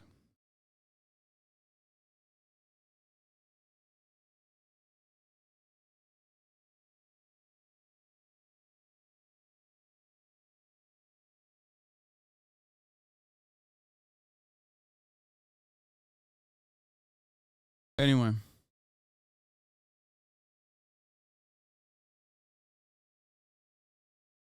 This would be cool if this would happen, honestly. Here is the new mayor of Chicago. Convincing our members to wear a red t-shirt on Friday was a task. It took us a year to convince CTU members that it's okay to associate yourself with labor. The baby socialists would just wear the buttons, right? You know, we got to, start them off, gently. And so eventually they started putting on red t-shirts. And so building that sense of consciousness.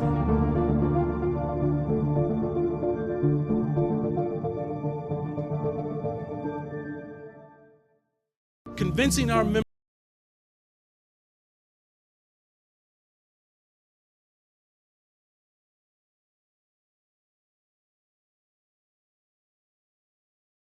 That's the guy. What would happen if you just didn't pay your bills?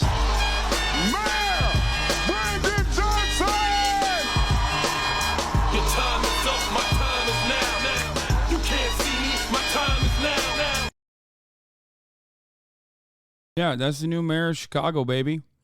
Of course, the Chicago Tribune. Mayor-elect Johnson found a place in his acceptance speech for God, but not Barack Obama. Which, by the way, is God.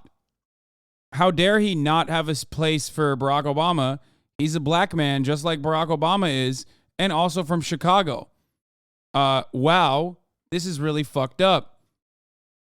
This headline's giving Bernie 2020 vibes. Yeah, except a lot of the stuff. Yeah, first of all, fuck Barack Obama. He can suck my dick. Barack Obama famously did not endorse him. Okay, so he can double suck me. That's number 2. And number 3, you know what? Actually, another fuck Obama, just for funsies. Like, what the fuck is this? What the fuck kind of argument is this? Oh man, he didn't say thank you, Mr. Obama, sir. Yeah, he must be an anti-black racist, I think. You know how it is. You know how it goes. Mainstream media.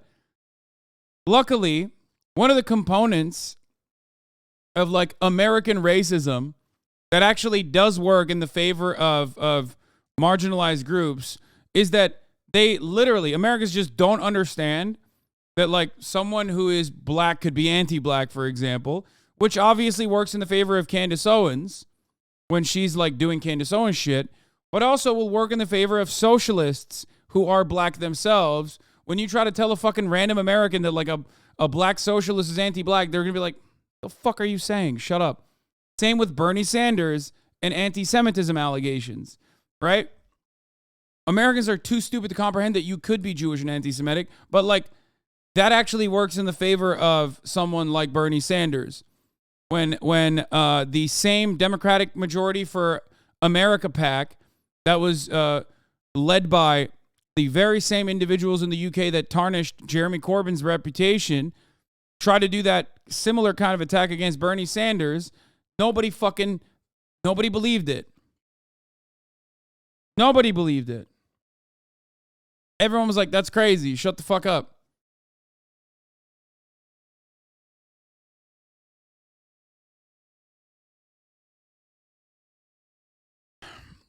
Adam Johnson has a great take on this. The ideological work here is worth pointing out. It's so casual and banal, but it's impressive how the deck gets stacked. Chicago doesn't grapple with underinvestment, poverty, inequality, dispossession, or systemic racism. It always grapples with crime and insufficient austerity. That is how the neoliberal media cuts its propaganda. This is the Associated Press. Understand. This is the Associated Press. This is supposed to be objective. But in that objectivity, you see the advocacy for neoliberal austerity measures and the only solution to crime coming from aggressive enforcement and police operating like an occupying force, and never about spending money in underfunded, underserved, underprivileged communities. Look at that. Brandon Johnson, a union organizer and former teacher, was elected as Chicago's next mayor on Tuesday in a major victory for the Democratic Party's progressive wing as the heavily blue city grapples with high crime and financial challenges. Don't think too much. You ruined everything.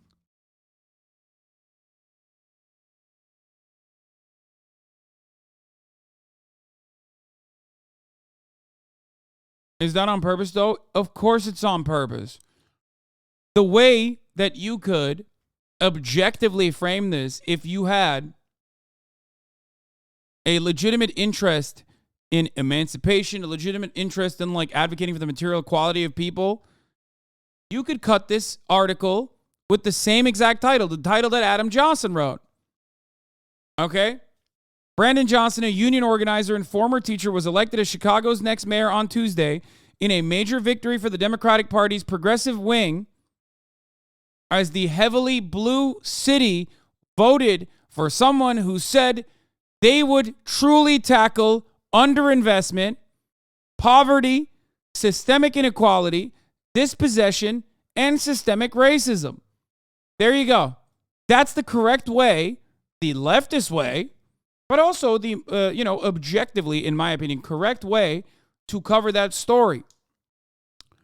I don't think it's on purpose. I legitimately don't think they realize it. It's like the Chomsky line. Yeah, I know. When I talk about the media, I'm talking about like this organism. I'm not talking about the individuals that are like thinking this through or not. Do you not get what I'm saying? I'm saying like the media as a unit.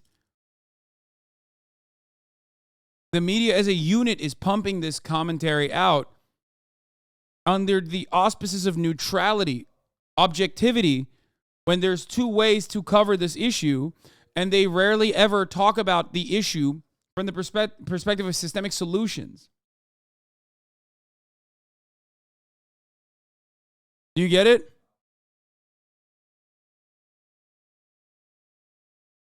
A few days ago, the AP ran an article calling the U.S. abduction of an Iraqi child of war as an adoption. You mean the Afghan child? They did that. You're right. And CBS has been covering it too in the same exact way. This is why I say the media defends capital. The media is a defensive wing of capital.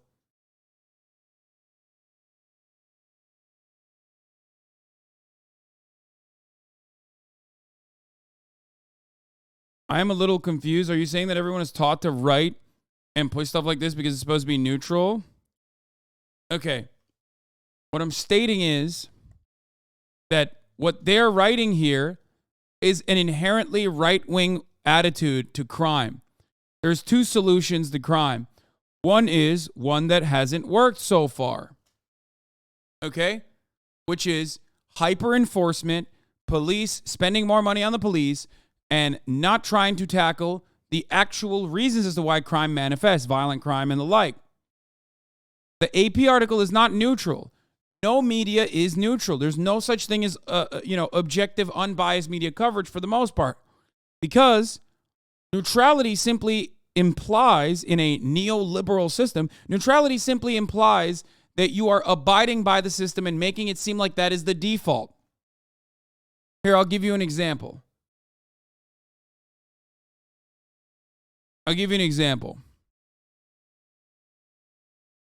For the longest time, gaming is a new sector, but for the longest time, video games usually featured a white male as the primary character. That was seen as the default. So anything that strayed away from that was considered political. Okay? The Associated Press, if they wrote an article talking about the actual systemic reasons as to why crime works or crime manifests, systemic inequality, that would be considered editorializing and not neutral. Because neutral in this regard would be advocating for austerity measures and more police brutality or more funding for the police. Okay? But the default being a white male character is inherently a political concept.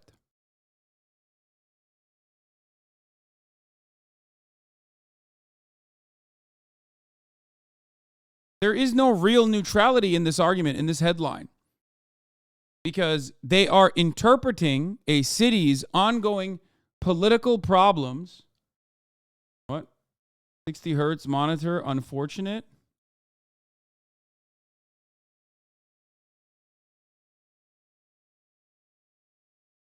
What is happening? Did Tarik take a photo or something? Fucking guy, bro. He's right. I do. I know. He's like, dude, I got freaked out. I thought you motherfuckers were like, I thought you guys were like, you could hear him talking on the phone or something. Oh my God. Because he's on the phone behind me talking to someone to try to get a new monitor. Little bro brought his own fucking keyboard and mouse setup and everything. He's such a, I forget how sweaty fucking pro gamers are. Came over and he was like, bro, your monitors are 60 hertz. Like, what the fuck?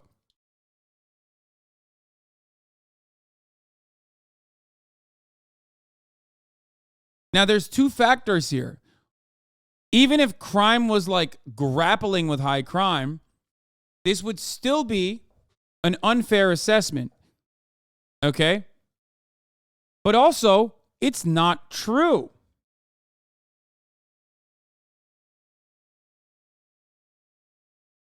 Crime is down everywhere on year-over-year trends.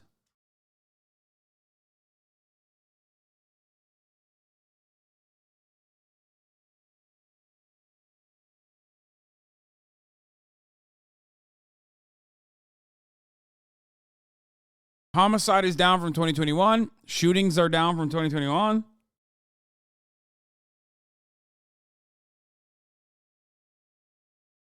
Crime is not higher. It's actually lower.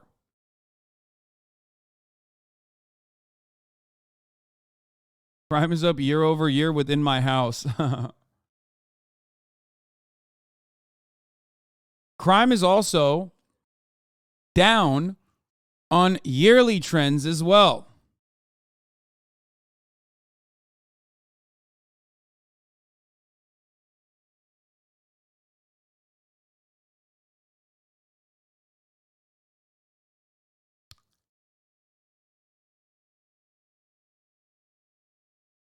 Why is it that crime seems to spike specifically around the U.S. election cycle? What would you say? What would you, Uncle, say about this? Specific areas of increases, huh? Yes. Homicide is the only type of crime that's up in Los Angeles, for example, which is a pretty significant crime to consider, except the reality is that it is not one that impacts the neighborhoods that my uncle frequents. It's simply a poverty issue regardless.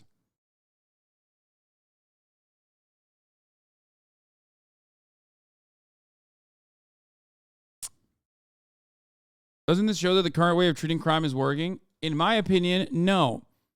If you ask Uncle Sam Cedar, my real uncle, my true uncle, he will tell you that it's lead poisoning that caused this level of crime because there's no other way to factor into consideration a global decline in crime without any serious decline in poverty.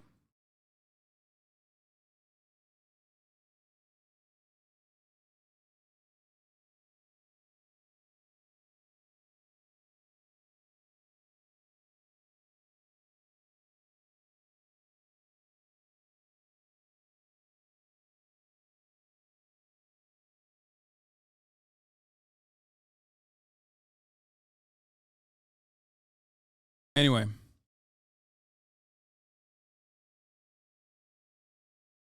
Are you saying there's less lead poisoning? Yes. Some 9.2 million lead pipes carry water into the homes across the U.S. with more in Florida than any other state. Oh my God. Bro, this literally... Oh my God, this explains so much. What the fuck?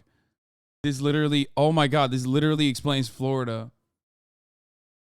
We just cracked the fucking code. Remember when I used to say, I think there's something in the fucking water in Florida? Well, turns out I was right. That something is lead.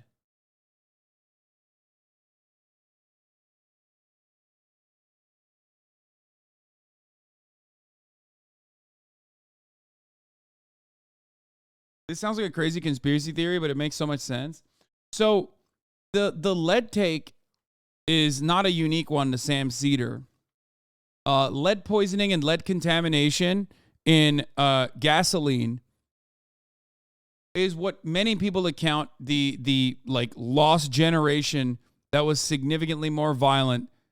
Like an unprecedented amount of violence was seen in one particular generation. All of those fucking crazy Trump kooks that you see, it's not really a conspiracy theory. All of the crazy Trump kooks that you see that are in like a certain age range, they all are from that lead generation.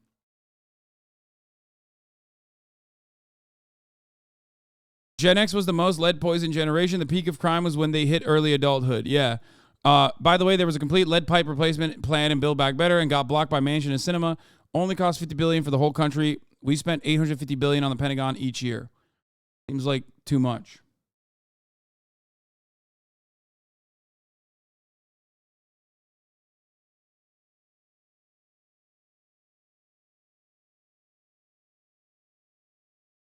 More lead data lines up with your take. Oh yeah, this is my favorite. I've literally looked at this before. Yeah, here, look.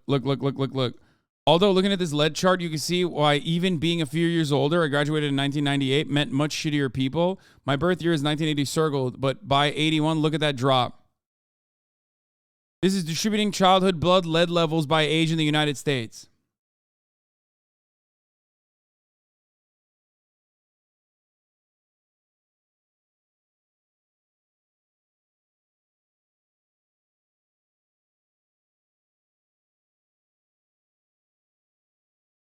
Lead was in the paint chips. Lead was in the gasoline.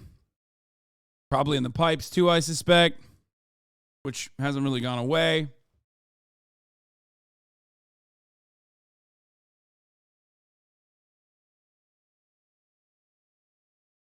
Yeah.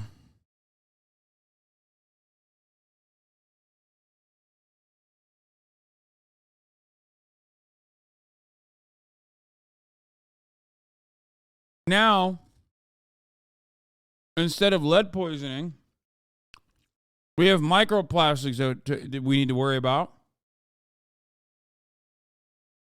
which is also fucking up our hormones.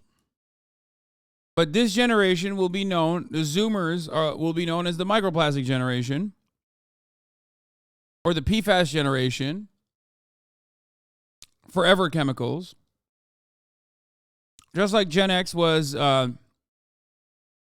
noticeably lead poisoned, we will be noticeably microplastics poison. Stupid question. What does lead poisoning do? It's not a stupid question. That's actually a very good question. Lead poisoning leads to aggressive, uncontrollable, and oftentimes violent behavior.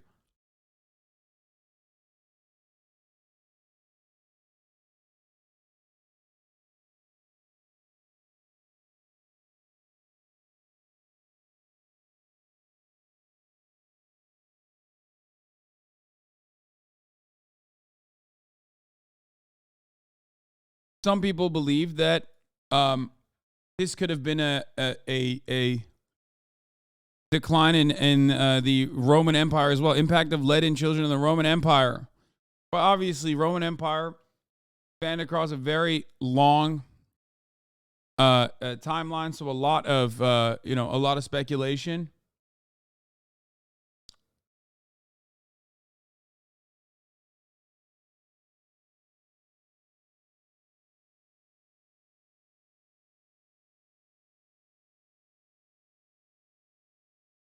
Has been made on this issue.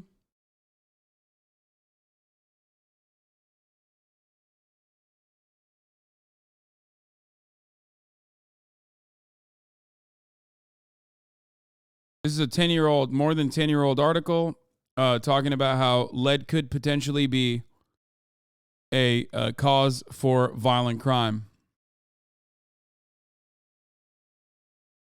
It's the only consistent principle that they've found in numerous countries. All other factors controlled.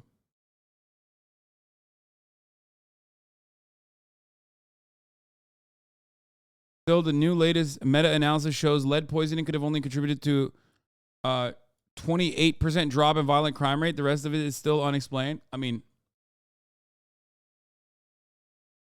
that's an insane number, dude. What the fuck? There's no planet in which like any kind of sociological component leads to a 28% increase or decrease where you go only 28%. That is literally the most considerable factor that you will ever conclusively point to. If a meta-analysis shows it leads to a 28% decrease in anything, then that is the sole contributor. 28% drop can be explained by lead poisoning. That's what I'm saying. That's a gigantic fucking drop.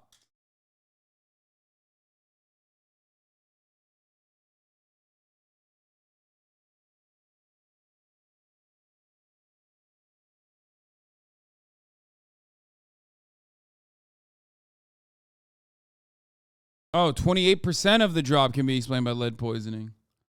Oh, I misunderstood. I don't know.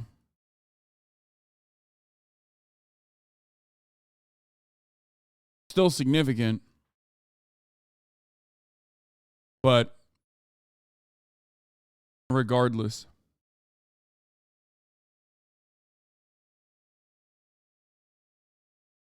Still massive. My mom was a Gen Xer. She said there was even lead testing sheets at schools in the 80s.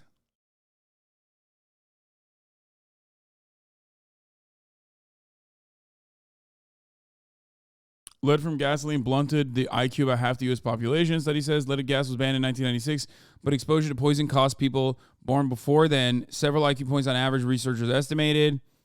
I mean, this is like a super... This is something that has been studied. It's a super common theory. It's the reason why I brought it up now is because... Sorry. It's a super common theory, and the reason why I brought it up now in this circumstance is because at the top of the hour there's a 3-minute ad break, and if you no longer want to be poisoned by that, all you need to do is subscribe, which you can do for $5 or for free with a Twitch Prime by connecting your Amazon Prime account to your Twitch account, where you get one free Prime subscription a month. Use it on your favorite broadcaster. Hopefully that's me. I don't want to poison your experience with the top of the hour ad break contaminants, but like I said, you can avoid the top of the hour ad break contaminants by subscribing for $5 or for free. The effect on Baltimore. Here's the 3-minute ad break now.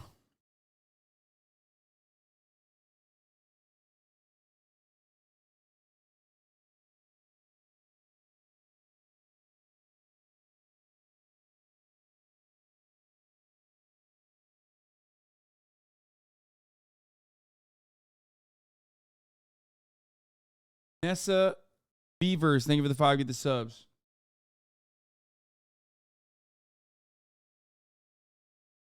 Studies between cities, states, and nations show that the rise and fall in crime follows with a roughly 20-year lag. The rise and fall in the exposure of infants to trace quantities of lead. But all that gives us is correlation, an association that can be coincidental. Mother Jones' article, which is based on several scientific papers, claimed causation. I began by reading the papers. Do they say what the article claims? They do. Then I looked up the citations, discussions of those papers in the scientific literature. The 3 whose citations I checked have been mentioned between them 301 times. To my astonishment, I could find just one study attacking the thesis, and this was sponsored by the Ethyl Corporation, which happens to be a major manufacturer of the petrol additive tetraethyl lead. I found many more supporting it. Crazy as this seems, it really does look as if lead poisoning could be the major cause of rise and fall of violent crime. Veritasium, I think we might have watched that.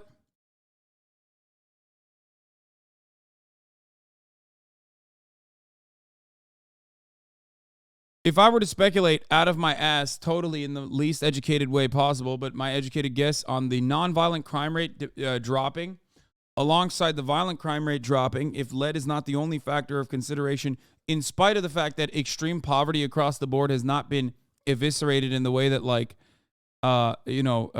capitalist countries love to claim they did, with the exception of China. What I would speculate is that technological advancements create the semblance of like, not an actual eradication of poverty, but technological advancements growing and exponential growth has created a system in which you feel as though there is a little bit more that you can do with less. It's the idea that you think you are more free because you can fucking purchase a cheap television or you have a phone in your hand. And technically, you are a more productive laborer in that regard.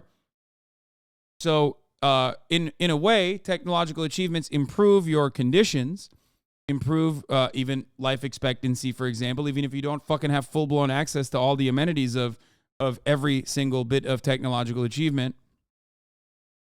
It basically improves your living conditions, even if you are not a direct beneficiary of said technological improvements.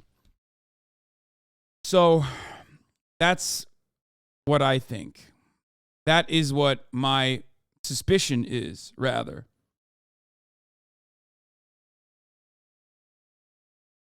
Does that make sense?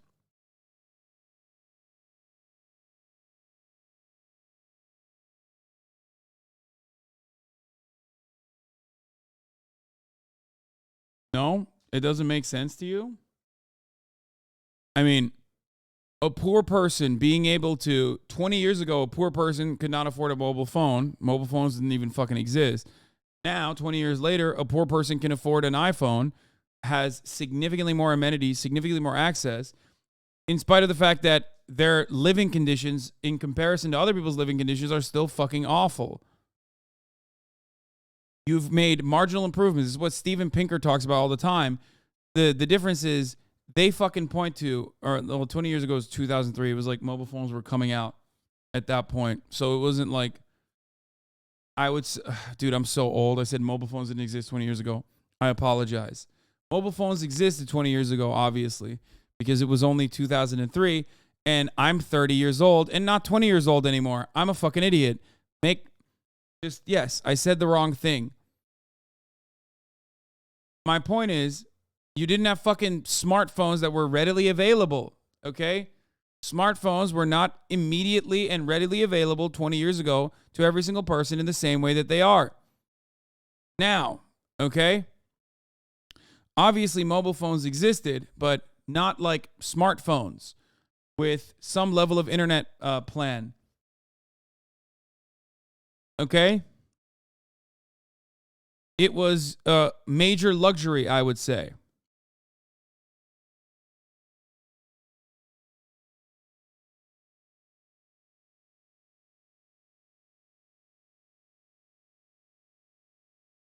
So that although your overall opportunities for growth, opportunities for prosperity have diminished over the course of the past 20 years, the amenities that you get living in a society where technological advancements are happening around you are tremendous. So you experience some of those benefits and you see like you think you have marginal improvements in your life when overall you're just simply making more work with less.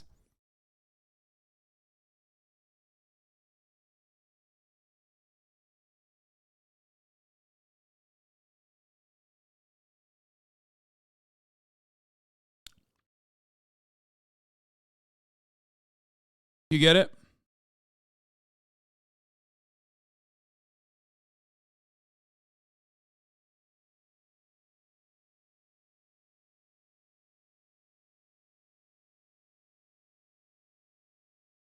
Here, I mean, we've looked at this data before as well. Change in price for U.S. consumer goods and services since 2008.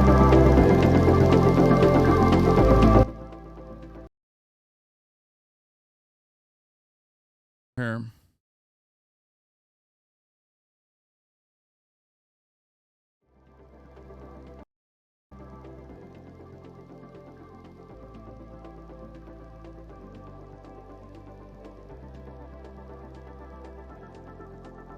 The cumulative price change since the financial crisis.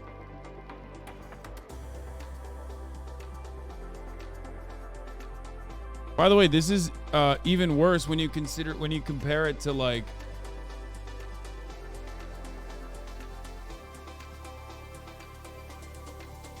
even before 2008.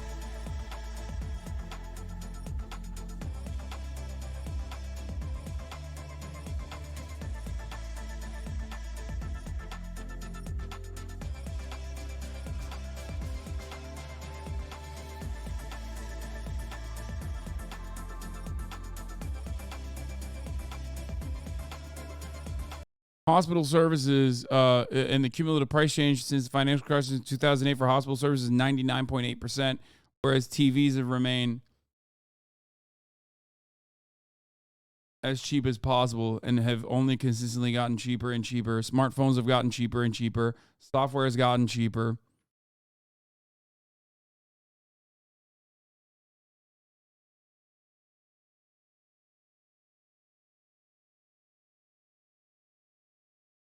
Some of those amenities are truly life-changing. Software I would say that software and mobile phone services are life-changing amenities. They're not simple distractions. TV is a simple distraction. It's a simple. It's just like a cheap. Toys are treats. TV would be in the treat category, but mobile phone services and software would not be considered in that, in my opinion.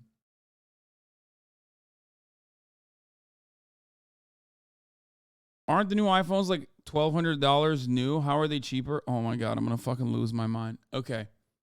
Yes, the newest iPhones are very expensive.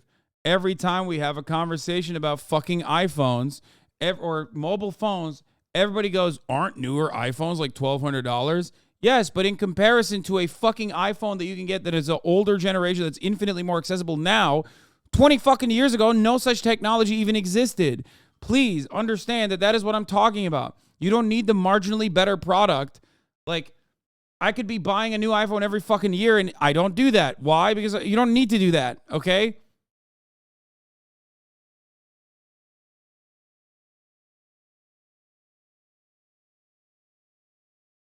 Then the second part of this conversation always revolves around Androids are cheaper. It's the fucking true... it's the true mobile phone of the proletariat. Meanwhile, the fucking most expensive Samsung phones are literally price adjusted to the most expensive iPhones.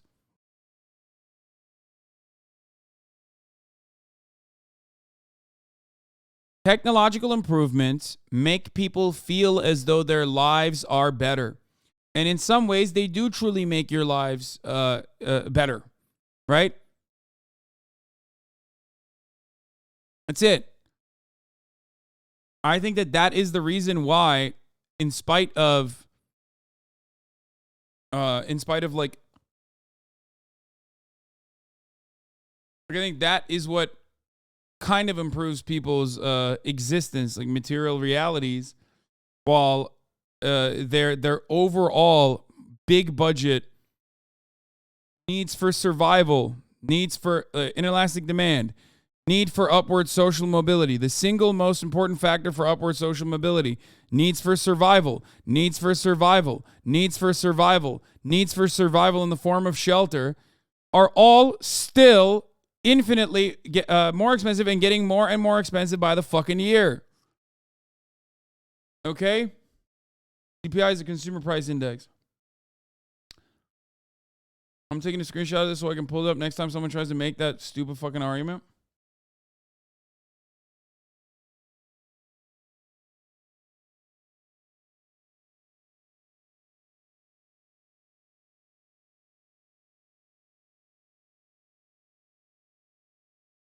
No, I just ate, bro.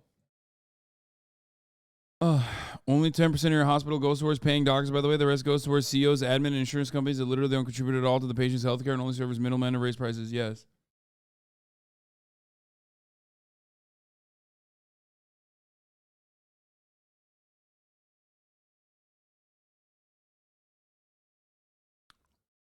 Anyway, the entire video shows that globalization has pushed the price of consumer goods down, especially those which are truly global industries.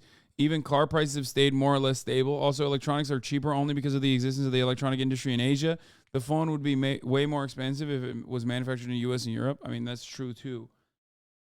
But what you're describing is exploitation of the global south, exploitation of the third world in general, exploitation of the third world labor in general that has led to cheap consumer goods that are easily affordable, commodities such as TVs.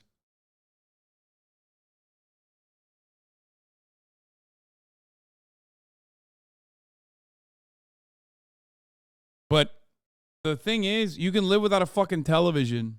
I wouldn't say you can live without mobile phone services. In this day and age, it's absolutely essential that everyone has a fucking phone. However, you literally will die without hospital services or medical care. You will literally die without food and drink. You will literally die without housing. And everything that you need, everything that is either like, everything that either has inelastic demand or close to inelastic demand has consistently gone up.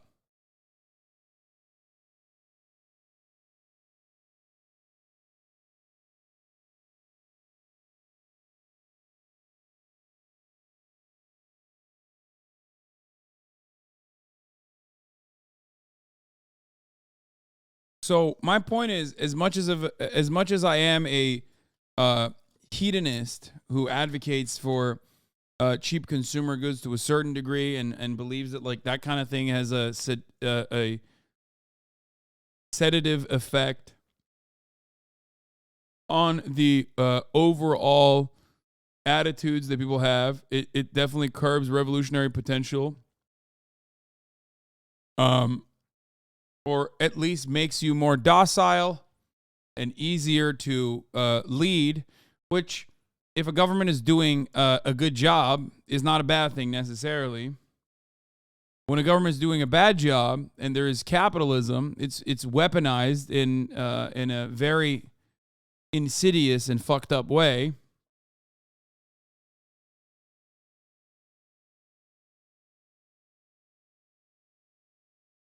It pushes you away from recognizing the contradictions.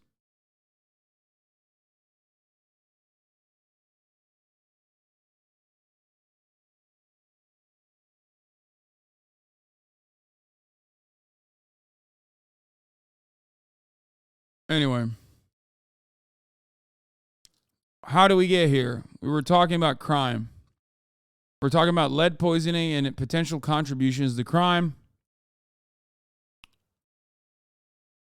And what I personally believe is that there's an improvement in the material conditions of all laborers across the world. Like it's almost like a trickle down effect.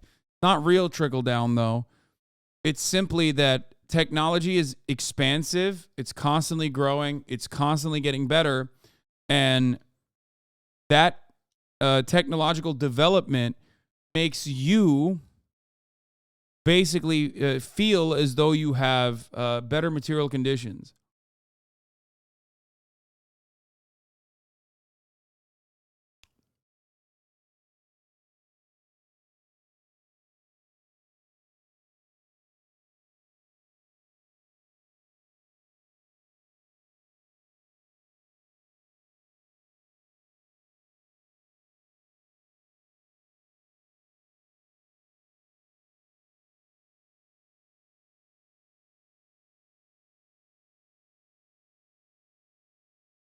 Anyway.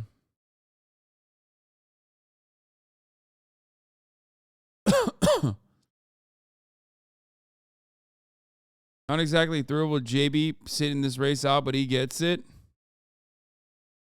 Governor Pritzker was asked today about his react to yesterday's mayoral race. Brandon Johnson, the reporter said, barely won the race, which is an odd thing to say because Johnson's currently ahead by 3 percentage points, and that lead is expected to grow as more mail-in ballots are received. But here's his response. Well, let's start by saying congratulations to Brandon Johnson on his big win. I think there were a lot of people who were surprised, and in fact, when you say it was a small margin, actually, I think there were people who thought he would lose by a larger margin than he ended up winning by. But he won. And he overcame, I think, suggestions that he couldn't. And so anybody that's ever run for public office knows that when you can overcome expectations and eke out or succeed in winning, especially in an important city like Chicago, this is J.B. Pritzker, big boy, big boy's neighborhood, defending another big boy. I think Brandon Johnson could be considered a big boy, potentially. Not as big as JB. JB is the biggest of big boys, but anyway. They deserve enormous kudos. I look forward to working with Mayor like Johnson. I spoke with him last night. He was still celebrating and had a very long day, but we'll be meeting, no doubt, over the next couple of weeks as he moves in his transition to make sure that the state of Illinois is doing whatever we can to be supportive of him as mayor, as we are all mayors across the state. If America balkanizes, the Midwest is looking strong, by the way. I'm not even kidding.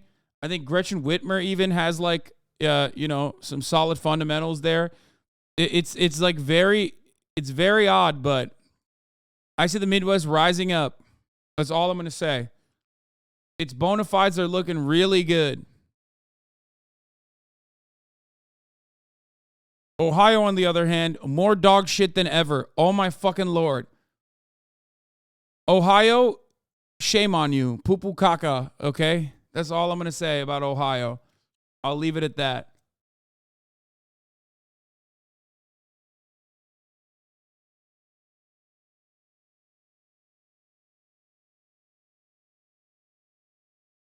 Ohio's trying to be fucking Florida so bad. It's weird. Disgusting. Yuck.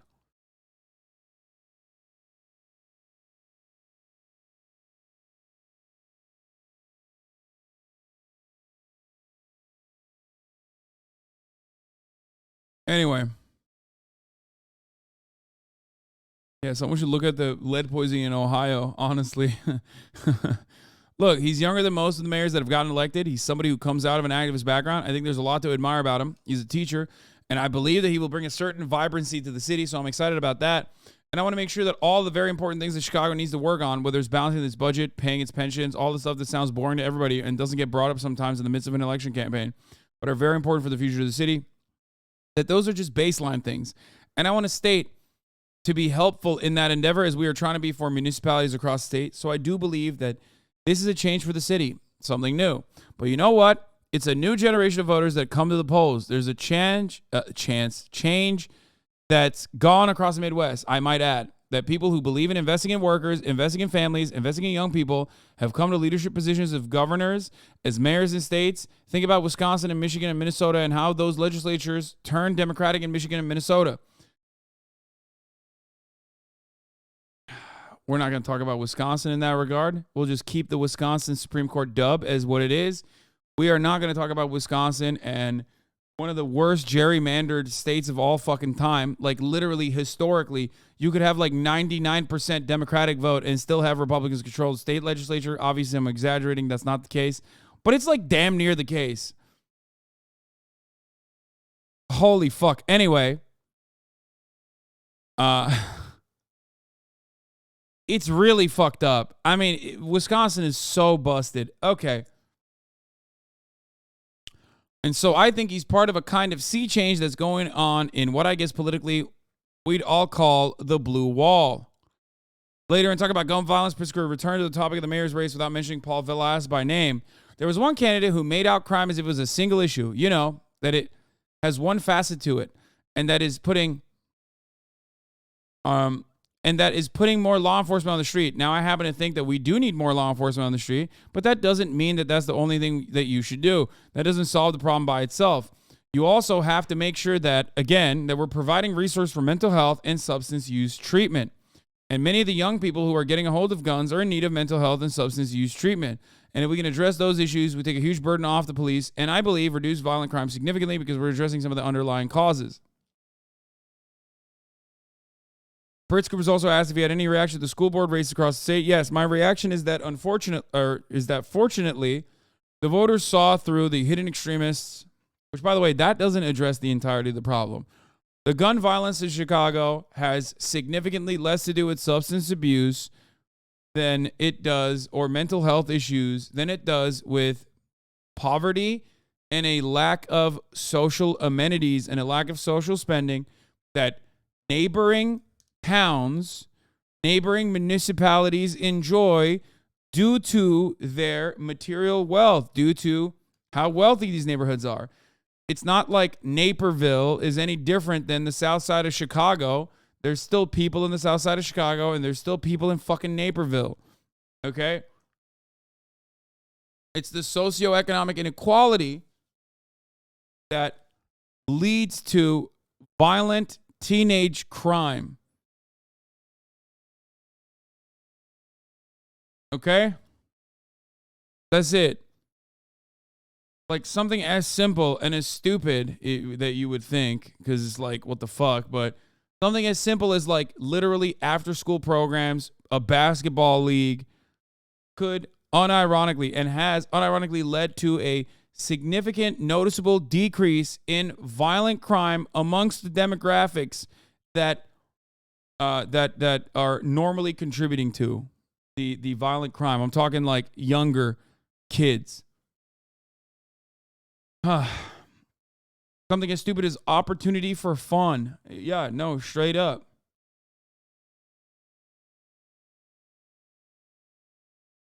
Is Naperville like a real place you mention all the time? It sounds like a fake place where rich people live. I'm not from the U.S.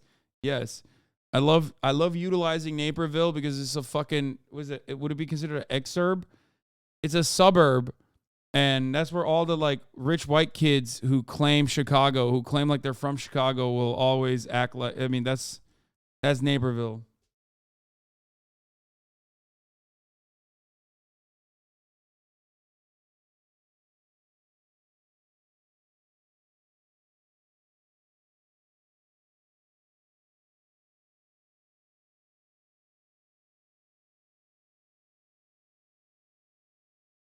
Every time you see a Zoomer with a perm and a fucking high and tight fade underneath it, you know, the ramen noodle hair, going, on God, for real, you ain't slide for Vaughn, dog. You ain't slide for Vaughn.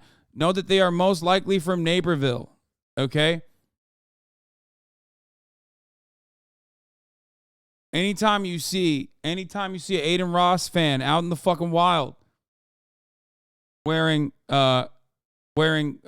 crew socks with the new Nike sliders, or are they Adidas sliders, like the ones that Yeezy, like the Yeezy lookalike sliders? Those are the guys from Naperville.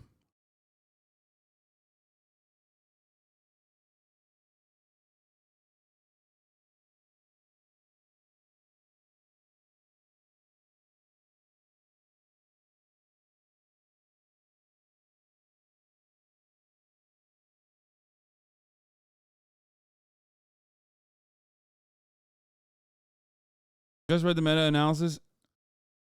Exacerbation of crime through deterioration of the social environment was not factored in. Partial correlation was but 0.16, but they took out socioeconomic factors, so that's notable with the context above in mind. Also, 500 is a pretty small sample size.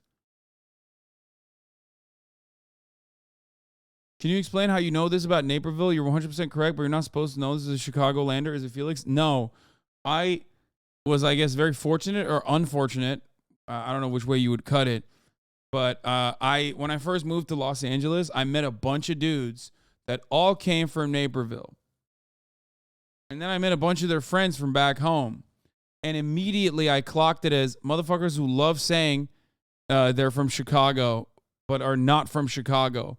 And as someone who is unfamiliar with Chicago, I thought, that's so odd that these guys are talking about, like, being from Chicago, but don't resemble the type of person that would have grown up in a city, let alone a black, brown, or poorer part of a city. As someone who grew up in cities my whole life, I know when someone is from a city in general.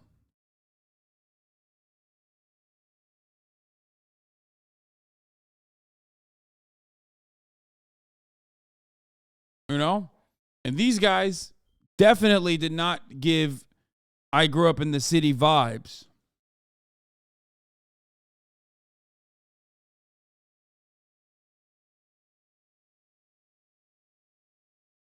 And since then, my Naperville Andy memes have developed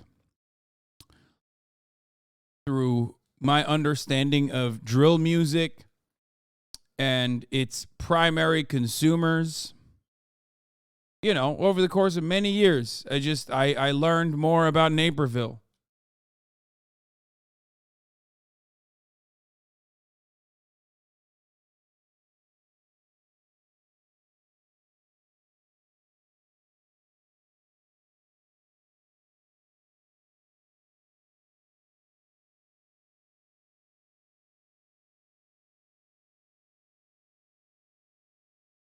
Can you go to Naperville?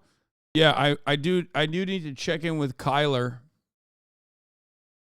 and Tanner if I go to Naperville, lest I get shot, because it's on site.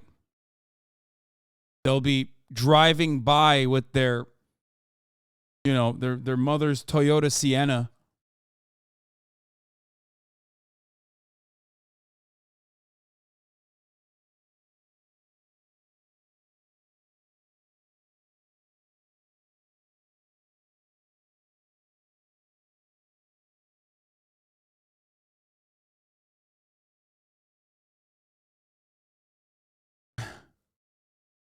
I'm basically directly calling out like a big chunk of this audience too. Anyway, don't forget Kyler's girlfriend, McKaylee. Oh yeah, 100%. And also, you're missing a couple different vowels there. McKaylee is not written with a A-Y-L-E-E. It's written with an A-E-I-G-H.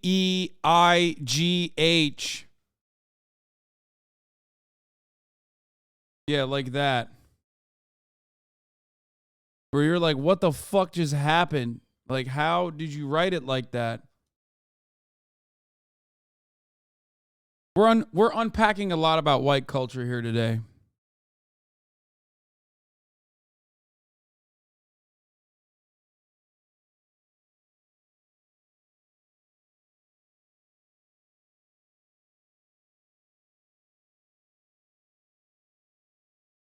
Anyway. Yes, my reaction is that fortunately the voters saw through the hidden extremists who were running for school board across the Chicago suburbs and surrounding counties. Just to be clear, Cook County suburbs and surrounding counties, I mean. Really, you know, the extremists got trounced yesterday and has been acknowledged by some, the more extremist politicians in the state overnight and this morning on Facebook and elsewhere. And I'm glad that those folks were shown up and, frankly, tossed out.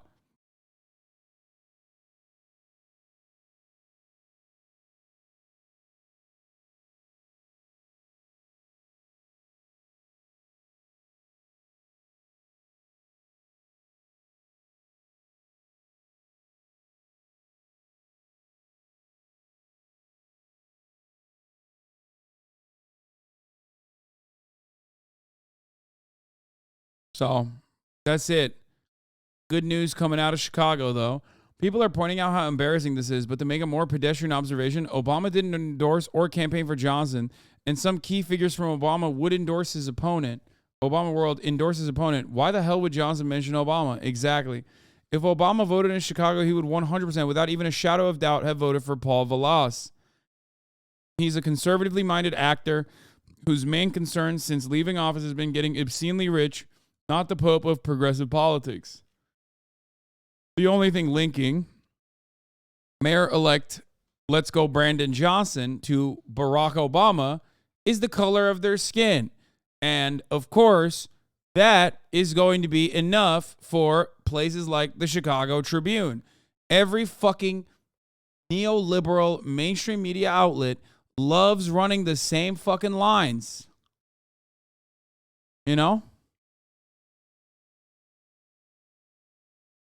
In many respects, there's no difference between this and some fucking Fox News watcher looking at a black guy, pointing to him and going, that's a Democrat. That's woke. Literally. It's just like two sides of the same fucking coin. Officers who see him as their worst nightmare. He's going to be facing a business community that is definitely worried about some of his pronounced policy positions. And, of course, the billionaires who continue to fund the charter school movement are going to be also going to find a difficult situation with the new mayor. So we're going to be a key aspect of this, of course, was the power and the mobilization and the money of major labor unions like the service. We're going to try to do a business plot on Brandon Johnson. The Illinois Chamber of Commerce has decided that there's a new mayor in Chicago. America is doing a paramilitary coup in Chicago by way of the police department and taking out Brandon Johnson and then putting in the Illinois Chamber of Commerce leader as the new mayor of Chicago. We've decided. Stop giving them ideas. I mean, it's just like they won't do that, but they'll fucking undermine him at every step of the way unless he gets like actual support from JB Pritzker. Yes, the business leaders in Chicago will unironically do everything in their fucking power to fuck this entire process up, as they have done time and time again to any fucking DA that's like, hey, maybe the police shouldn't murder 14-year-olds. Like, if you're a DA anywhere in America, and you have said things like, perhaps we should have a little bit more police accountability, it's over for you. Okay? It's fucking Jover. Okay? They will do everything and anything they can to be like, the police unions will unironically do everything in their fucking power to destroy you. On top of that, business leaders will like collaborate with the police unions to say, oh God, these cops are not doing their jobs because of the fucking woke DA. Same shit goes for mayors as well. Same shit goes for anyone in proximity to power that has an opinion that is a little bit outside, maybe a little bit to the left of like the regular neoliberal norms. Think about the prior two mayors of Chicago, and you will understand what I'm talking about. You got Lori Lightfoot, and before that, you had absolute demon Rahm Emanuel. So, we'll see. SEIU, the Service Employees International Union, the Teachers Union, especially the Chicago Teachers Union, those were the main bulwarks of the ground organization that Brandon Johnson was able to put together, as well as the financing that. One reason I'm not as confident in a Brandon win is that this framing of the race, which is just straight up wrong, has been accepted and promoted as true by much of the political media, and this framing inherently helps Velas.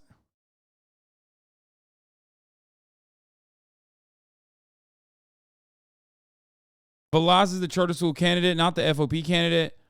Velas would sell CPT to the Saudi Public Investment Fund if he could. But by framing this as a race as Mr. No More Crime versus Mr. No More Cops, Velas largely ducked his charter school ties. The cornerstone of Velas's public safety plan is to have retired cops give up their extremely generous pensions and unretire. It's unserious and openly hints at a plan to ultimately raise the CPT's retirement age. But because he's the white conservative candidate, it sticks. Yeah, that's actually really interesting. I didn't pay that close attention to the Chicago mayoral race, I'll admit.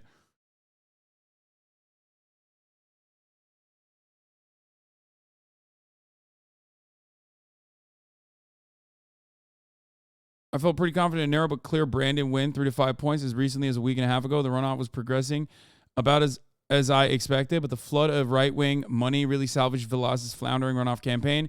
Now the vibes feel different.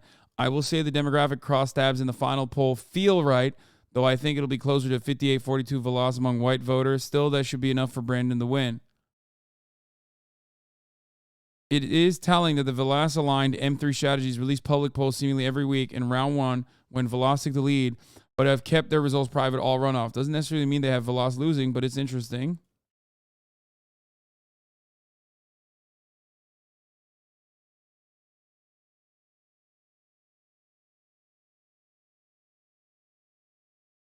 Single-handedly making Velas sound cooler just by mispronouncing his name. Wait, what is it? How do you say his name? Valis? Valis? Is that how you say it? I don't fucking know.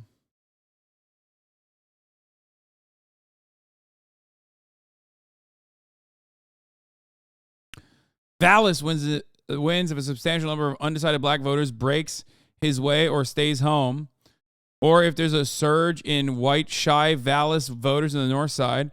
One thing I'm relatively confident about is that we'll know the winner tonight. There will be lost tens of thousands of outstanding mail ballots counted. Valis is a charter school candidate, not the FOP candidate. We already covered that. The cornerstone of Valis is public plan. Okay, yeah.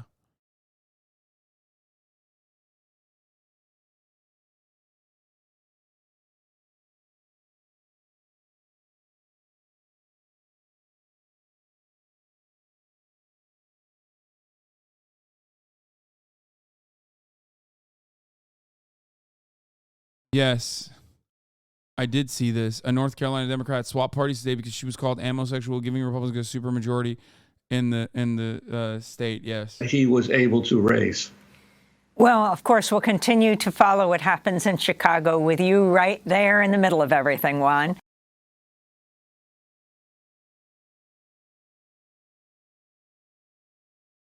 Okay, another good victory for the progressive judge. We talked about that last night as well.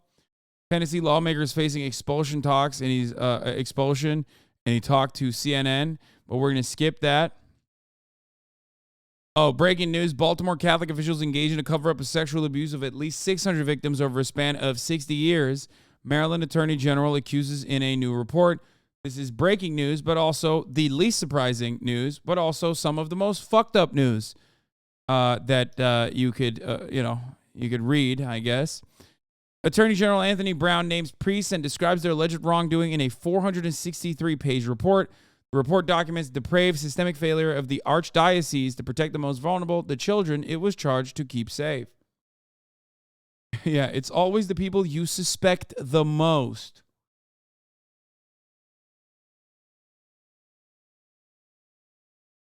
Oh, I forgot to cover this as well.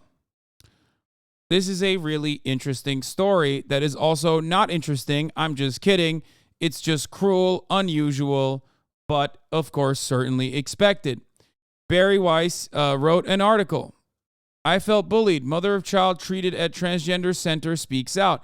Caroline was told that a puberty blocker would relieve her child's psychological distress. That's not what happened. Emily Yoffe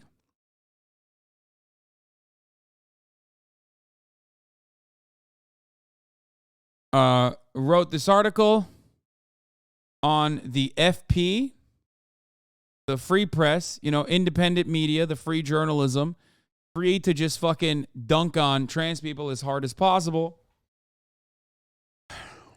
Then, turns out, the 16-year-old that is in the article reinstalled Twitter to respond to the story and make sure that their voice was heard. I am Casey. My real name is Alex, but my mom decided it would be best to hide it for anonymity. But this is my story, not hers. This is not the free press's story. About a week ago, my mom contacted Emily Yoffe without my knowledge and told her what was supposed to be our story. She expressed her frustration with the transgender clinic at the Washington University, many of which are false perceptions that my mom has about the doctors and the clinic. I learned of this article through my mom over the phone when she asked if it was okay at the free press free press published this article. I said that I wanted to read it first. When I read the draft, I was disgusted with what the reporter and my mom had made my experience out to be. Upon interviewing Emily Yoffe myself, I was told that I had no say in whether or not the article was published. I asked if my consent was required to publish the article, and the reporter told me that's not how these things work. Says, sorry, kid. You're going to be a part of the anti-trans propaganda machine. After she had edited the article and published it, I had not found this out until 20 hours later. I was extremely frustrated. The article makes it out that my mother had no say in the implant of the Suprelin. This is completely false. My mother claims that she was pressured into saying yes by the doctors. A big issue they point out is that the doctors quoted suicide statistics in transgender adolescents. I do not deny that these statistics were quoted, but I also sustain that the doctors didn't say that I was at substantial risk for this. The article mentions that my grades dropped from A's to B's to D's and F's in a semester. This is a completely exaggerated statement. Imagine dunking on a child, dunking on a trans child's grades. My grades were on a steady decline since 2020 due to unrelated mental health concerns. Speaking of mental health, the article claims that my mental health issues can be attributed to the Suprelin implant. However, my personal experience shows that this is not the case. Since COVID-19, my mental health has been declining, and it was already an issue. I was in counseling with the Washington University Transgender Care Center, in which I was treated amazingly by my counselor. She was a friend to me and offered a great amount of support.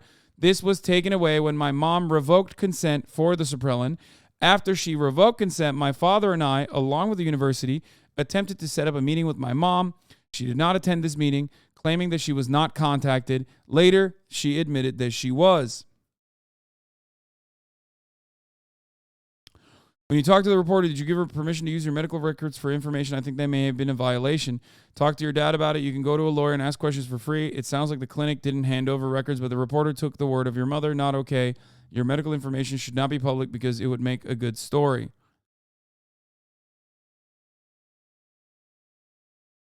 I'm sorry to say, but you're 100% wrong here. There's zero liability on the part of the media in this case. Now, whether the mom did something actionable is a different question.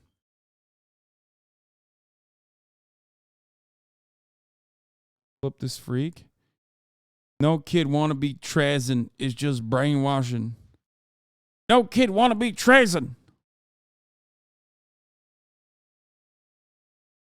I don't think anyone wants to be trans. I think people are just, they are. You know what I mean? So technically, he's not wrong, this person, Jahan96. No one's like, oh man, sure love being trans originally. It's just a thing that they are. You know what I mean? And society constantly tells them that it's actually wrong to feel that way, which leads to a relatively high suicide rate, in my opinion. So, the brainwashing is on the other side, in my opinion.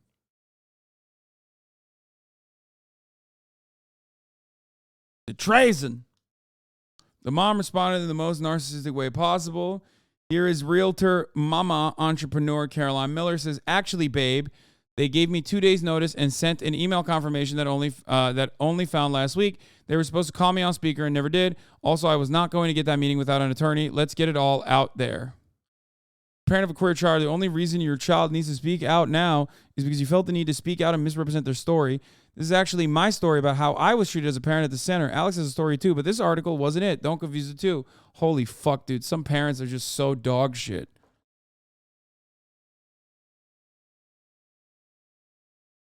Vile shit.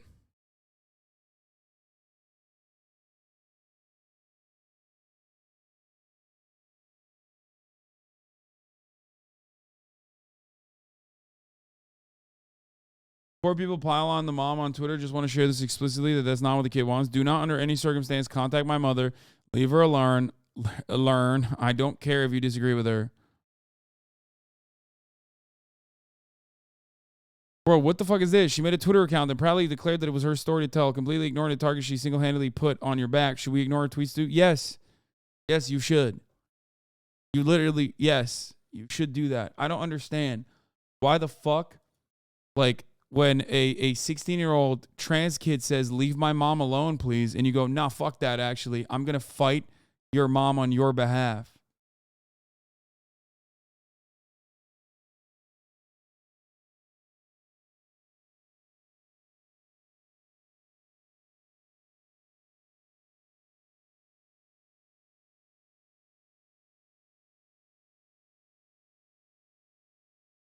Speaking of trans issues, what the fuck is this? Kansas Republicans just overrode the governor's veto to enact a bill requiring genital inspections on student athletes. These people are sick. Oh, nice. We can add this to the list of far-right anti-youth policies, but this is so creepy and disturbing. I mean, yeah, penis inspection day, baby. Coming to a school near you. Yeah, we just gotta get the PE teachers to look at every fucking student's genitals. You know what I mean?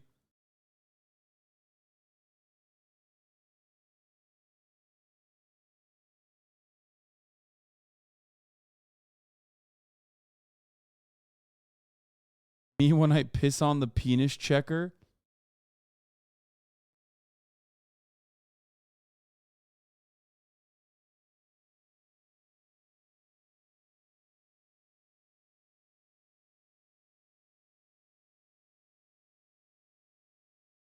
Well, that kind of happens when you get your physical. Yeah.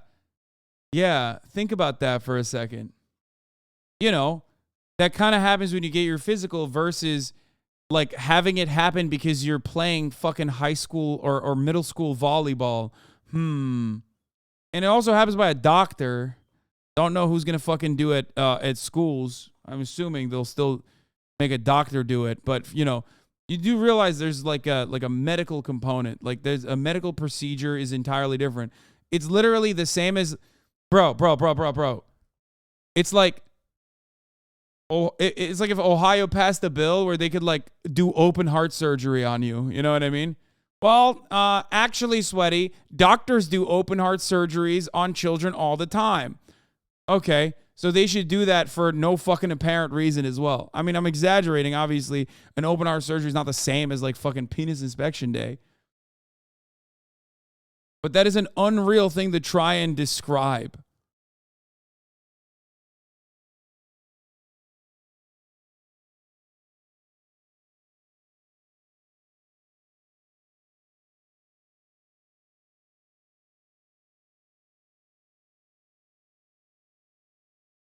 Kansas Republicans just overrode the Democratic governor's veto, enacting a new law that allows for forced genital inspection on children to make sure they're not transgender. Bro, like, I mean, you're a pedophile. I'm sorry. You're just straight up a pedophile. If this is your goal, if this is like the bill you're passing for like the 11 trans children that may or may not be interested in playing like fucking middle school sports, you're just a pedophile. Like, who do you think is going to get hit with this? Anytime a female athlete's performing, cis, trans, doesn't fucking matter. Oh, that's trans. That's a trans athlete. We got to bring them in. We got to bring them in for penis inspection day. See if they have a fucking penis. It's like, Just think it through. Please. Think it fucking through. Who does this help? Why does that have to happen? Do you think that this is a valid thing to do?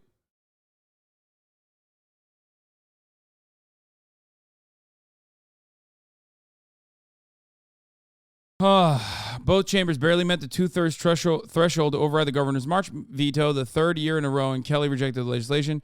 Kansas is now the 20th state to pass a transgender student-athlete ban into law. It sort of breaks my heart, Kelly said. It certainly is disappointing. I know that there's some legislators for whom this was a very, very, very hard vote, and I think that they will regret as they look back. Oh, man, they will regret. Oh, it was really hard for them.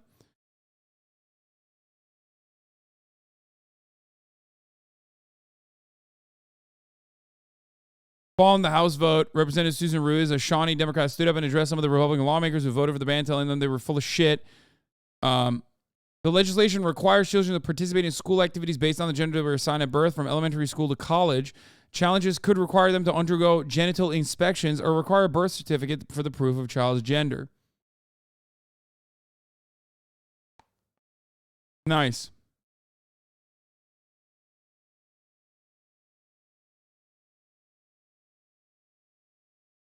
There are going to be constant trans investigations in every school, despite there only about probably being 5 trans athletes in the whole state. Exactly. Is one of the several pieces of legislation aimed at transgender use across the state, including a proposed Women's Bill of Rights that would ban transgender women from female designated spaces, and a bill that would block access to gender-affirming treatment for those under the age of 18.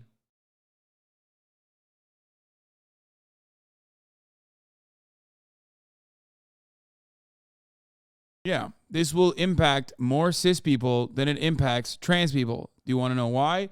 Because there aren't that many fucking trans people out there. There are a lot of cis people, though. And some of these fucking freaks are just going to go, oh, you're trans. Time to do a transvestigation on your fucking 12-year-old daughter. Have fun, Republican parents of 12-year-old daughters who happen to be, athletically competent.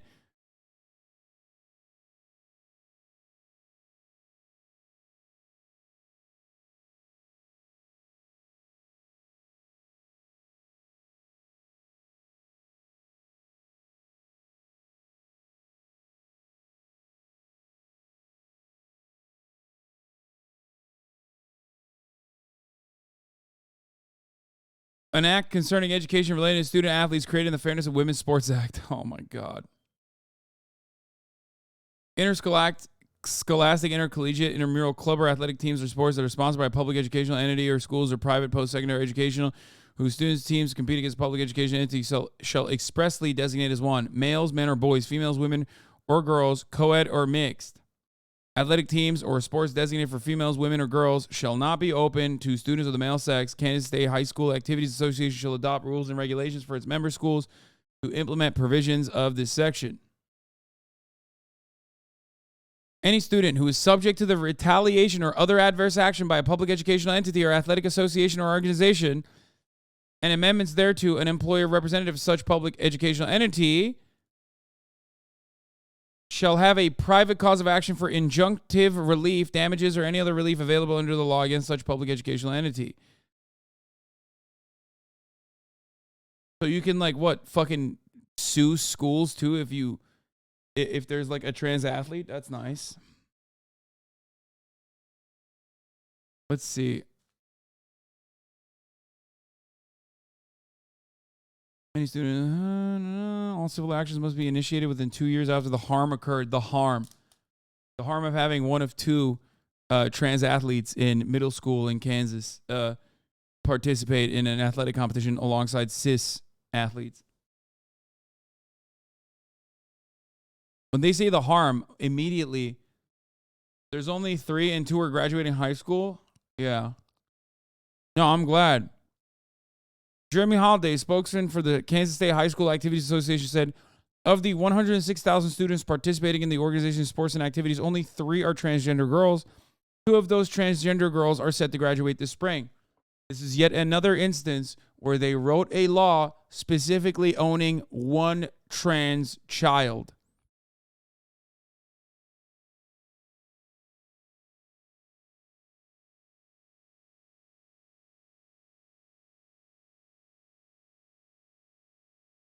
When this was going through Ohio, Columbus Dispatch did a lot of reporting on it. In a span of 6 years, Ohio only had 35 trans male athletes and 11 trans female athletes. Yeah. One. This happened in Utah. There was literally one girl in the entire state of Utah that was trans. One.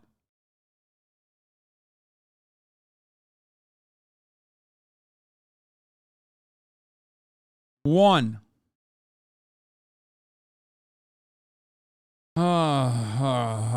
Where does it say who gets to do the fucking penis inspection?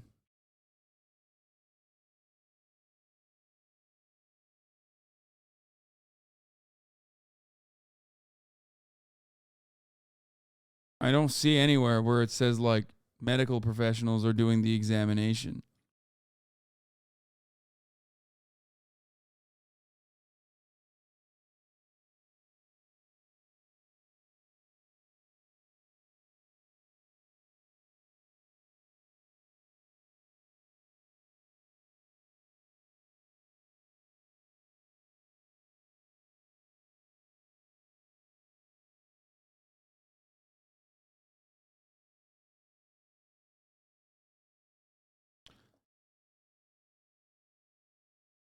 Usually the PE teacher does it. Yeah, no shot.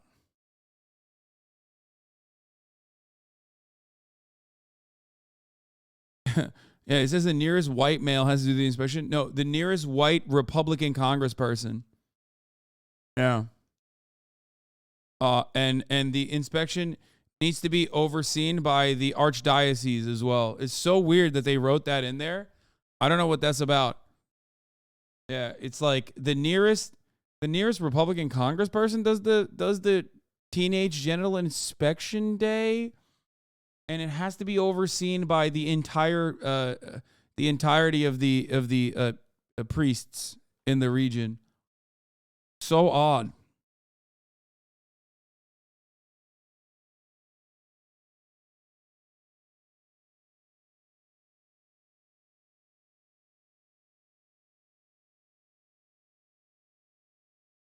Anyway.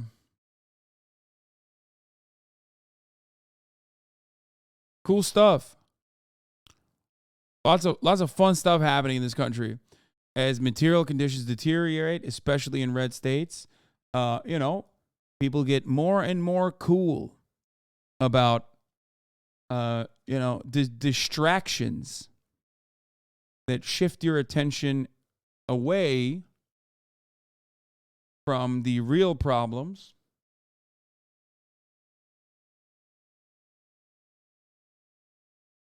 You actually have a 60 hertz monitor? No, my actual monitor is not 60 hertz. The monitor in Studio B, the second studio, is 60 hertz though. Okay? North Carolina lawmaker switches parties and gives Republicans unlimited power. There it is. A Democratic state legislator in North Carolina, this lady... You know what? Let's listen to the article. North Carolina lawmaker switches parties, gives Republicans unlimited power.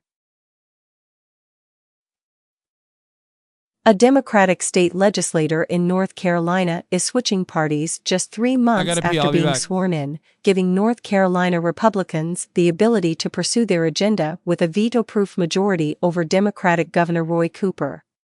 Representative Tricia Cotham's decision sparked fears that Republicans would use their new power to pursue legislation such as an abortion ban, in a state that's become an unlikely outpost for abortion access since Roe v. Wade was overturned last year. Cotham's switch was first reported by Axios Raleigh on Tuesday. She did not respond to a request for comment from Vice News Tuesday, but that afternoon, her staff cleared out her desk on the Democratic side of the aisle and she took her place on the Republican side. A press conference with Cotham and North Carolina Republican leaders was scheduled for Wednesday morning at the North Carolina GOP's Raleigh headquarters. Democratic Party leaders forcefully condemned Cotham's move. Representative Robert Reeves, the leader of Cotham's now former caucus, blasted her in a statement Tuesday afternoon, saying she betrayed her Democratic-leaning constituents and the values she campaigned for, and calling for her resignation. That is not the person that was presented to the voters of House District 112. that is not the person those constituents campaigned for in a hard primary, and who they championed in a general election in a 60% Democratic district, Reeves said. Those constituents deserve to know what values were most important to their elected representative. State Party Chair Anderson Clayton and Mecklenburg County Chair Jane Whitley called the switch deceit of the highest order in a joint statement, and also called on her to resign. Representative Cotham's decision is a betrayal to the people of HD 112, with repercussions not only for the people of her district, but for the entire state of North Carolina, the statement said. Cotham was elected to represent a district in the Charlotte area in November.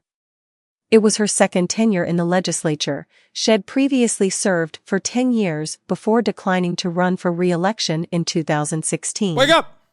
During her first tenure in the House, Cotham was a mostly liberal Democrat and vocally opposed Republican efforts to limit access to abortion.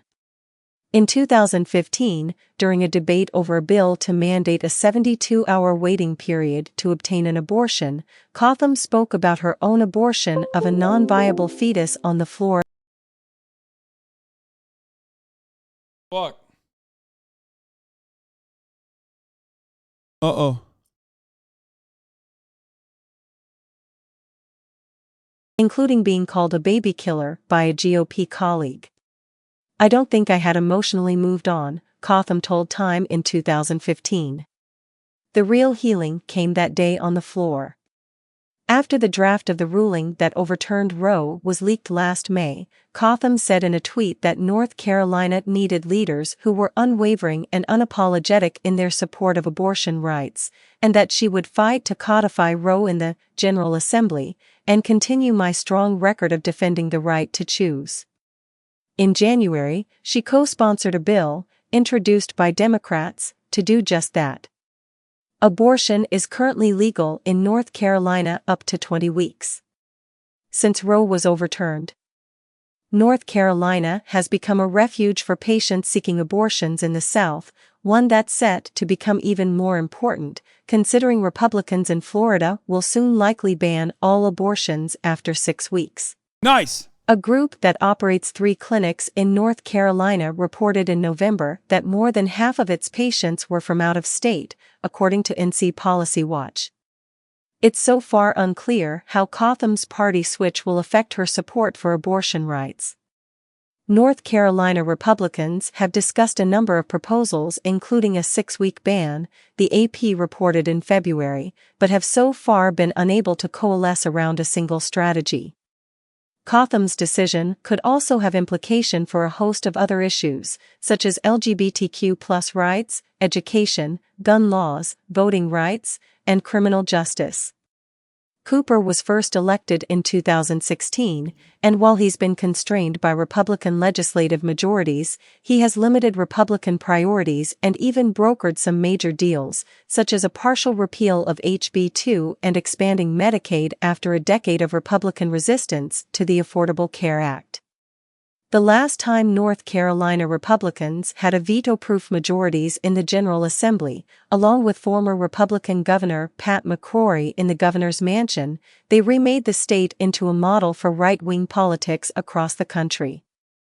Cotham had faced criticism from Democrats last week after she and 2 other legislators were absent during a vote to override Cooper's veto on a bill loosening gun regulations.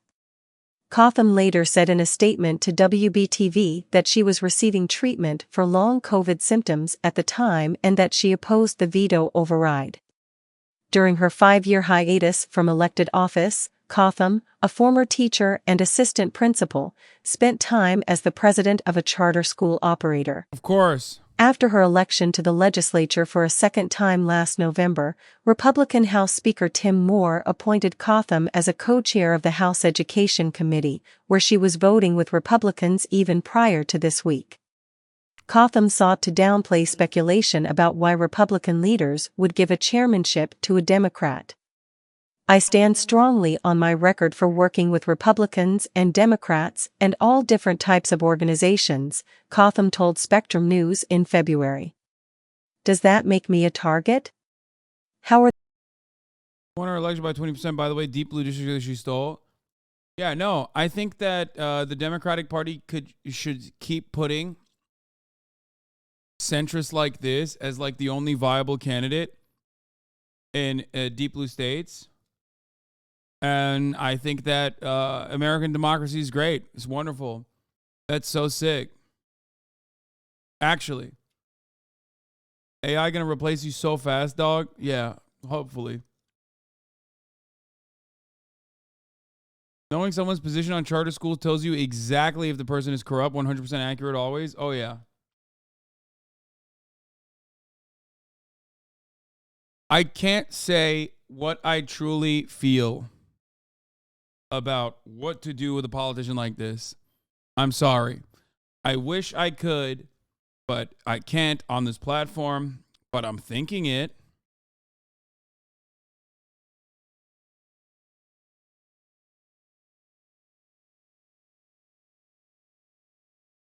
You know, I'm thinking it. You can't stop me from thinking those thoughts.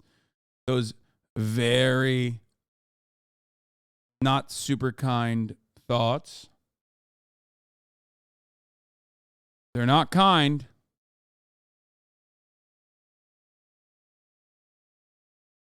I'm thinking that they should be subjected to a lifetime of top of the hour ad breaks, let's say, with no way of subscribing to avoid them. Because at the top of the hour, there's a 3-minute ad break. If you no longer want to see those ads, well, all you need to do is subscribe, which you can do for $5 or for free with a Twitch Prime. By connecting your Amazon Prime account to your Twitch account, you get 1 free Prime subscription a month. Use it on your favorite podcaster. Hopefully that's me. You know, you can also get gifted a sub if you're lucky. Don Lemon's misogyny has seen and exposed malicious texts mocking female coworkers and diva-like behavior. I'm not really all that interested in this. I'm kind of bored.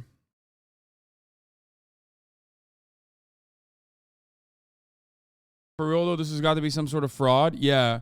Legitimately think the DOJ civil rights should investigate whether this was pre-planned and whether she defrauded voters. New North Carolina Rep. Tricia Cotham, who won election into a deep blue Charlotte area as a Democrat just 5 months ago, changed parties Tuesday, a move that gives Republicans a veto-proof majority.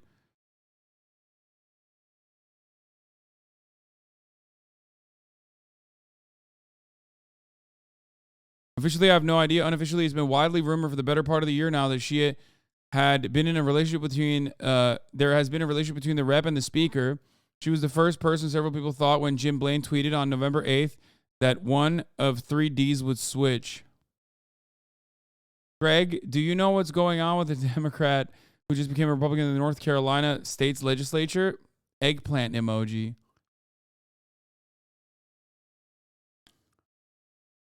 I don't know, dude. What the fuck is this? This is random. I don't think it's like sex. I don't think it's like a Kevin McCarthy style situation. Why is this video lit up so poorly? Number 5. Trayvon Martin, what's up? Oh! It's on. Trayvon? I hate looking at those watermelon eaters in my community. Yo! You're like, he's like, hell yeah. He's like, let me size you up. You look like a whole freak. What the fuck? You guys want me to watch this, bro? I can't watch this. What the fuck is this?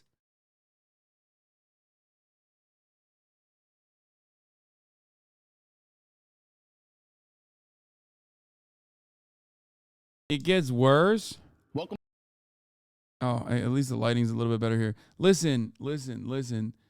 At worst, it's like, first of all, even if this video fucking absolutely sucks, no matter what happens, I'm gonna be a fucking white dude telling black content creators what and what not to do. I'm not even touching this with a 10 million foot pole. Are you fucking crazy?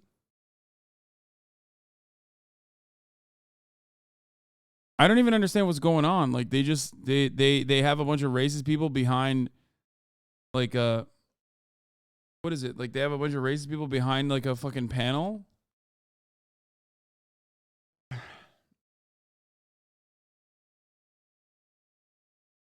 This is Kick IRL? Yeah.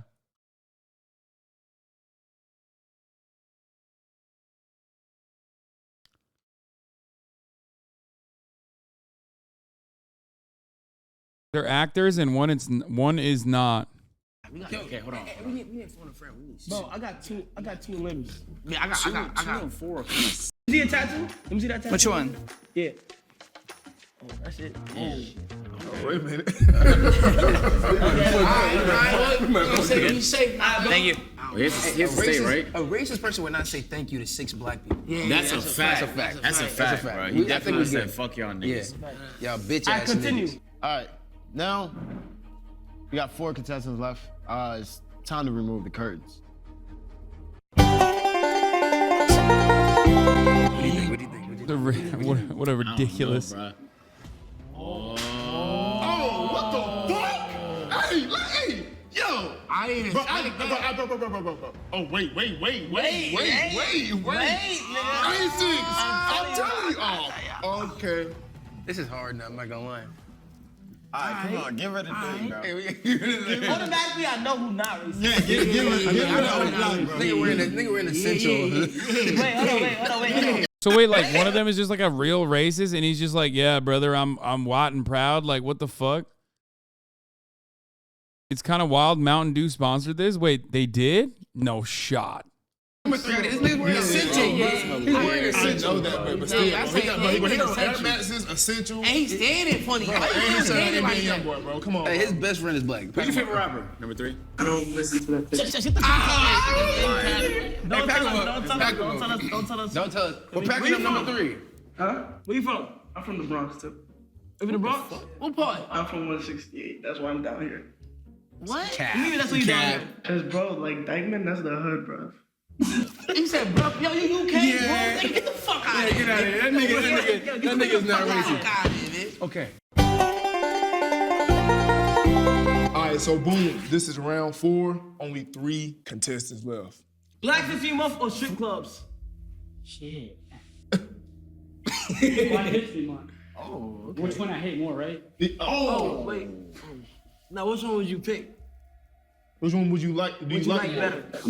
Bro, what the fuck? Dude, this video is insane. I don't even know what the fuck's going on with this video. I'm trying to understand it. I don't understand it. Do they ultimately find like who the real racist is or something? What the fuck? So the other guys are just like being fake racist? Dude, you can't tell me what words. Once you tell me I can't use one word, there's another word I can't Okay, that guy's the real racist, 100%. That's it. use. I got to stop it right there. I can't let you tell me what I can and can't say. Call me a and I feel that in my heart.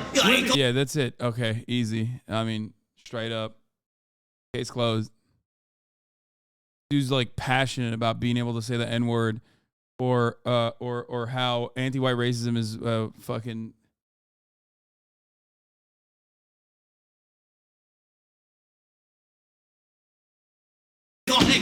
Whether you agree with it or not, you know what I am. if I gotta die over it, I'll die over it. Because I'm not letting that happen. Y'all act, it's bigger than a word. It's bigger than black and white.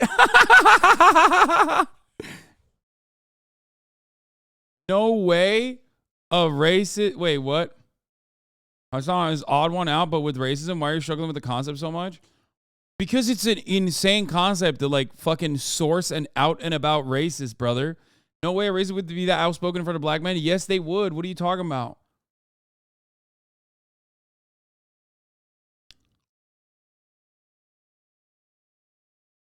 No, that guy's acting, I can tell. He is acting. He's the Meryl Streep. He's the white Meryl Streep if he's acting, okay? Because this is something I've heard a million times over. He's doing really good. It's freedom. But it's personal freedom. It's a problem it's with the bigger whole than way black of and life. white. Can't change overnight. It's telling people what but they got to throw a song where might as well go ahead and I can't let nobody do that. But he's not dropping N-word with a hard R. He's doing the polite version of the racism. Oh, he did?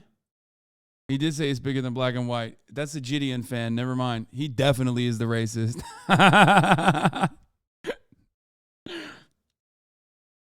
Wait. So look, I'm gonna tell you right here, right now.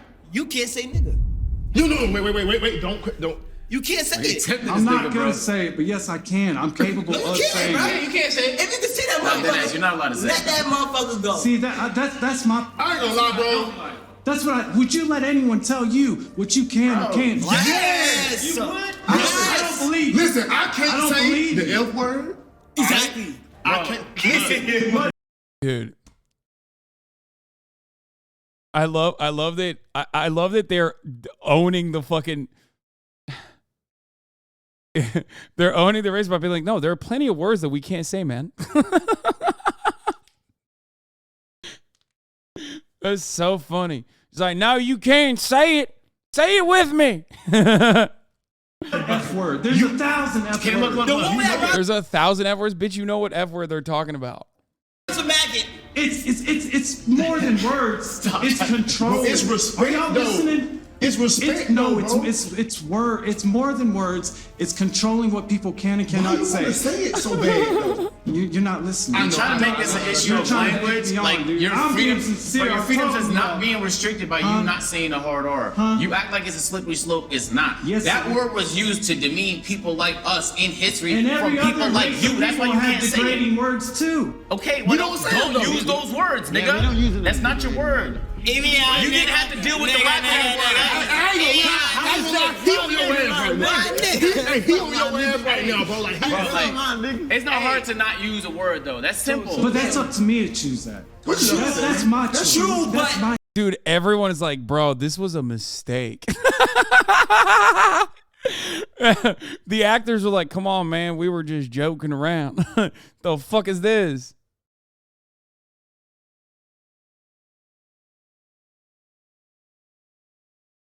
Chat was like, no, this guy's an actor. I've never seen somebody act this well, okay?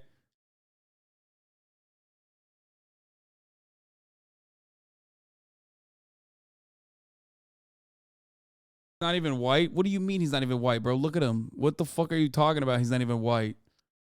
What?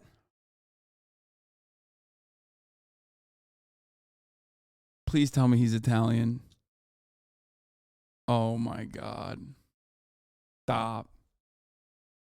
Chat, stop.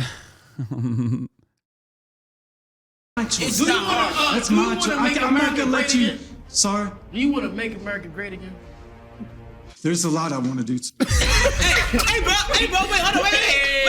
Hey, bro, I'm not gonna lie. Hey, bro, I like the way, like, you're openly honest about things, and I think you should come on. All right. He said, what?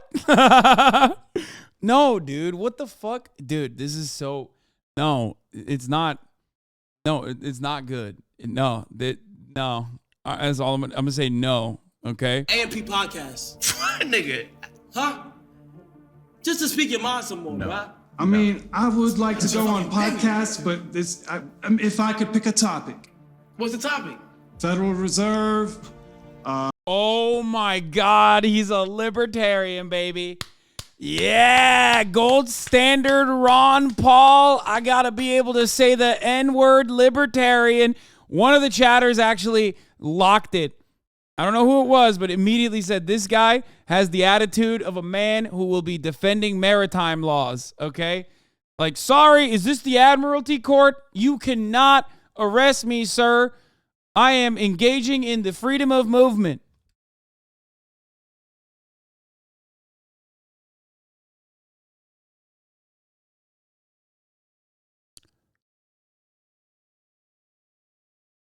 Yeah, he's got, actually, it's ephebophilia energy. That's like my favorite. That's my favorite argument because it's like, no, listen, it's a different kind of pedophile. Still a pedophile, just a different kind of pedophile, okay? Like, what the fuck? What is this hyper-specific argument? You're like, actually, I don't think you understand. It's a different kind of pedophile, okay? Rothschild, centralized banking. That shit sound boring as shit. See, we're Let's do it. Did you know may I have the floor? Go ahead, talk. Did you know the first slaves in America were white? Have you ever heard of the Ottoman slave trade? Oh! Yo, he's coming after me! Hey! Chill. Listen. Everybody calm down. Everybody calm down! This guy he's hitting all the high notes, dude. He hit the fucking Ottoman slave trade. Dude, white people are so crazy. You enslave them one fucking time, and then, oh my God, they never give up on it. Even if it's not chattel slavery, even if it's not chattel slavery, holy fuck, they have not stopped. It's like, bro, you're like Irish. What the fuck are you talking about? Just talk about the British, idiot. Like, why are you talking about fucking what happened to the Balkans? Jesus Christ, dude.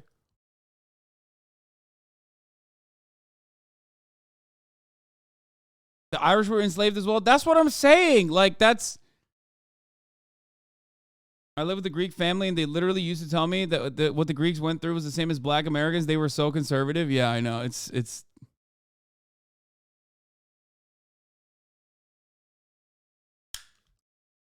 That's a clip. You enslave white people one time. I mean, I'm joking, but I can't wait for the fucking Nazis to get a hold of that and be like, oh my God, remember what, dude, never forget the Janissary program. Like, bro, you literally live in Iowa and your ancestral roots go back to Germany. Like, what are you talking about? You don't understand, brother. I got intergenerational. Matt Walsh literally did a video and you talking about the Ottoman slave trade. He did? Oh, that's awesome. I never watched it.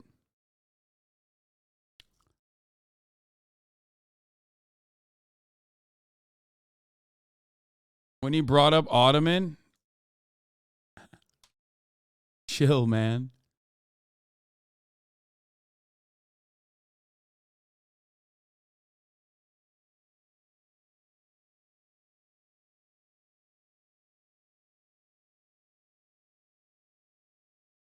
You did the Ifiba file thing, but for slavery? No. You got it all wrong. It's a different kind of slavery.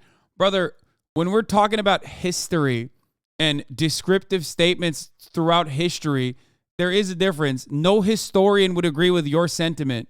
You understand that, right? Like, it's not me being Ottoman or anything like that. Yeah, it is different.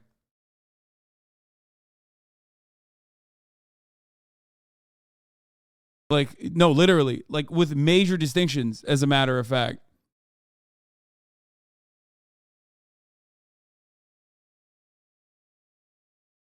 For the record, indentured servitude and chattel slavery are very different, even. You know?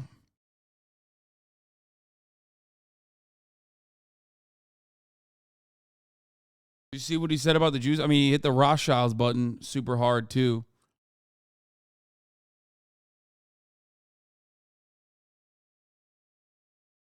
Oh, here comes the whites were slaves too. Discourse, get me the hell out of here. I can't take it. I know, dude. It's awesome.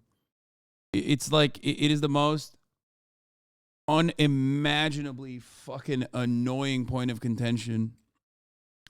And then people will be like, dude, you don't understand. Like, I have intergenerational trauma. Like, you're being, it's literally, it's basically German descendants who have nothing to say or do about it that cannot comprehend contemporary implications being virtually fucking non-existent, unless you're talking about like the Balkans or some shit. Okay?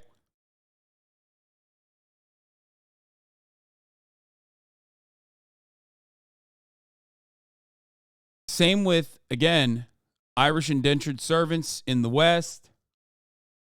It's just like, it's a way for white people to be like, no, actually, like, we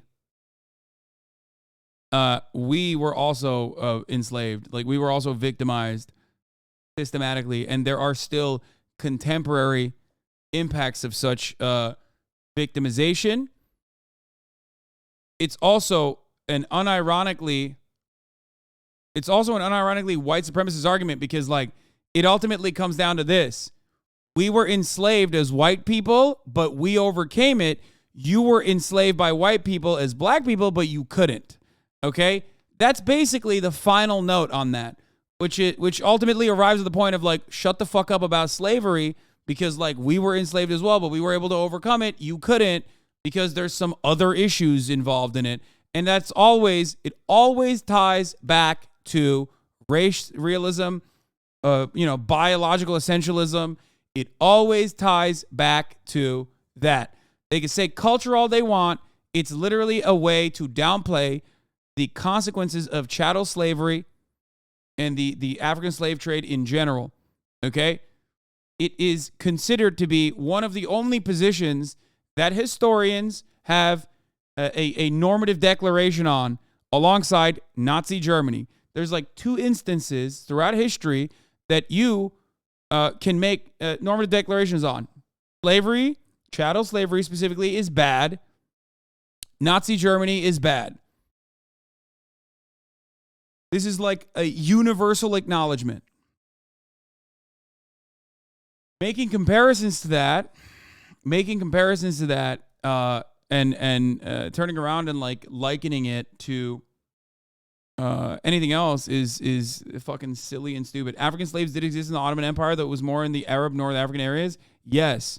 And also the comparison is laughable. Like they had in the Ottoman Empire, they had African slaves, but nowhere near the same as like chattel slavery. Nowhere near. There's a reason why there aren't a massive number of Afro-Turks. But yes, of course, most cultures, most imperial, most empires have engaged in some level of slavery.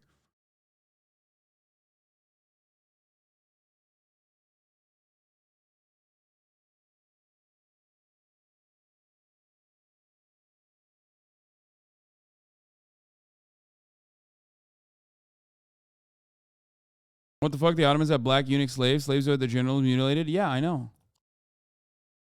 Yeah.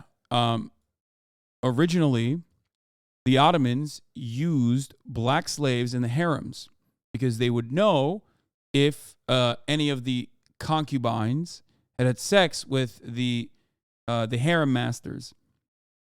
I don't know what the English word is. Then some of the concubines ended up having half-black children. They realized that it was not working in that way, so they were turned into eunuchs. Yeah, it was gruesome. It was disgusting. It was horrific. Absolutely. Are there Afro-Turks though? Yes, I believe there is a incredibly tiny group of Afro-Turks that live around the Aegean Sea in Izmir, I think, like in a surrounding region of Izmir, but like very, very small number. Or is it in Muğla? Oh, I thought it was around Izmir.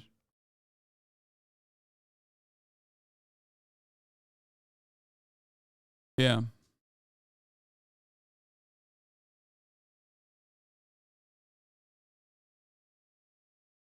There was even a black eunuch who became the Sultan's most important official that managed the harem in the 17th century. Yeah, the major difference between, and this is not in any way, shape. Oh, Muğla also in Izmir. Bodrum. I was thinking Bodrum for some reason. The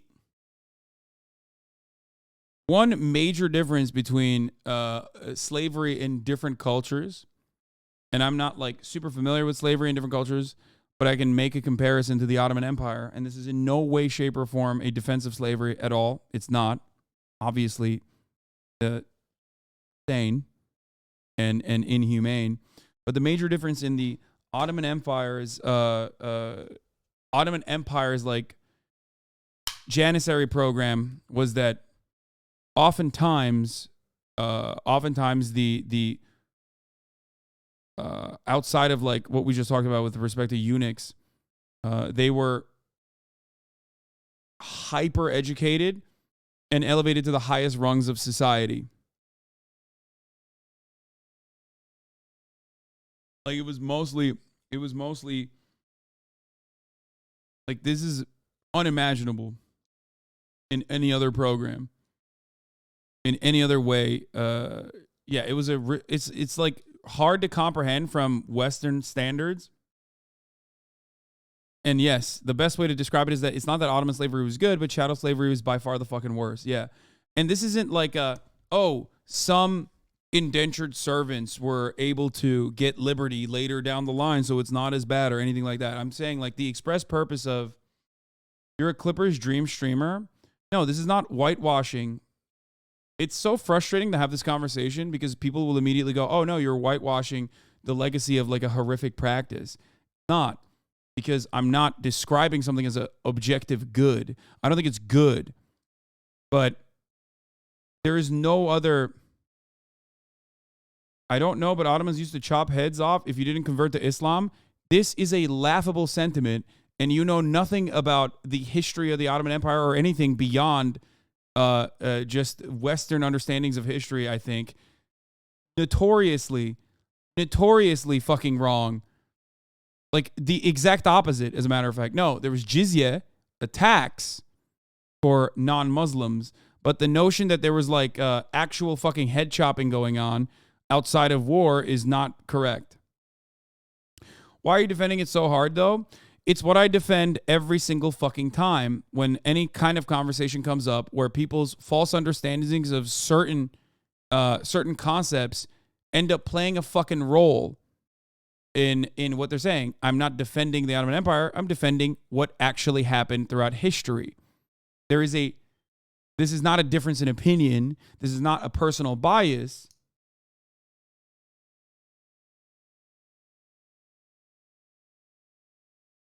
It's what is the truth. You're trying to describe something to me, or you're trying to you're trying to tell something that is false otherwise. And it's just not true. And now you're being purposely obtuse to make it seem like I'm defending something. Didn't slaves in the Ottoman Empire often rise to be rulers in the ruling class of society, but were still slaves? Yes.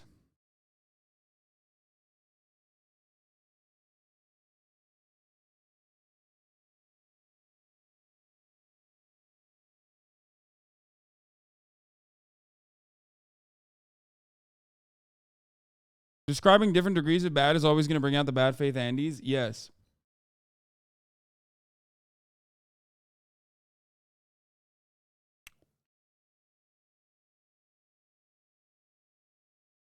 I mean, what the fuck are you supposed to do when people are constantly saying what America did and what the Ottomans did is a distinction without a difference? I know. It's very frustrating.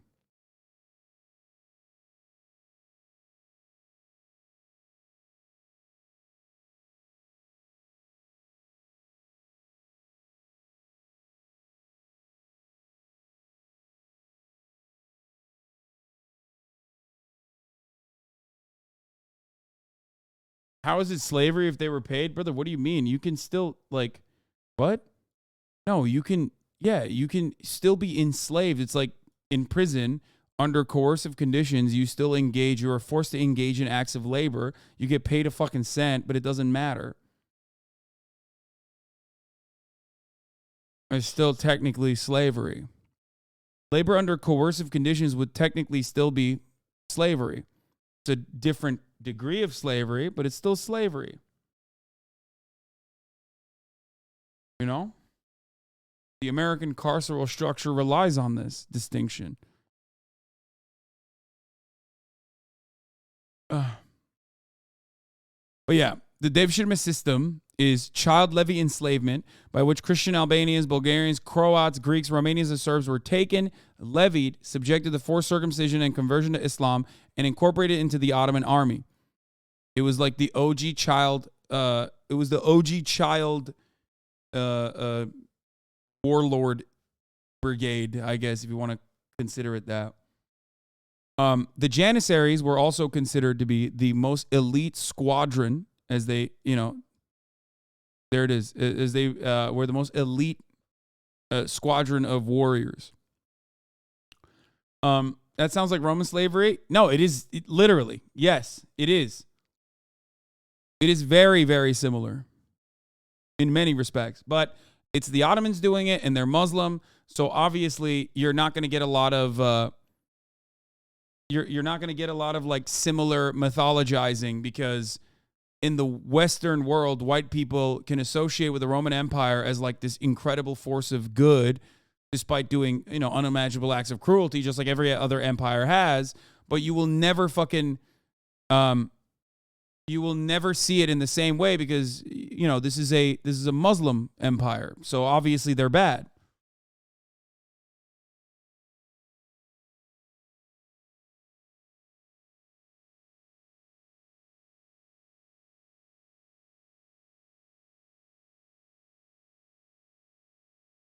They became famed for internal cohesion cemented by strict discipline and order. Unlike typical slaves, they were paid regular salaries, forbidden to marry before the age of 40 or engage in trade. Their complete loyalty to the Sultan was expected. Also, another fun fact from a labor historian perspective, Janissaries were one of the first formations of united labor action and collective bargaining in a process where they would, this was called kazan kaldırma, they would eat out of these gigantic fucking cauldrons. This massive military force that is tasked with protecting the empire, the protecting the emperor. Okay, they would eat out of these massive cauldrons. So at times of austerity, when there wasn't enough wealth in the coffers to pay them the regular wages that they were due, they would get together and basically do something similar to a strike, where they would take those massive cauldrons and flip them. That's what kazan kaldırmak means in Turkish.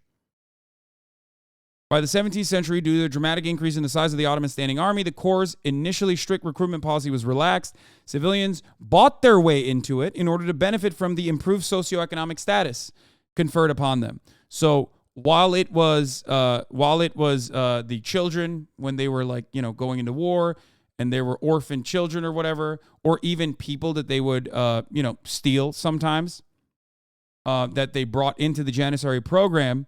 People would literally bribe their way into the Janissary program, specifically because of the upward social mobility that they got from being a part of the Janissary program. People would basically bribe so that their children could get into it, in order to benefit from the improved socioeconomic status.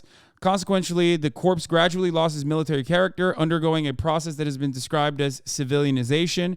The Janissaries were a formidable military unit in the early centuries, but as Western Europe modernized its military organization and technology, the Janissaries became a reactionary force that resisted all change. Steadily, the Ottoman military power became outdated, but when the Janissaries felt their privileges were being threatened, or outsiders wanted to modernize them, or they might be superseded by their cavalry rivals, they rose in rebellion.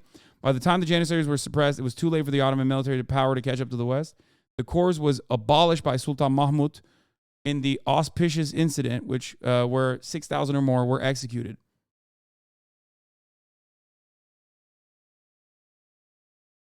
Even Dracula's little brother, after they became wars of the Ottoman Empire, was like, this place rocks. I'm learning so much. And Dracula was old enough to be bitter and hated it. Yeah.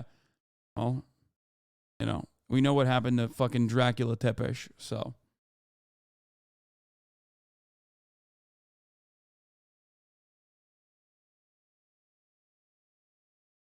Also, chattel slavery wasn't just horrific because we didn't get paid. It was also because of the dehumanization, the forced westernization, the fact that we were stripped of our heritage. Women were raped regularly, and the breeding farms that popped up after the transatlantic slave trade was abolished, so and so forth.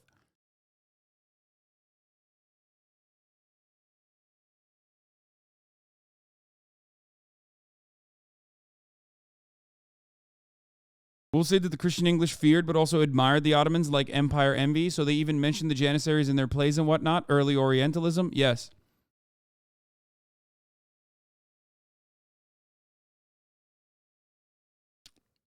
From the 1380s to 1648, the Janissaries were gathered through the Devshirme system, which was abolished in 1648. This was the taking, enslaving of non-Muslim boys, notably Anatolian and Balkan Christians. This is why a lot of Christians will talk about like the Christian slave trade, the anti-white, anti-Christian slavery that happened in the hands of the Ottoman Empire. Jews were never subjected to Devshirme, nor were children from Turkic families. There is, however, evidence that when Jews tried to enroll in the system, Jews were not allowed in the Janissary army, and so, in suspected cases, the entire batch would be sent to the imperial arsenal as indentured laborers.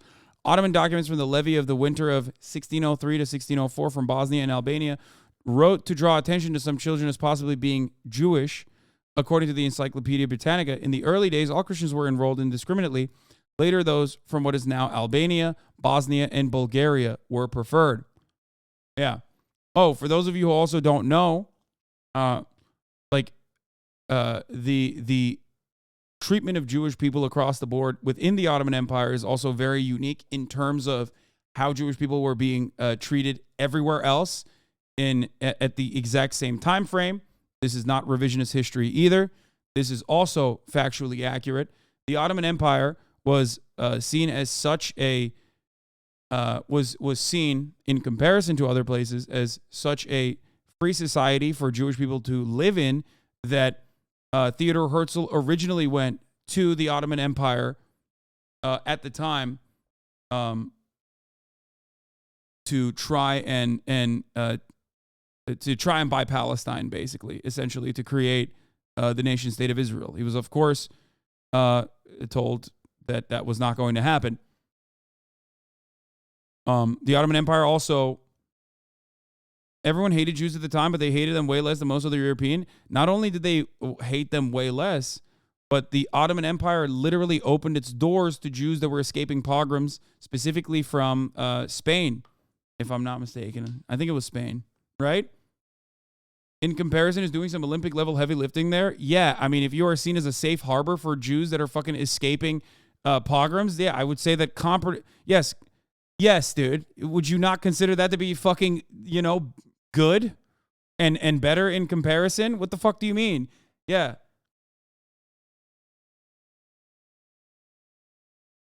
Like, really? You're gonna sit here and be like, wow, this is fucking real bullshit here that you would mention that. Yes.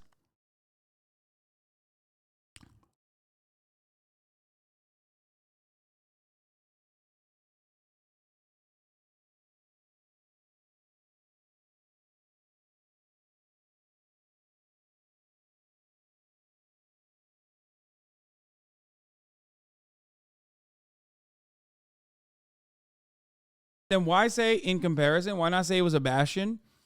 Because it's a different time, and ultimately, obviously, in comparison to like today's conditions, it was still worse overall. So, I'm not like the foremost historian on. Wait, what? Your misunderstanding is not my fault, you fucking dingus. That's insane that you got mad at me for literally grabbing on, latching on, acting like you know better, getting fucking owned in the marketplace of ideas, and then subsequently doubling down by making it my fault. That's an insane problem on your end, not me. What the fuck? This says a lot about you that I was forced to have the most cynical interpretation of everything you're saying. Take a breath and reconsider the way you're, analyzing the things I'm saying.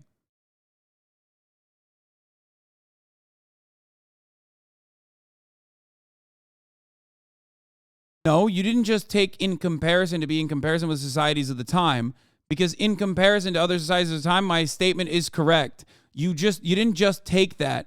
In comparison is doing some Olympic heavy lifting here implies that you had a more cynical interpretation of what I was saying. You thought I was actually trying to make the situation out to be better than it actually is, because in your mind, you thought Ottoman Empire must be fucking also doing pogroms on the Jews, clearly, because you're a cynical shit. That's fine, okay? But just like reconsider how you interpret information, okay? And don't try to fucking hide behind semantics purgatory in the way that you're doing. You're doubling, tripling, quadrupling down right now, specifically because you feel embarrassed. Stop. It was your fault. It is your own moral compass and your own lack of information on this issue that led you to think in the most cynical way possible. Okay?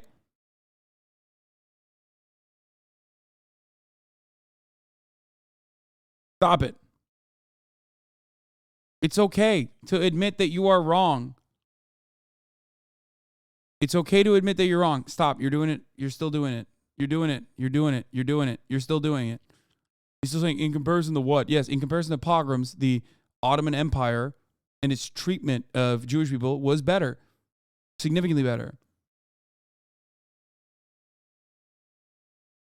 And then I was specific, and you're still doing, okay, fuck you, suck my cock, you fucking idiot. God damn it.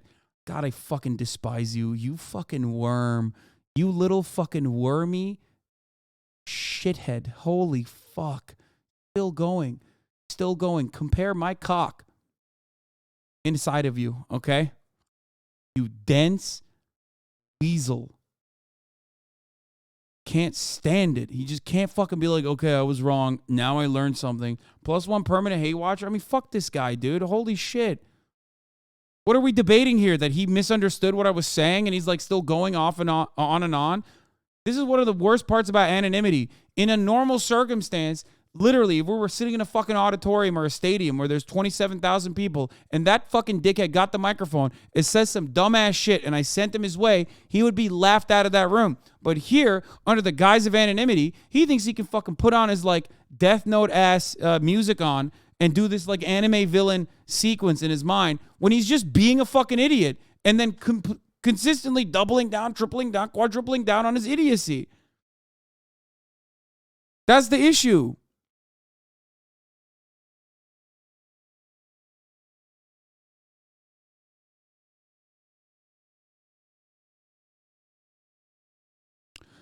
Anyway, the Janissaries were a couple kulita, door servants, or slaves of the port, neither freemen nor ordinary slaves. They were subjected to strict discipline, but were paid salaries and pensions upon retirement and formed their own distinctive social class. As such, they became one of the ruling class of the Ottoman Empire, rivaling the Turkish aristocracy. The brightest of the Janissaries were sent to the palace institution. Through a system of meritocracy, the Janissaries held enormous power, stopping all efforts to reform the military. Okay? Mimar Sinan is an architect, one of the most famous architects in Ottoman Empire history, one of the most famous architects of all time. There are schools dedicated to his name. Mimar Sinan was a part of the Devshirme program. Here. And he is not unique in this component, is what I mean. He's the civil engineer for Sultan Suleiman the Magnificent, Selim II, and Murad III. He was responsible for the construction of more than 300 major structures such as Selimiye Mosque in Edirne, Kanuni Sultan Süleyman Bridge in Büyükçekmece, Mehmet Pasha Sokolovich Bridge in Visegrad, and other more modest projects such as madrasas, külliyes, bridges, etc. His apprentices would later design the Sultan Ahmet Mosque in Istanbul and the Stari Mosque in Mostar. Son of a stonemason, he received a technical education and became a military engineer. He rose rapidly through the ranks to become the first an officer and finally a Janissary commander with the honorific title of Sinan. He refined his architectural and engineering skills while on campaign with the Janissaries, becoming an expert at constructing fortifications of all kind, as well as military infrastructure projects such as roads, bridges, and aqueducts. At about the age of 50, he was appointed as the chief royal architect, applying the technical skills he had acquired in the army to the creation of fine religious buildings. So he's a janitor, big whoop. What? A janitor?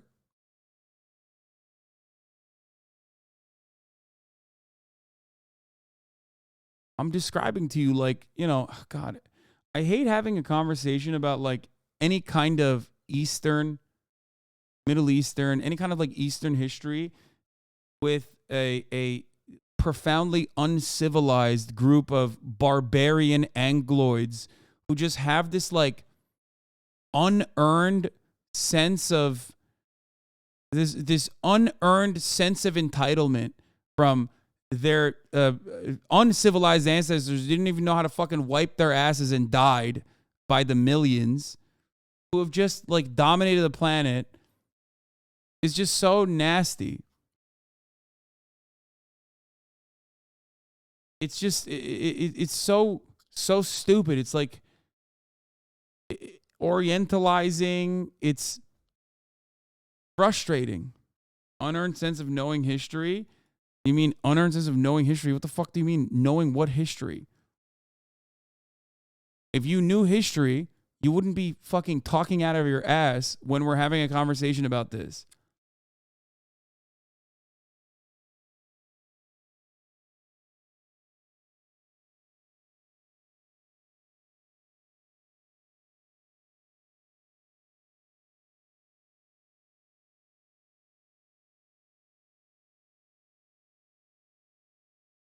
Not you, Goofy, the barbarians. Oh. Oh, you're saying that it's unearned in the sense that, like, they think they know history, but they don't.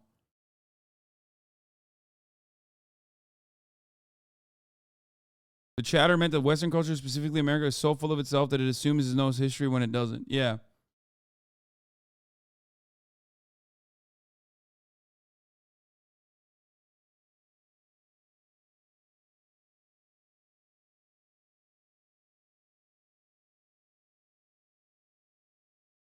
I go through your exact emotional crisis every time I'm forced to speak to a white person about Chinese history. Yeah. It's like, I think one of the funnier aspects of Ottoman Empire shit is that, like, it's basically like a lost sense of disdain towards the Ottomans that Europe still sometimes holds on to. You know what I mean? That's why it's always funny when, like, European people hold it up.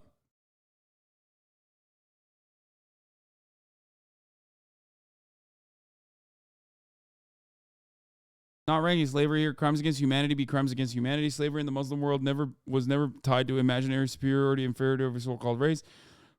Muslim leaders were more concerned about what you believe rather than what you look like. Jews and Christians and other Muslims were okay if they pay more taxes, jizya. Other beliefs, not so much.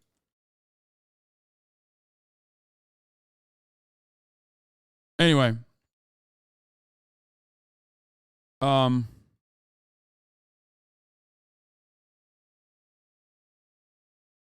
I think his, if I'm not mistaken, I think his dad, didn't his dad, like, put him into the Janissary program? Sinan had either Armenian or Greek origin. One argument lends credence to his Armenian or Greek background as a decree by Selim II. Oops. Which grants Sinan's request to forgive and spare his relatives from the general exile of Kayseri's Orthodox communities to the island of Cyprus. This decree was published in the Turkish journal, Türk Tarih Encümeni Mecmuası. Godfrey Goodwin stated that after the Ottoman conquest of Cyprus, when Selim II decided to repopulate the island by transferring Rum families, the Karaman Eyalet, Sinan intervened, the Karaman state. Sinan intervened on behalf of his family and obtained 2 orders from the Sultan and Council and exempting them from deportation. A few scholars hold that Sinan had possible Albanian or Jewish origin. A local tradition in the village of Shiroka Laka holds that Sinan was of Bulgarian origin and his family came from that village. Turkish scholars believe that Sinan's family was Christian Turkish.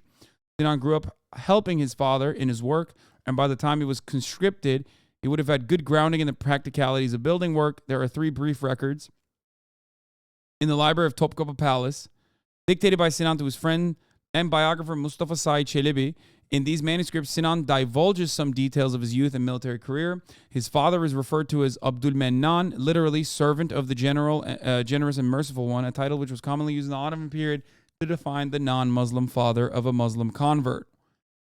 He was conscripted into Ottoman service under the Devshirme system. He was sent to Constantinople to be trained as an officer of the Janissary Corps and converted to Islam. He was too old to be admitted to the Imperial Enderun School in Topkapı Palace. But yeah, one other component of the Devshirme process was that it was like, I mean, obviously it was distorted, and there's no such thing as like true meritocracy, but it did have a meritocratic approach. I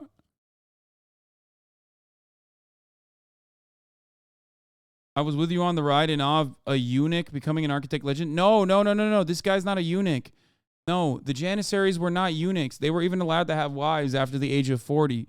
No, the eunuchs only were one specific group of people that worked inside of the harems. Everybody misunderstood me.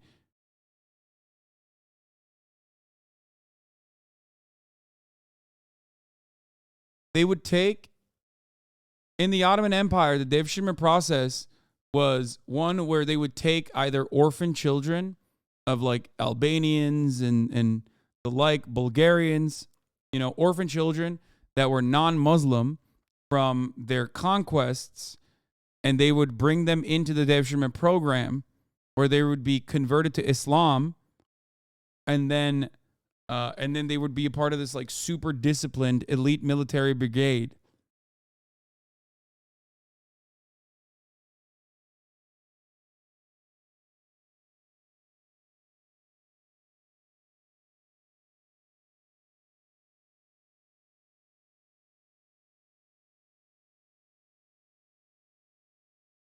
Now, knowing a little bit more about, literally no one but that chatter misunderstood you, goddamn. Now, like I said, knowing what you know about this process, including like individuals that were paying their way, bribing their way into trying to send their children into the process, not that it was a good one, regardless, you making a comparison between this and chattel slavery is just at best simply a mischaracterization, and at worst, nefarious, cynical, and undermining the true horrific and devastating impacts of chattel slavery.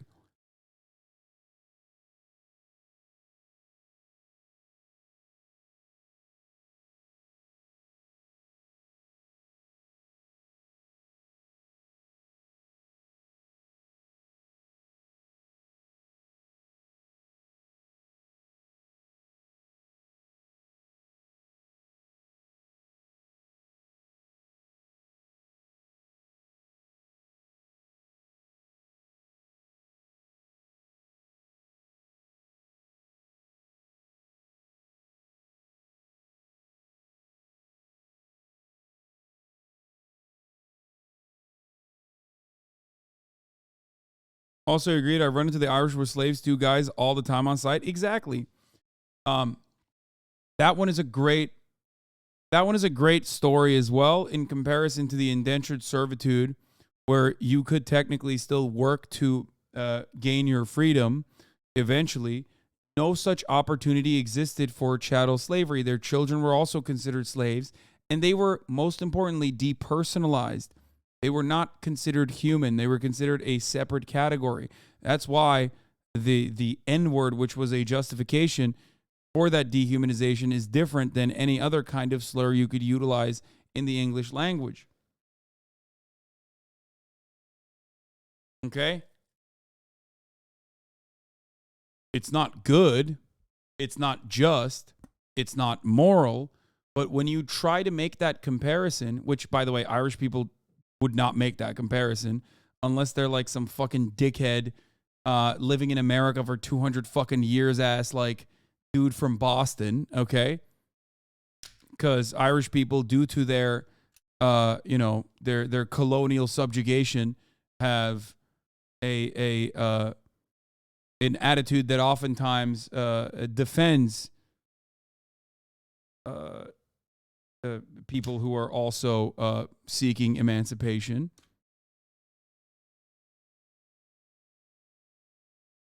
But there's a reason why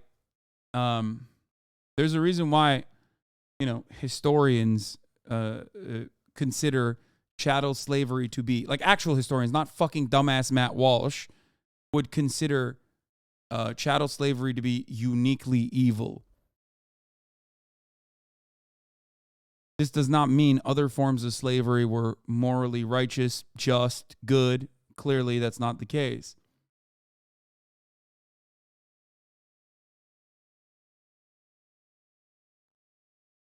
You know me, Chad. I got that drip. I'm dripped. Streamers by Balenciaga. Dude, I saw the Harry Potter Balenciaga thing. It was awesome. You know me, Chad. I got that drip. I'm dripped out of the wazoo. I got that Balenciaga. 1,000 stones, dude. No joke.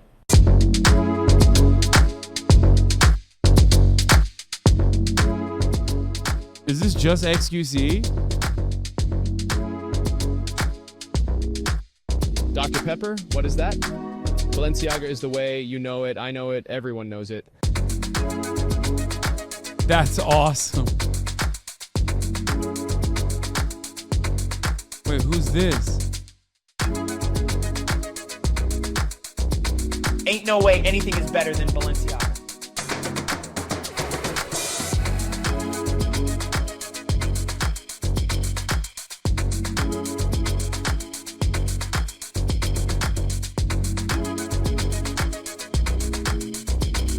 Like the first one was Kai. You cannot escape Balenciaga, just like you cannot escape capitalism.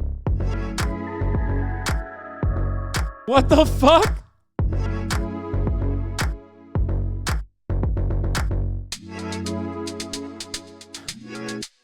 Why am I wearing the lamest fits, bro? That's bullshit.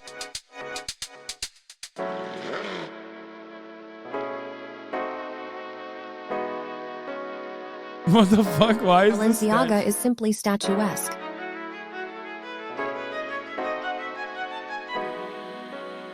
The one that was awesome was the Balenciaga Harry Potter one. That shit was awesome. The Harry Potter Balenciaga one is insane, dude. It's probably the best shit post I've ever seen. Let me see if I can find it. Oh, it came up immediately. Dude, look at this. Look. That one is like a cut above anything else, okay? You are Balenciaga, Harry.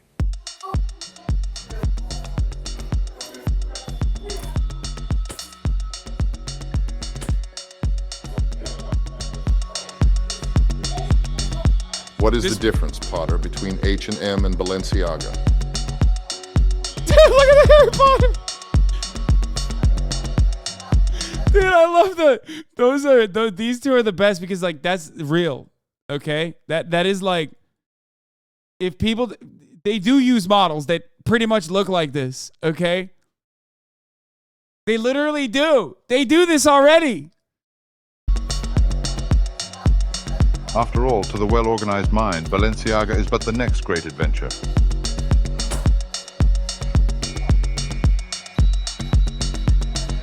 You'll soon find out that some fashion is better than other, Potter.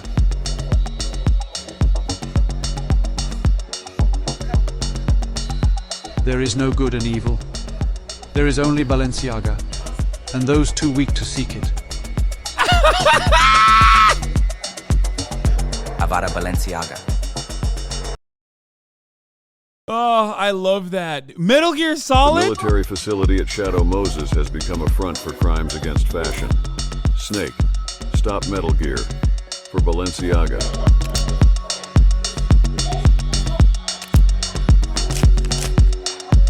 I will not stop until I save the world. And Balenciaga.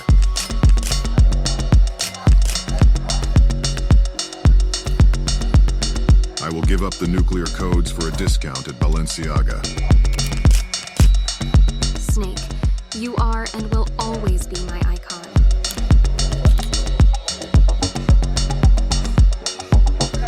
Do you think fashion can bloom on the battlefield?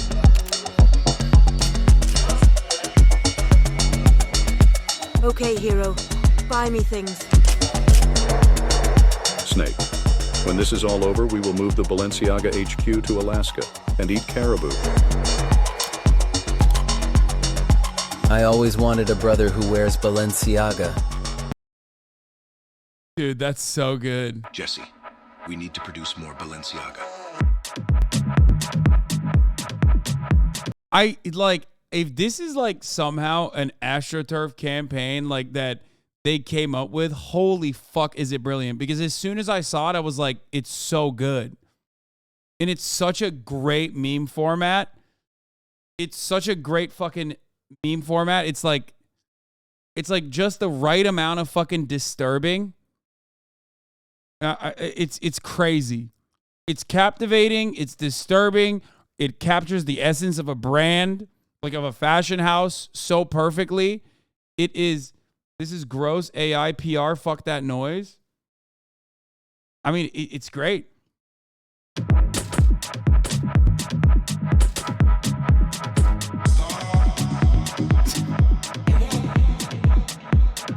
And it's always like just subtle nod. Clearly his taste in women is the same as his taste in fashion. Only the very best, with just a right amount of dirty.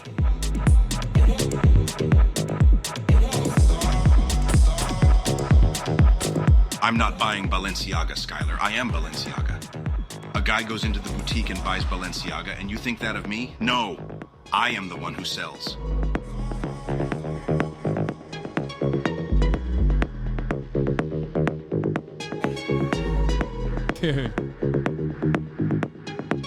Shut the fuck up and let me wear it in peace.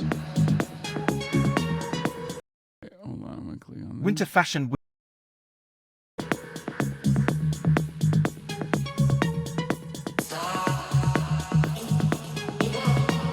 Fuck AI. What the fuck is this chat saying? They're literally defending capitalism. AI is not capitalism.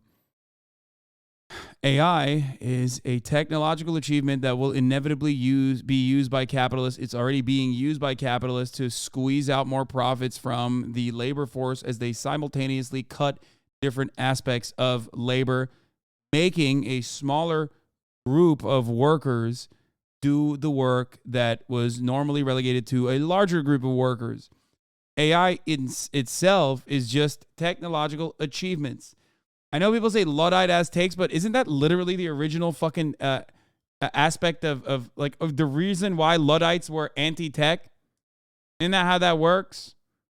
Because they were worried about the top of the hour ad break, which comes at the top of every hour. And they were sick. They were terrified that like if technology improves dramatically, then there will be a top of the hour ad break. And then there will be no methods to avoid said top of the hour, except there are methods to avoid the top of the hour, like a $5 a month subscription or a free one in the form of a Twitch Prime. By connecting your Amazon Prime account to your Twitch account. Or by getting gifted a sub if you're lucky to use a 3-minute ad break now. Exactly. That's what I thought. Yeah. AI art is automated intellectual and creative theft on a mass scale. Yes. Just like what I said originally about AI art, it can be utilized by humans, artists even.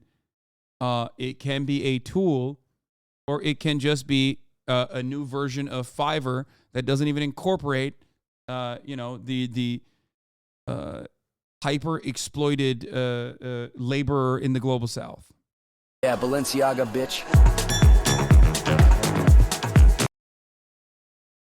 A lot of people say Luddite as if technology isn't obliterating the planet. Tech isn't inherently positive. Dude, I'm not an anarcho-primitivist. I think tech is inherently positive. It's what you do with the tech.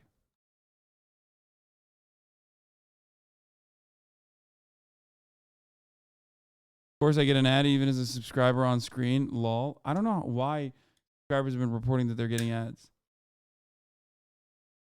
Week is coming.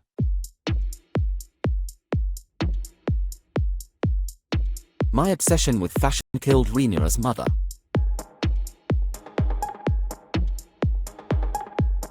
Everyone who isn't Balenciaga is an enemy.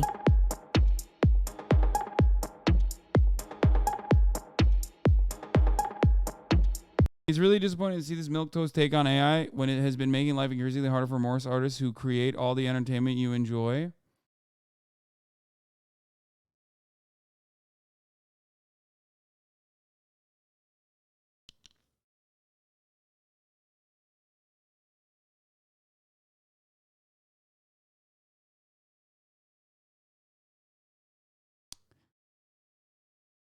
There is no aspect of art that isn't derivative. All art is inherently derivative. It rides on the laurels of art that came before it. AI is frustrating to artists because it's not created by someone who has toiled individually to learn the techniques, the basics. It simply takes and spits it out. That's the major problem with AI art.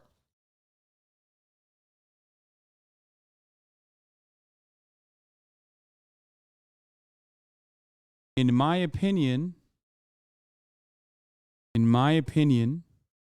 ultimately, no matter how much information you feed a machine, there is a component within humanity that always transforms a work of art into something different, something that makes you feel things. Okay?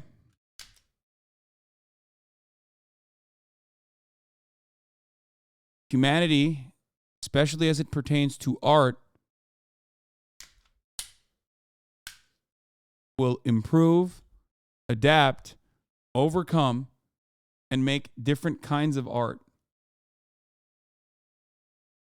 You are not angry at AI. You are angry at capitalism. You are not angry at technological improvements. You are angry at how those technological improvements are weaponized, not even utilized, in certain instances, weaponized.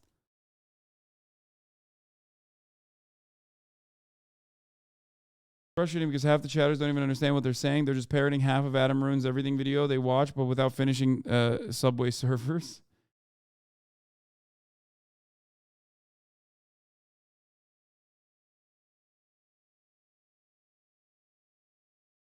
Matrix by Gucci. Don't think you are Balenciaga. Know you are Gucci. This is so dumb.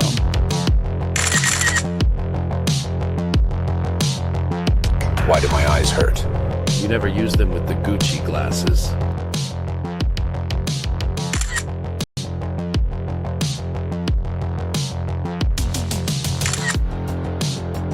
It's so stupid. You hear I that, love Mr. it. Anderson? Gucci is the sound of inevitability.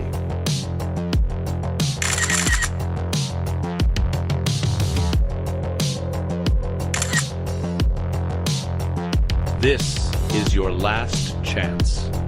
After this, there is no turning back. You take the blue pill, the story ends, you wake up in your bed and believe to Gucci. You take the red pill, you stay with Balenciaga, and I show you how deep the rabbit hole goes. No, John Wick isn't Balenciaga. He's the guy you sent to create Balenciaga show. This one sucks. Some of these are so trash. This I've one's been not hearing good. rumors, Jonathan. They say you're back for Balenciaga show. They say you're thinking of returning to the fold.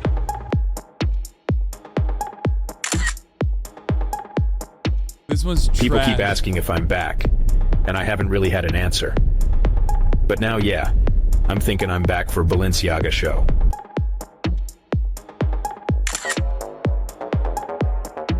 The Bowery King is dead. Long live. That one. This one's trash. Presented Dobby with Balenciaga. Dobby is free. It's so good. Okay, this one's the best one, dude. The Harry Potter one's the best one. There's some who'll hold it against Balenciaga, but they're not worth bothering with.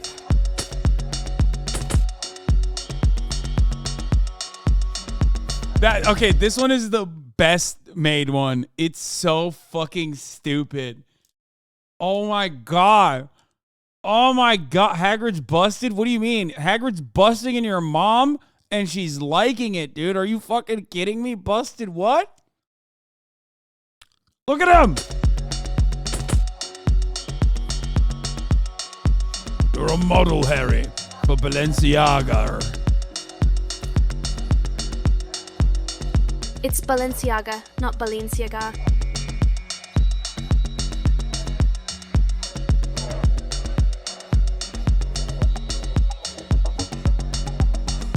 What's life without a little Balenciaga?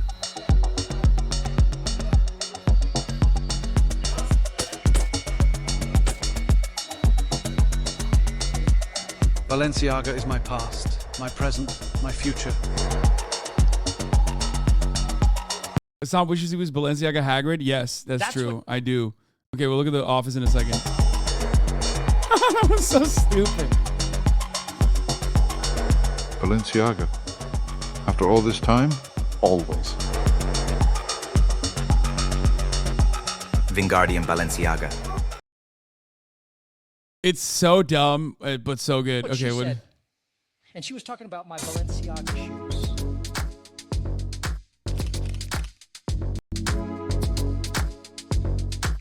Dude, Michael Scott fucks, dude. Look at him. Also, this is a really random, like, actually take, but this is way more Balmain than Balenciaga, okay? Get your fucking game up, whoever made this. I see a lot of that, and this distinction needs to be made here, okay? I declare my love for Balenciaga.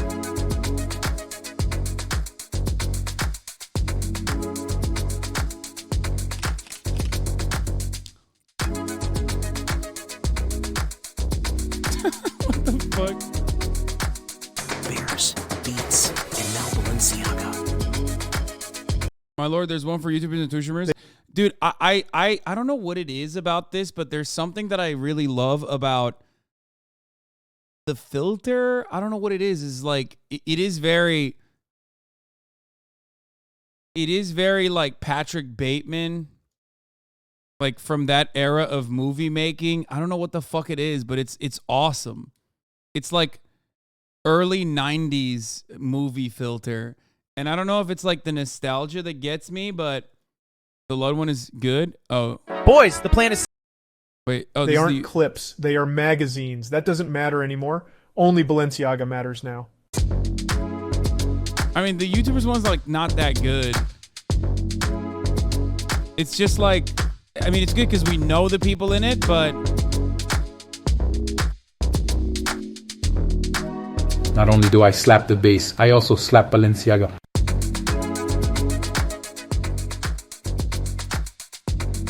Looks like some of the last film cameras where they switched to digital. Would have put all of these on his Tumblr. Hasan, I'm an international fashion superstar. Trust me when I say this. No one wears Balenciaga better than I do. It's not committing hard enough? Yeah, I agree.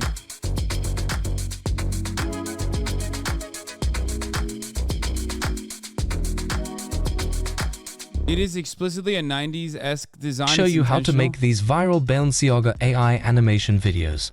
Many creators charge for the prompts, but I'll share everything for free. All I ask is for you to like them. I'm going to link everything down in the description. Them. I'm going to use the Harry Potter by Balenciaga video as an example in the use. This motherfucker made this with AI too. Oh my god, this shit's go so to cringe. ChatGPT, open a new chat, and type, "Give me the 10 most popular Harry Potter characters." Just the names of these 10 characters in a unique Balenciaga piece for a runway show. Just write the name of the character and the piece. 100. Yeah, I think the shit that really stands out for me about this specific, like, not ad campaign, but like this specific viral phenomena is the 90s era fashion show aesthetic that I find incredibly compelling. I don't know what it is. He said, remember. Yeah. But it's such a pretty aesthetically pleasing visual. I don't know how to describe it other than that. It's really cool. It's the film look with a buccal fat removal faces. Yeah, I mean that. 190 fashion show. When it has finished matching the clothes with the characters, we need to give it an example of our This model is gonna make me commercial throw up. to resemble the Oh god, I characters. don't want to see the way that this fucking. I don't want to see how the sausage is made because it's disgusting. Okay, I'm gonna start caving to all the fucking AI art sucks guys in the chat. It's just so dorky. It's so awful. Just show me the work. That's fine. A lot of it sucks anyway. But when I see like how the magic is made, how the sausage is made, the magic is gone. Okay, immediately I'm like grossed out by it. It's just so, no, just give me the fucking visual stimuli and I'm fine. I don't want to fucking see how it's done and ruin everything because it's like so formulaic. So much so that people sell prompts for this. Like, what the fuck? Because there is no magic. True. That is true. See the way sausage is made? It's no longer good sausage. Yeah. It's called the Ken Burns zoom effect in framing. Bitch, are you telling me about the Ken Burns zoom effect? I grew up on fucking Final Cut 7, dog. I know.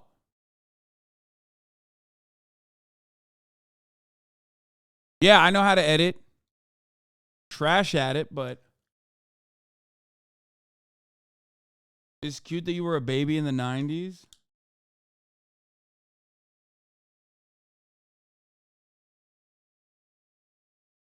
Now wait until the prompt writing AI comes out.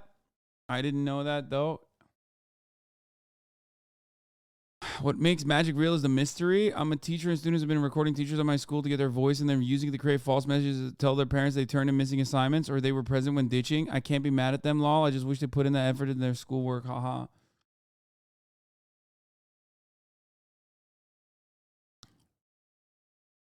Here, let's finish this one. It's not that good though. Are you kidding me? Look how good I look in Balenciaga. Let's go, boys.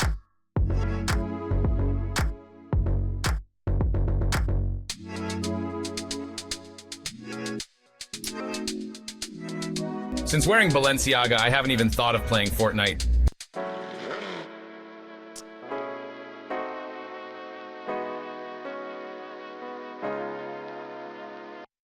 Boys, the plan is simple. Step 1, wear Balenciaga. Step 2, eat Balenciaga. Step 3, become Balenciaga. Yes! Oh no, they did him dirty. Are you serious right now, bro?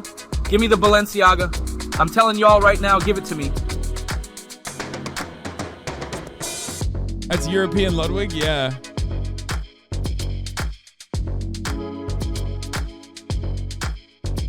Hey guys, Dan here. Do you like my Balenciaga? I don't know what to say other than it's sick. Do you know what would be more sick though? More Balenciaga.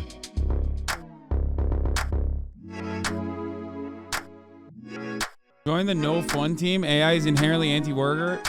No, it's not. It's not. I mean, how many times have I talked about this, man? Come on, brother. No, it's not. All technological achievements are inherently anti-worker under capitalism. But all technological achievements are supposed to be for the worker. It's supposed to make your fucking workload, your burden easier. Okay? It's not the AI or technological advancements that are playing against you. It's who gets to control them and what they do with the technological advancements. It's like saying the fucking mobile phone sucks because now you're in a 24/7 work cycle, okay? It's true. With an email, you are literally under a 24/7 workload now, okay? It's if the government doesn't set up any protections, and it's if you do not have any sort of fucking workplace safety, then where it becomes a major issue. Okay?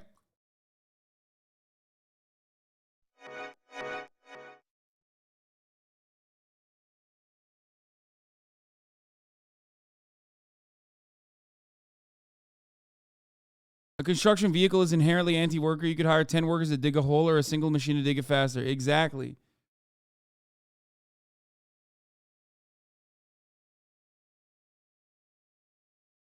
Every aspect of technological developments that you now take for granted that has made your life truly much, much, much, much better. Okay? Every part of your life that you experience, everything that you take for granted, all of these amenities were done because humanity prospered, humanity thrived, and there was more technological development, okay? And every step of the way, those technological advancements took out some workers from the labor force who were forced to basically find something different to do.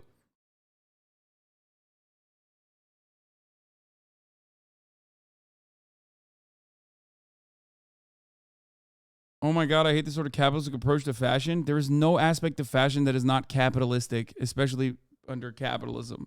But what do you mean? Like, wait till you guys find out that, like, most artists are, you know, they all either were children of nobles or worked at the behest of nobles in order to eke out a living that you take for granted nowadays, that you look back at fondly. In most circumstances, art and artistic expression, which fashion falls under, absolutely is the fancy of people with a lot of spare time for the most part, and also all of the advancements, or I guess rather moral degeneracy, that was what the consideration was at the time, were done by people that had some spare time to do so, or was, you know, backed by those who backed by the aristocracy.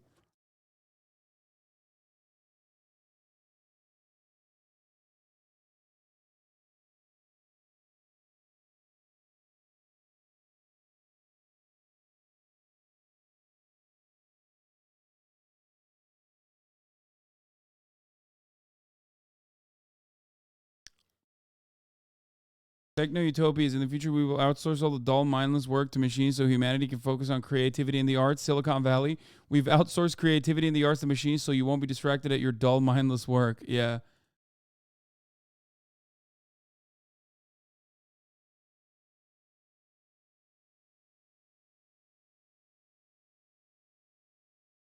I just directed ChatGPT to do your introduction. I just stole your art, commie.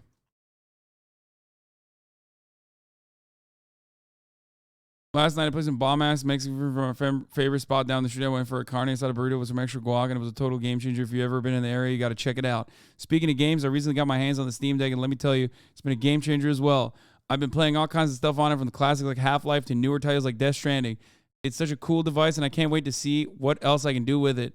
Now let's talk anime. I've been rewatching One Piece lately, and I just finished the Skypiea arc. The arc follows the Straw Hat crew as they journey to the sky island of Skypiea, where they encounter a variety of challenges, including a corrupt god and his priestly followers. Overall, I thought it was a really fun and exciting arc with some great character moments. What the fuck? Do we not acknowledge that AI in its current state is bad for workers, and it's not crazy to say that it won't get better? I mean, I do acknowledge that, but also I'm not gonna be anti-AI, like, just, you know, or anti-tech in general.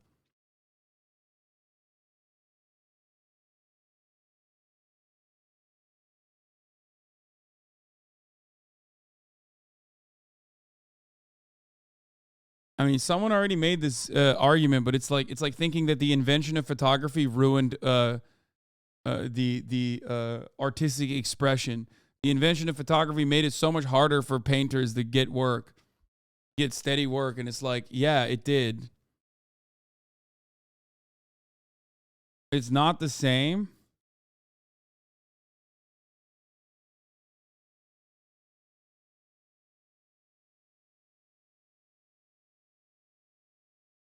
Ariane Dev hates AI art. You should bring her on. I understand why artists hate AI art. Like, I get it. Photography isn't trained on stealing artwork from other people. Hatsune Miku stole the work of vocalist Address.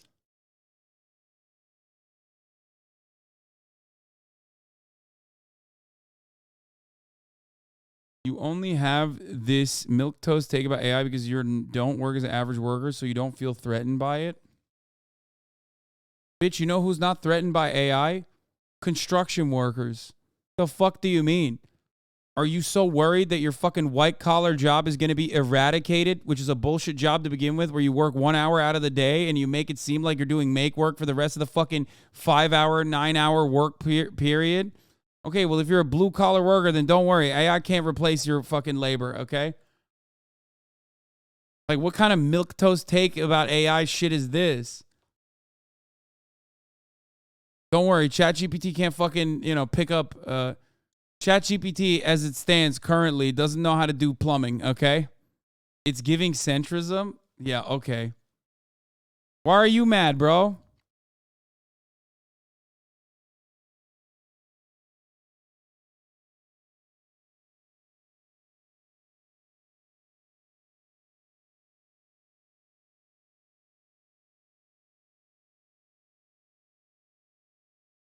I'm a machinist. I make plane parts. My profession is as automated as it can get, and I get by.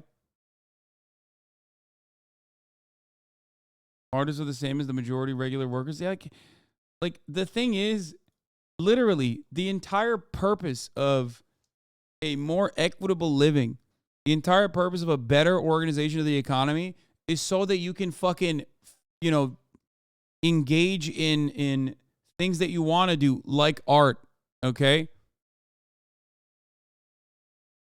That's what's supposed to happen. That is what it is. That's what's supposed to fucking happen.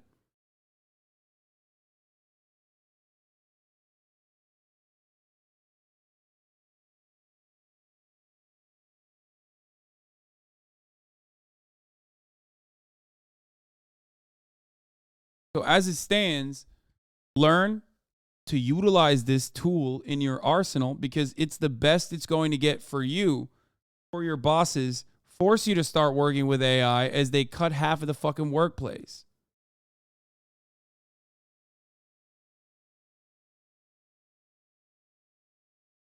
AI's taking over all construction work.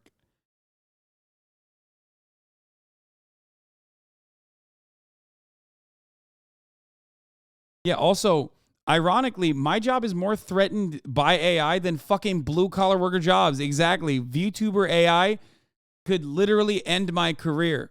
But the reason why I don't care is because I know that I will be able to adapt and overcome. It's also partially because, again, you know, I have the tools and the power to be able to make these sorts of changes, whereas you, unfortunately, do not in the same vein. Because, you know, your bosses make these decisions for you.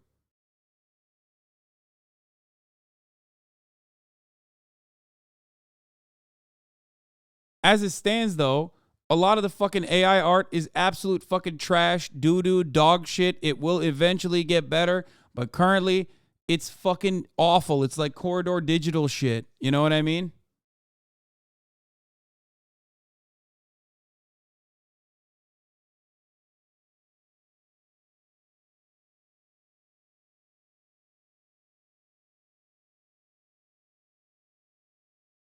Do you approve of artists being screwed over and not recognized because AI took their credit for themselves? It literally makes the entire art industry obsolete if AI can come up with shit on demand. I think that there will always be use and utility in human created art. Okay? Art in and of itself being like a viable industry. I don't know. I don't know. I don't know how to answer that. Because you're not going to like what I will say, okay? NFTs are dog shit. A lot of like hyper capitalist art is absolute fucking doo-doo butter. It's absolute trash. AI art, on the other hand, when utilized as a tool by actual artists, could lead to, you know, different ways of even commoditizing your art.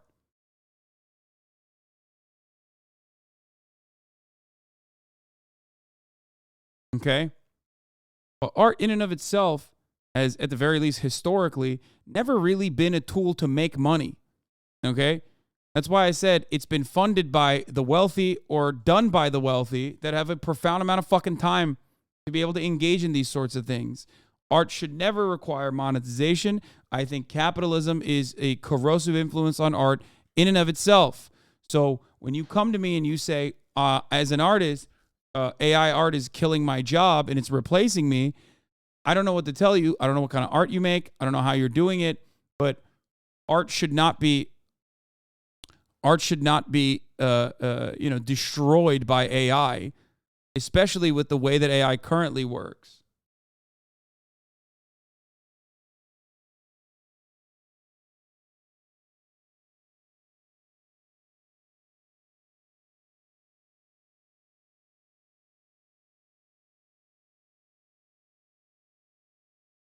You adapt and overcome only at the behest of the viewership. As soon as you devalue human product, there's no point in watching the HasanAbi stream because it has no inherent value to a viewer. You do not adapt. You do not overcome. You off because you offer nothing at that point.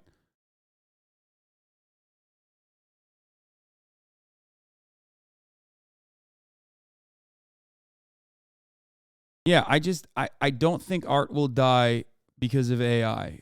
I think that one aspect of commodifying your art will most likely, I don't know what the fuck that person was saying, but one aspect of your art will probably be harder to make money. An entire argument against AI stealing from artists would not exist in an anti-capitalist world. Under capitalism, art is a hobby and not a career is useless. Art for the pursuit of money and not as creative endeavor as a capitalist concept. And if automation can allow more people to pursue creativity, then that's what we should strive for, but it doesn't. It currently does not, and it will not. That's the unfortunate reality, is that like art should be something that you're doing. Oh, fuck. Tarik, yeah, dude, Tarik. Boxes in the other room, too. Yeah, it might be. Yeah.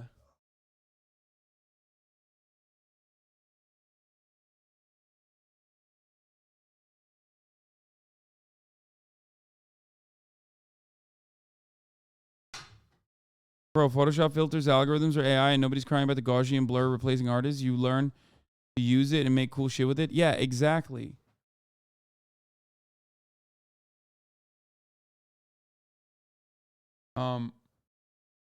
EgoRaptor says, look, you can just say it's important to me that a human person made this thing. All this hogwash about how AI art is ugly. You care about people and that people make art. It's important to you. You just never had to face it because it's always been given until now.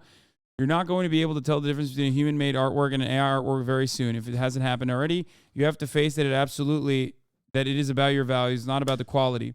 A tech bro is going to end up making something that you quite like. And in realizing it was made by a machine, you will be put off. You weren't duped. You care about what human made it and how, and you automatically assume that that was the case because it always has been. The concept of art has always had a humanity associated with it. It is inherently human. So it is not a failing to be put off when something is revealed to have very little humanity behind it. Likewise, it is not a failing to not care either. If we view computer-generated images, we are still receiving it with our human eyes. We will feel something. And if that alone is important to you, that is okay. And you are not bad because you can't tell the difference.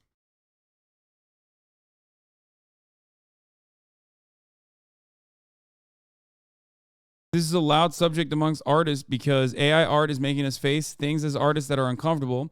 It is putting the megaphone on the quiet conundrums that have always been difficult feelings to process. And a lot of them are about commercialization. Yeah, exactly. It's the commercialization of art that is the issue. It's not necessarily... It's the commercialization of art that's the major component here. There's a major problem here. Okay?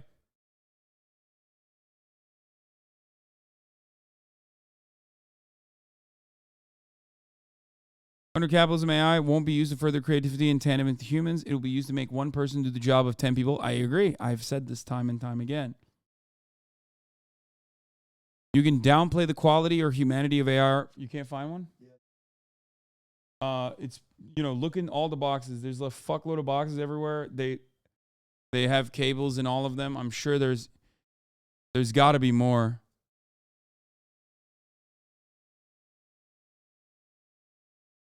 You can downplay the quality of humanity of AI art forever, but for some, the real problems here are the fear that people will lose their jobs to a machine that is mimicking their personal work or have their non-commercial work used to influence commercial work in a violating way. These concerns about AI are very human and are valid. I feel it is very important to have these discussions because they will shape how we interact with this level of computer technology in the future and possibly make policies to mitigate potential human rights issues.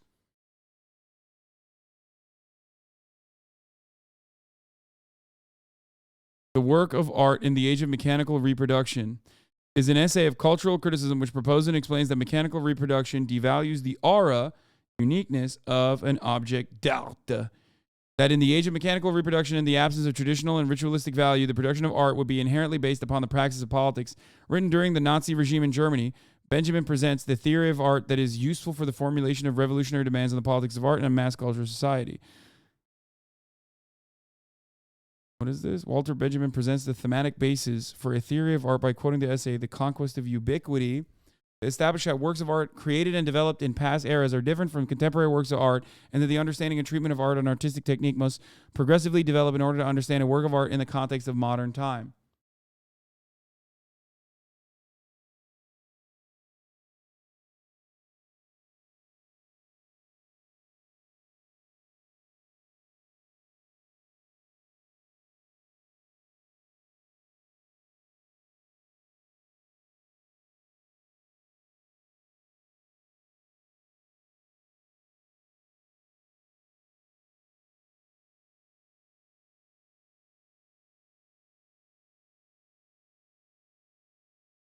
I got people just got caught off guard and I don't know how to process it. Most people never thought automation would come after high-skilled work first and not manual labor.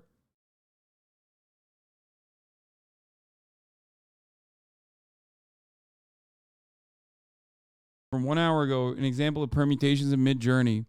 The new permutations feature in Midjourney works so well with additive prompting. Test out different camera angles, film types, clothing brands, models, locations, anything you want by putting in brackets.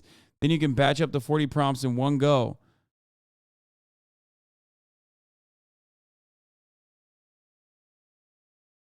This is huge for my workflow, and it will save so much time. By copy-pasting and iterating, I can now batch test multiple variables at a time, one by one, currently only available to the Pro plan, and will eat away at those fast hours real quick. Yeah, it's just like I think what a lot of people are frustrated by is like half the time it's motherfuckers who have no artistic integrity, no interest in like advancing art, no real skin in the game in that regard, basically coming in and sweeping this fucking industry in its entirety through technological achievements. And that's very frustrating for artists, especially when the entirety of the process in and of itself is built on stealing the work and strokes, every single fucking stroke of labor that was put into art before it was, you know, before it was printed out, I guess. So that is what's like really, really annoying for people. And I do get that. I understand that. But I also think that this is the byproduct of technological achievements, no matter what happens, which is why people need to figure out a way to start utilizing it to their advantage rather than let it fucking wash over them, because progress is unstoppable. It flows like a river. You know, you can put fucking rocks in front of it, but all it's going to create is eddies. Okay? So what you need to do is figure out a way to use it to your advantage.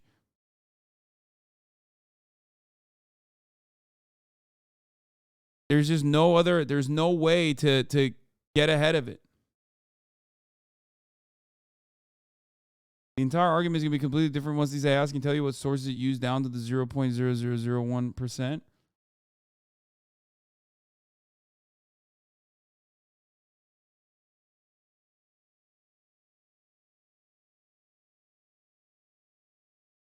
I want you in the stream to thrive. Just pointing out that the AI, given enough time, will not only match anything a human can produce, but it can outperform a human. So human creation can only survive at the behest of charity of a viewership, viewing solely because it's human created and not merit. And I don't know where to go from here. Yeah, no, I agree with that. I do. Maybe I'm just stupid, though, and think that, like, no, there will always be a way for me to utilize AI. Dude, if you fucking write this one more time, I'm going to stop. You're done. You're done. Take a day off. I'm sick and tired of you fucking writing in like baby voice the entire day, dude. Holy fucking shit. Look at this. Address the allegations regarding gaming.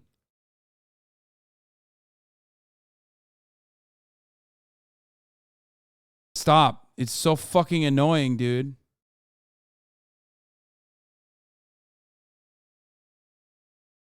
I can't stand motherfuckers that write fucking baby voice.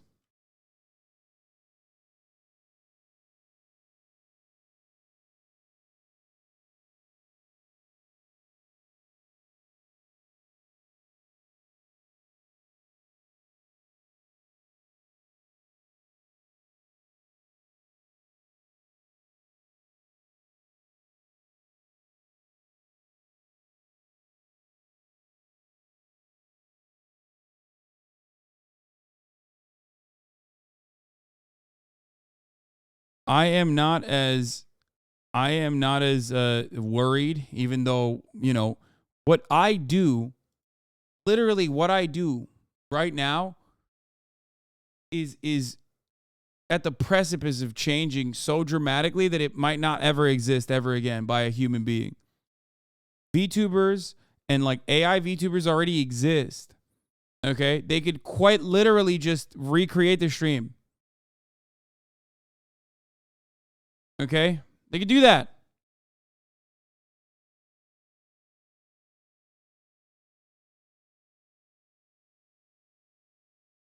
Yeah, but you're grandfathered in, you're already famous. It doesn't mean anything. All the fame in the world doesn't fucking mean shit if you could just be like replaced ultimately. Right now it's just novelty though. I know. The point is, however, I am partially not as fearful as others because I see it as a tool. I see it as a tool.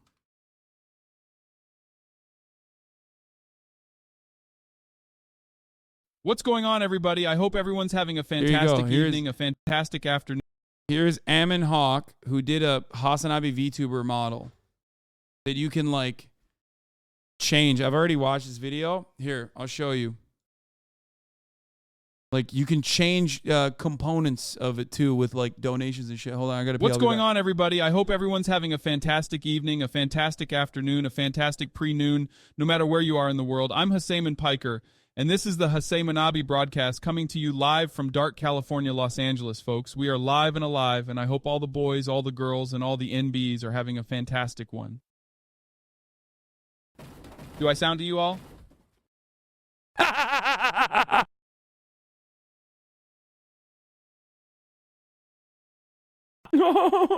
So, as you can see, I have lost all of my subscribers. I have no followers. I've lost everything. I needed your help. Get all 70000 of my survivor, Jack. My subscribers, I want them back. Please help me. It seems like the arms command is not working.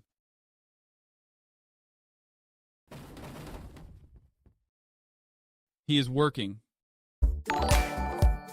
There's also a command called dance. That's very good.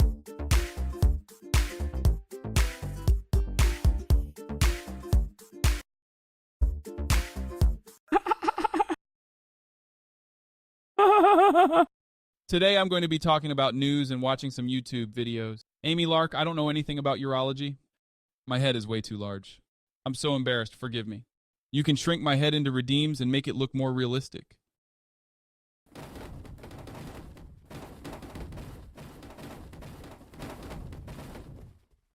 I have the first person mode too. Oh God.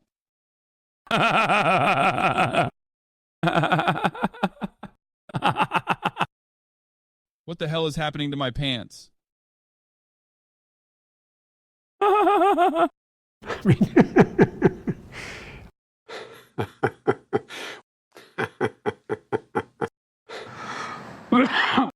This is so cursed.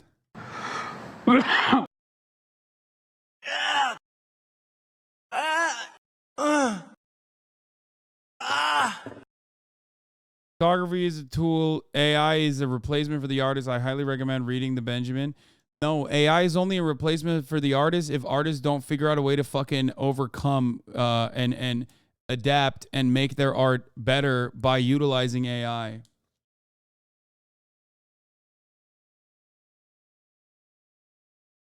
Currently, though, it's never actual artists that are fucking utilizing AI. It's like random stem cells who have never actually done art or care about art at all. That's the main difference. That's the main problem.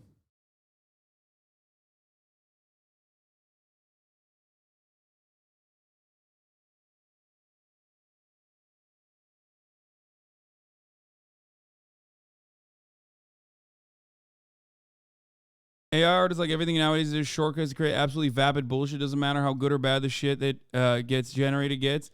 It simply doesn't matter because there's no depth to it. It's not like the advent of Photoshop or photography. Those are tools to accomplish vision. This is just another tech solution in search of a problem. Fuck AI art forever.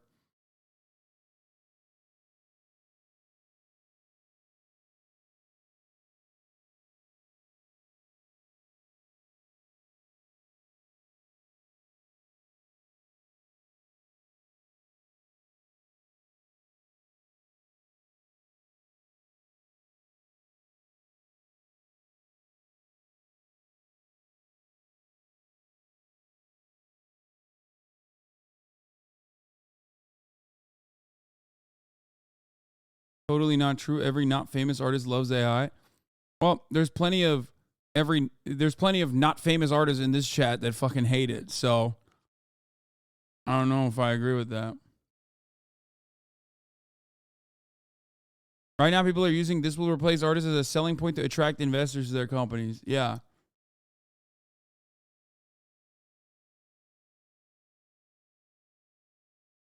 It's like you telling candle makers to just get good because of the light bulb. Not necessarily. I think that art is not something you can... Art is not something you can just like... I don't know. I don't know how to fucking describe it.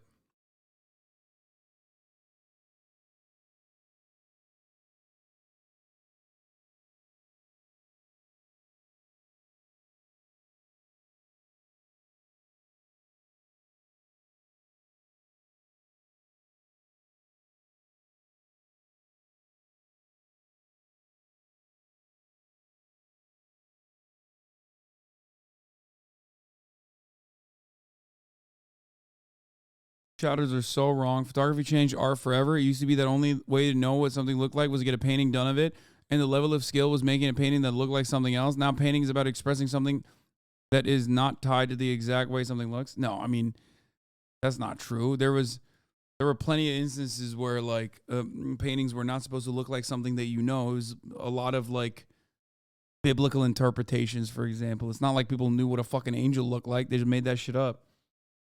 But, I mean, the part of it that's true is that, yes, photography did change art forever. I agree.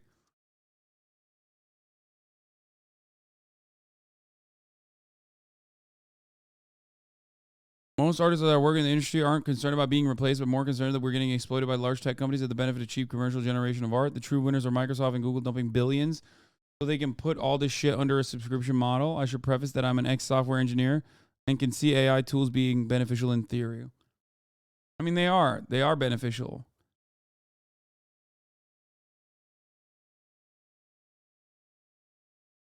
In 3D art, AI can't do topology, unwrapping, skinning, which are the most annoying part of the procedure to do, so at least that job still remains law.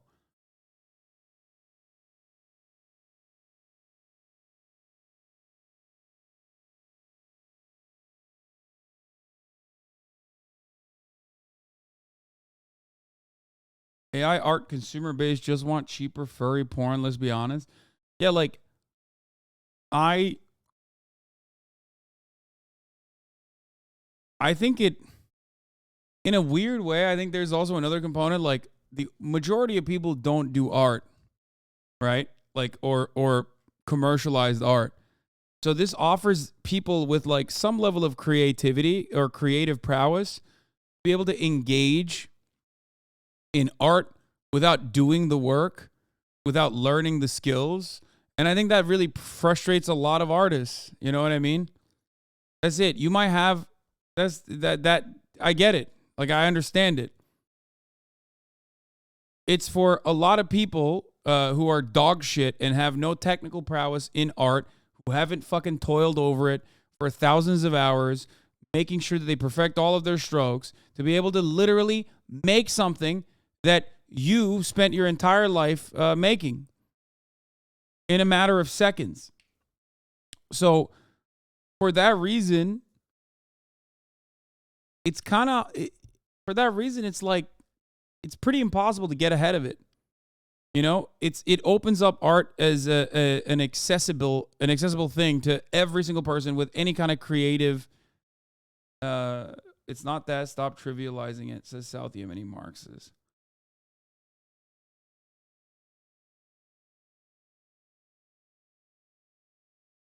The biggest issue you still have not addressed is the data sets used for these art AI. It depends on scrubbing through thousands of real artists' work without any credit. All work being used to teach this AI about how to replace us, and we don't get a cent back. It's not about them doing it easier. It's about literal theft. Yeah. The problem with that is that it takes the art of other people, scrubs it, and then makes something entirely different. Right? So at that point, we go back to the same cyclical argument of like how all art is technically derivative, and therefore the better AI art gets, the more it's going to be not similar to anything that you have created as an individual artist, and it's just going to take from every single artist and make something different. So ultimately, it's not just copying and recreating in an identical style to some other artist and their work of art. It's just going to make something entirely different.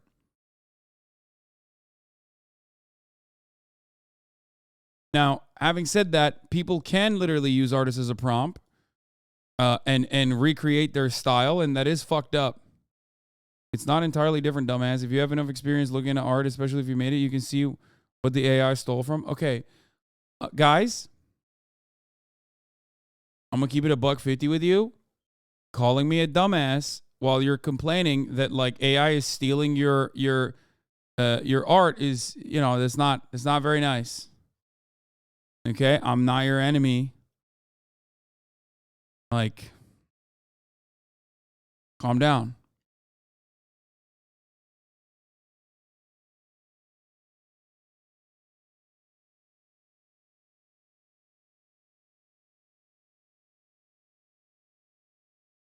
Chat is having the worst takes right now, quadrupling down for aesthetics. No, I think it's because there's a lot of artists in this community. And they're genuinely and understandably fearful that they will not be able to make money with their art any longer because it's like basically stolen from by some fucking tech bro who is going to, you know, literally copy paste the art that they were making, okay, and then sell it for nothing, for free, give it for literally free to just steal your data. That's how easy it is. That's frustrating, I think, as someone who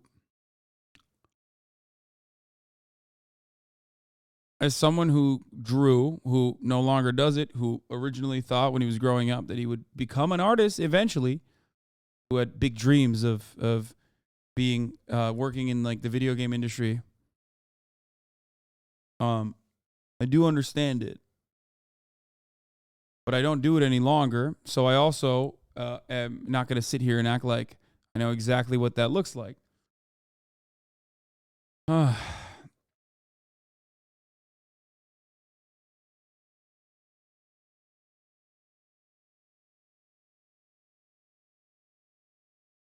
I just don't think that. I don't think that like human beings, artists will be defeated by AI. It's just that maybe it will dramatically undermine the way people consume art, because art is something that is super personal and your consumption of it is super personal. This is like hyper commercialized, and that people would just not give a shit about the art that you make and will basically focus on, you know, accessing it as cheaply as possible.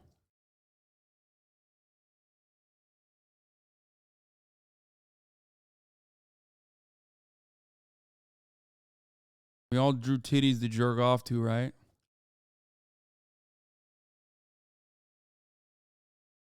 Record players have existed for years and people still go to concerts.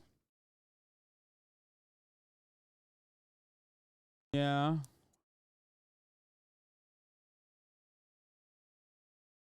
Make an effort to actually reach out to artists, especially those with knowledge of software, dev, and AI. Seriously, your understanding of AI art is limited. Yes, it's explicitly trained to specific artist styles, being dangerously dismissive to an industry that was already struggling.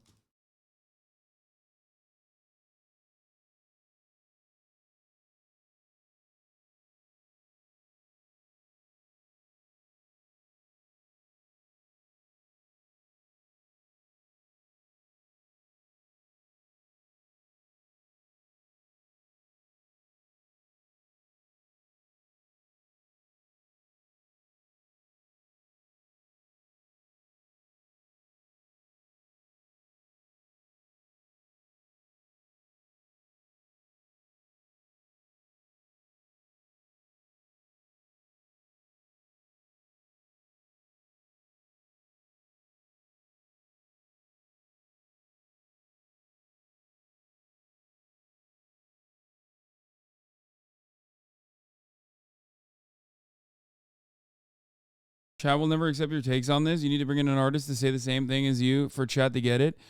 No, I think that there are a lot of people who fancy themselves to be like the better artist than the artist that I bring on that will defend AI art, and they will still get mad.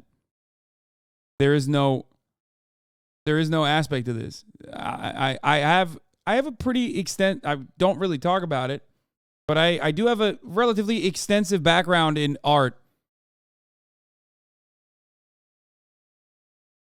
I don't draw anymore. I haven't drawn in years, so I can't speak on it like that. And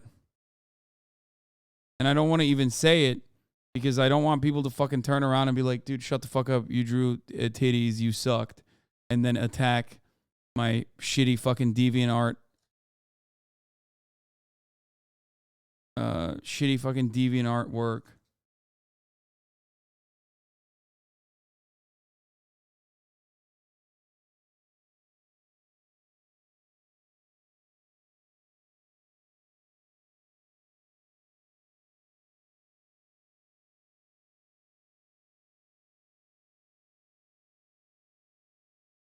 I hate this attitude some chatters are coming at you with when it seems like you're genuinely trying to have a discussion and learn. I get people are fearful. I fought with you on this myself, but you are not being closed-minded. I'm not. And no, I don't want to show you my art.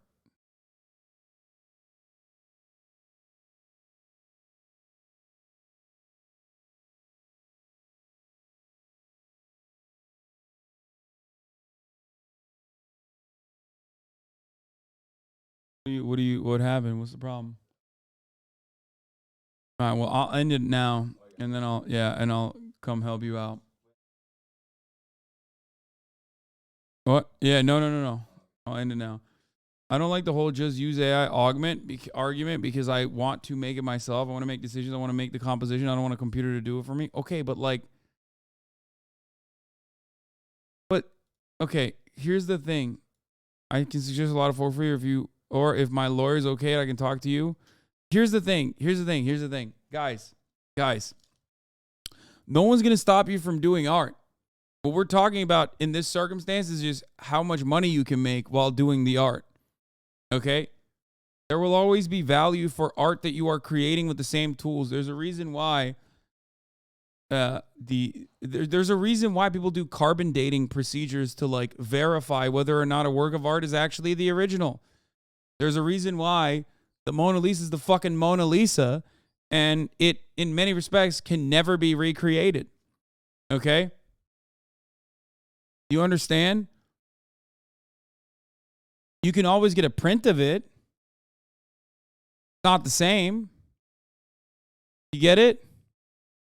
There's an essence to it. There's an energy to it beyond simply what you are looking at, what the visual stimuli is. The Mona Lisa is highly overrated. Yeah, whatever. It doesn't matter. I'm just using a very popular work of art. Okay, shut the fuck up. So no one is actually going to stop you from doing art. You can still do art in the way that you want to do it. The issue here is that you will not be able to commoditize your art in the same way. That's what people are, or specifically artists, are upset about. Monetization.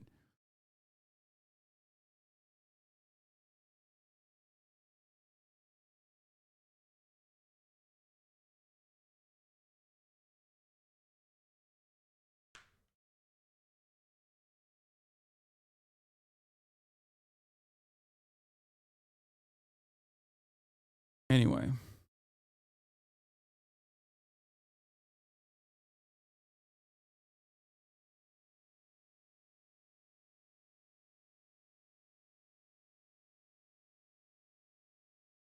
Still sucks for people just making a living on commissions. No one's carbon dating the anime titties that someone commissioned on Fiverr. Sag.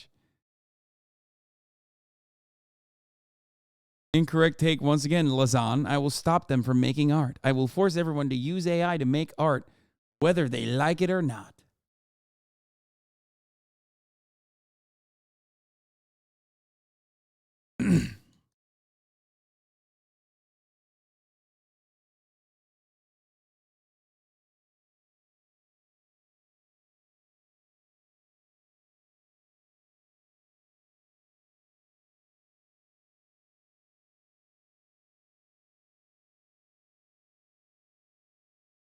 All right.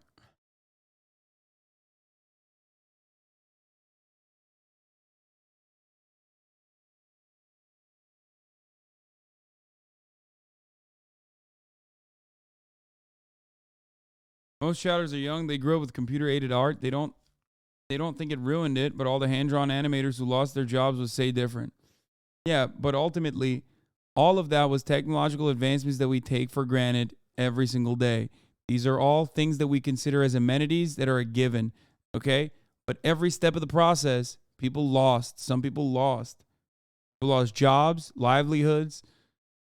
But ultimately, human beings have a profound ability to adapt and overcome. It's probably our strongest, it's the strongest aspect of mankind other than destroying. Okay?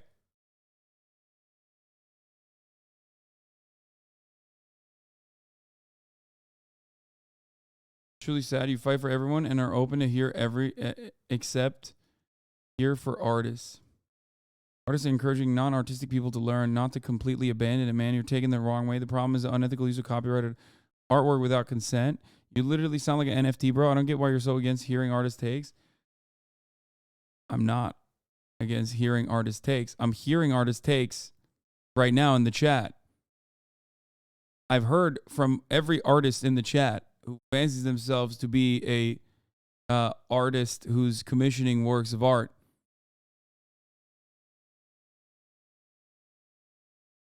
I think the issue is that when I hear from someone and I say, well, here's what's going on, here's the alternative, and I'll admit I need to think about this more.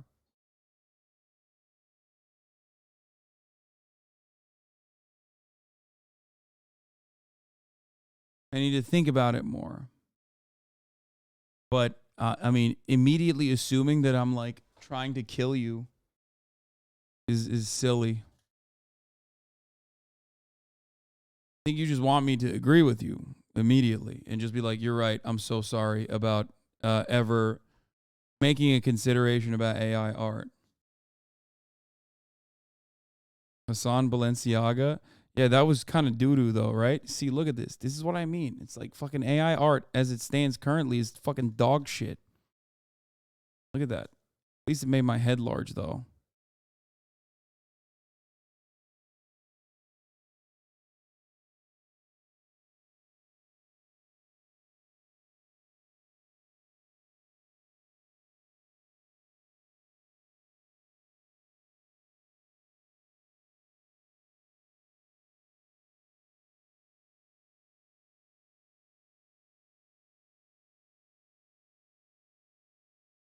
There are so many awesome artists in this community that I routinely highlight.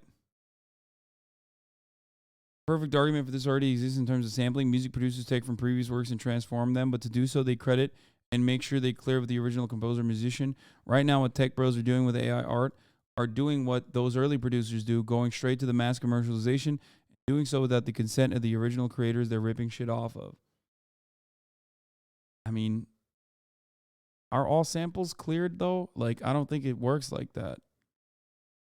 And also, in certain circumstances, again,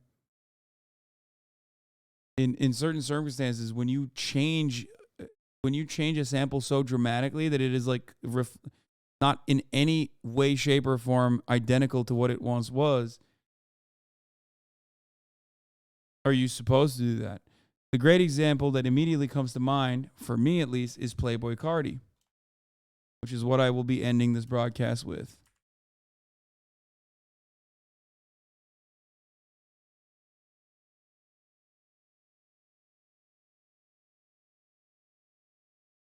Okay?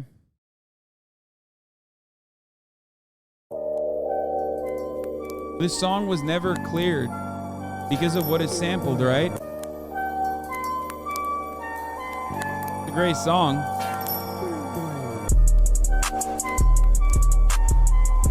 It's an awesome song, one of his best. But unfortunately, due to who it was sampled from, it was never cleared, so it was never released.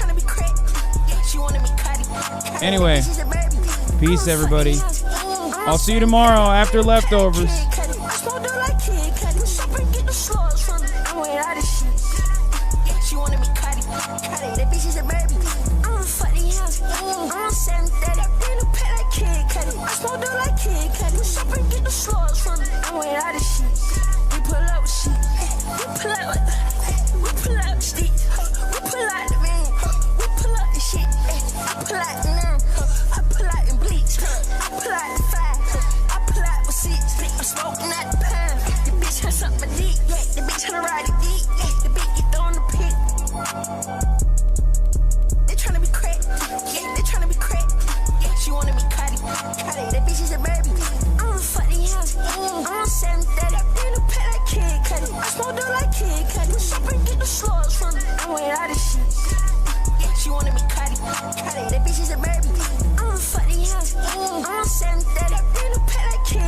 I smoke dope like Kid Cudi. Shop and get the slugs from me. I went out of shit.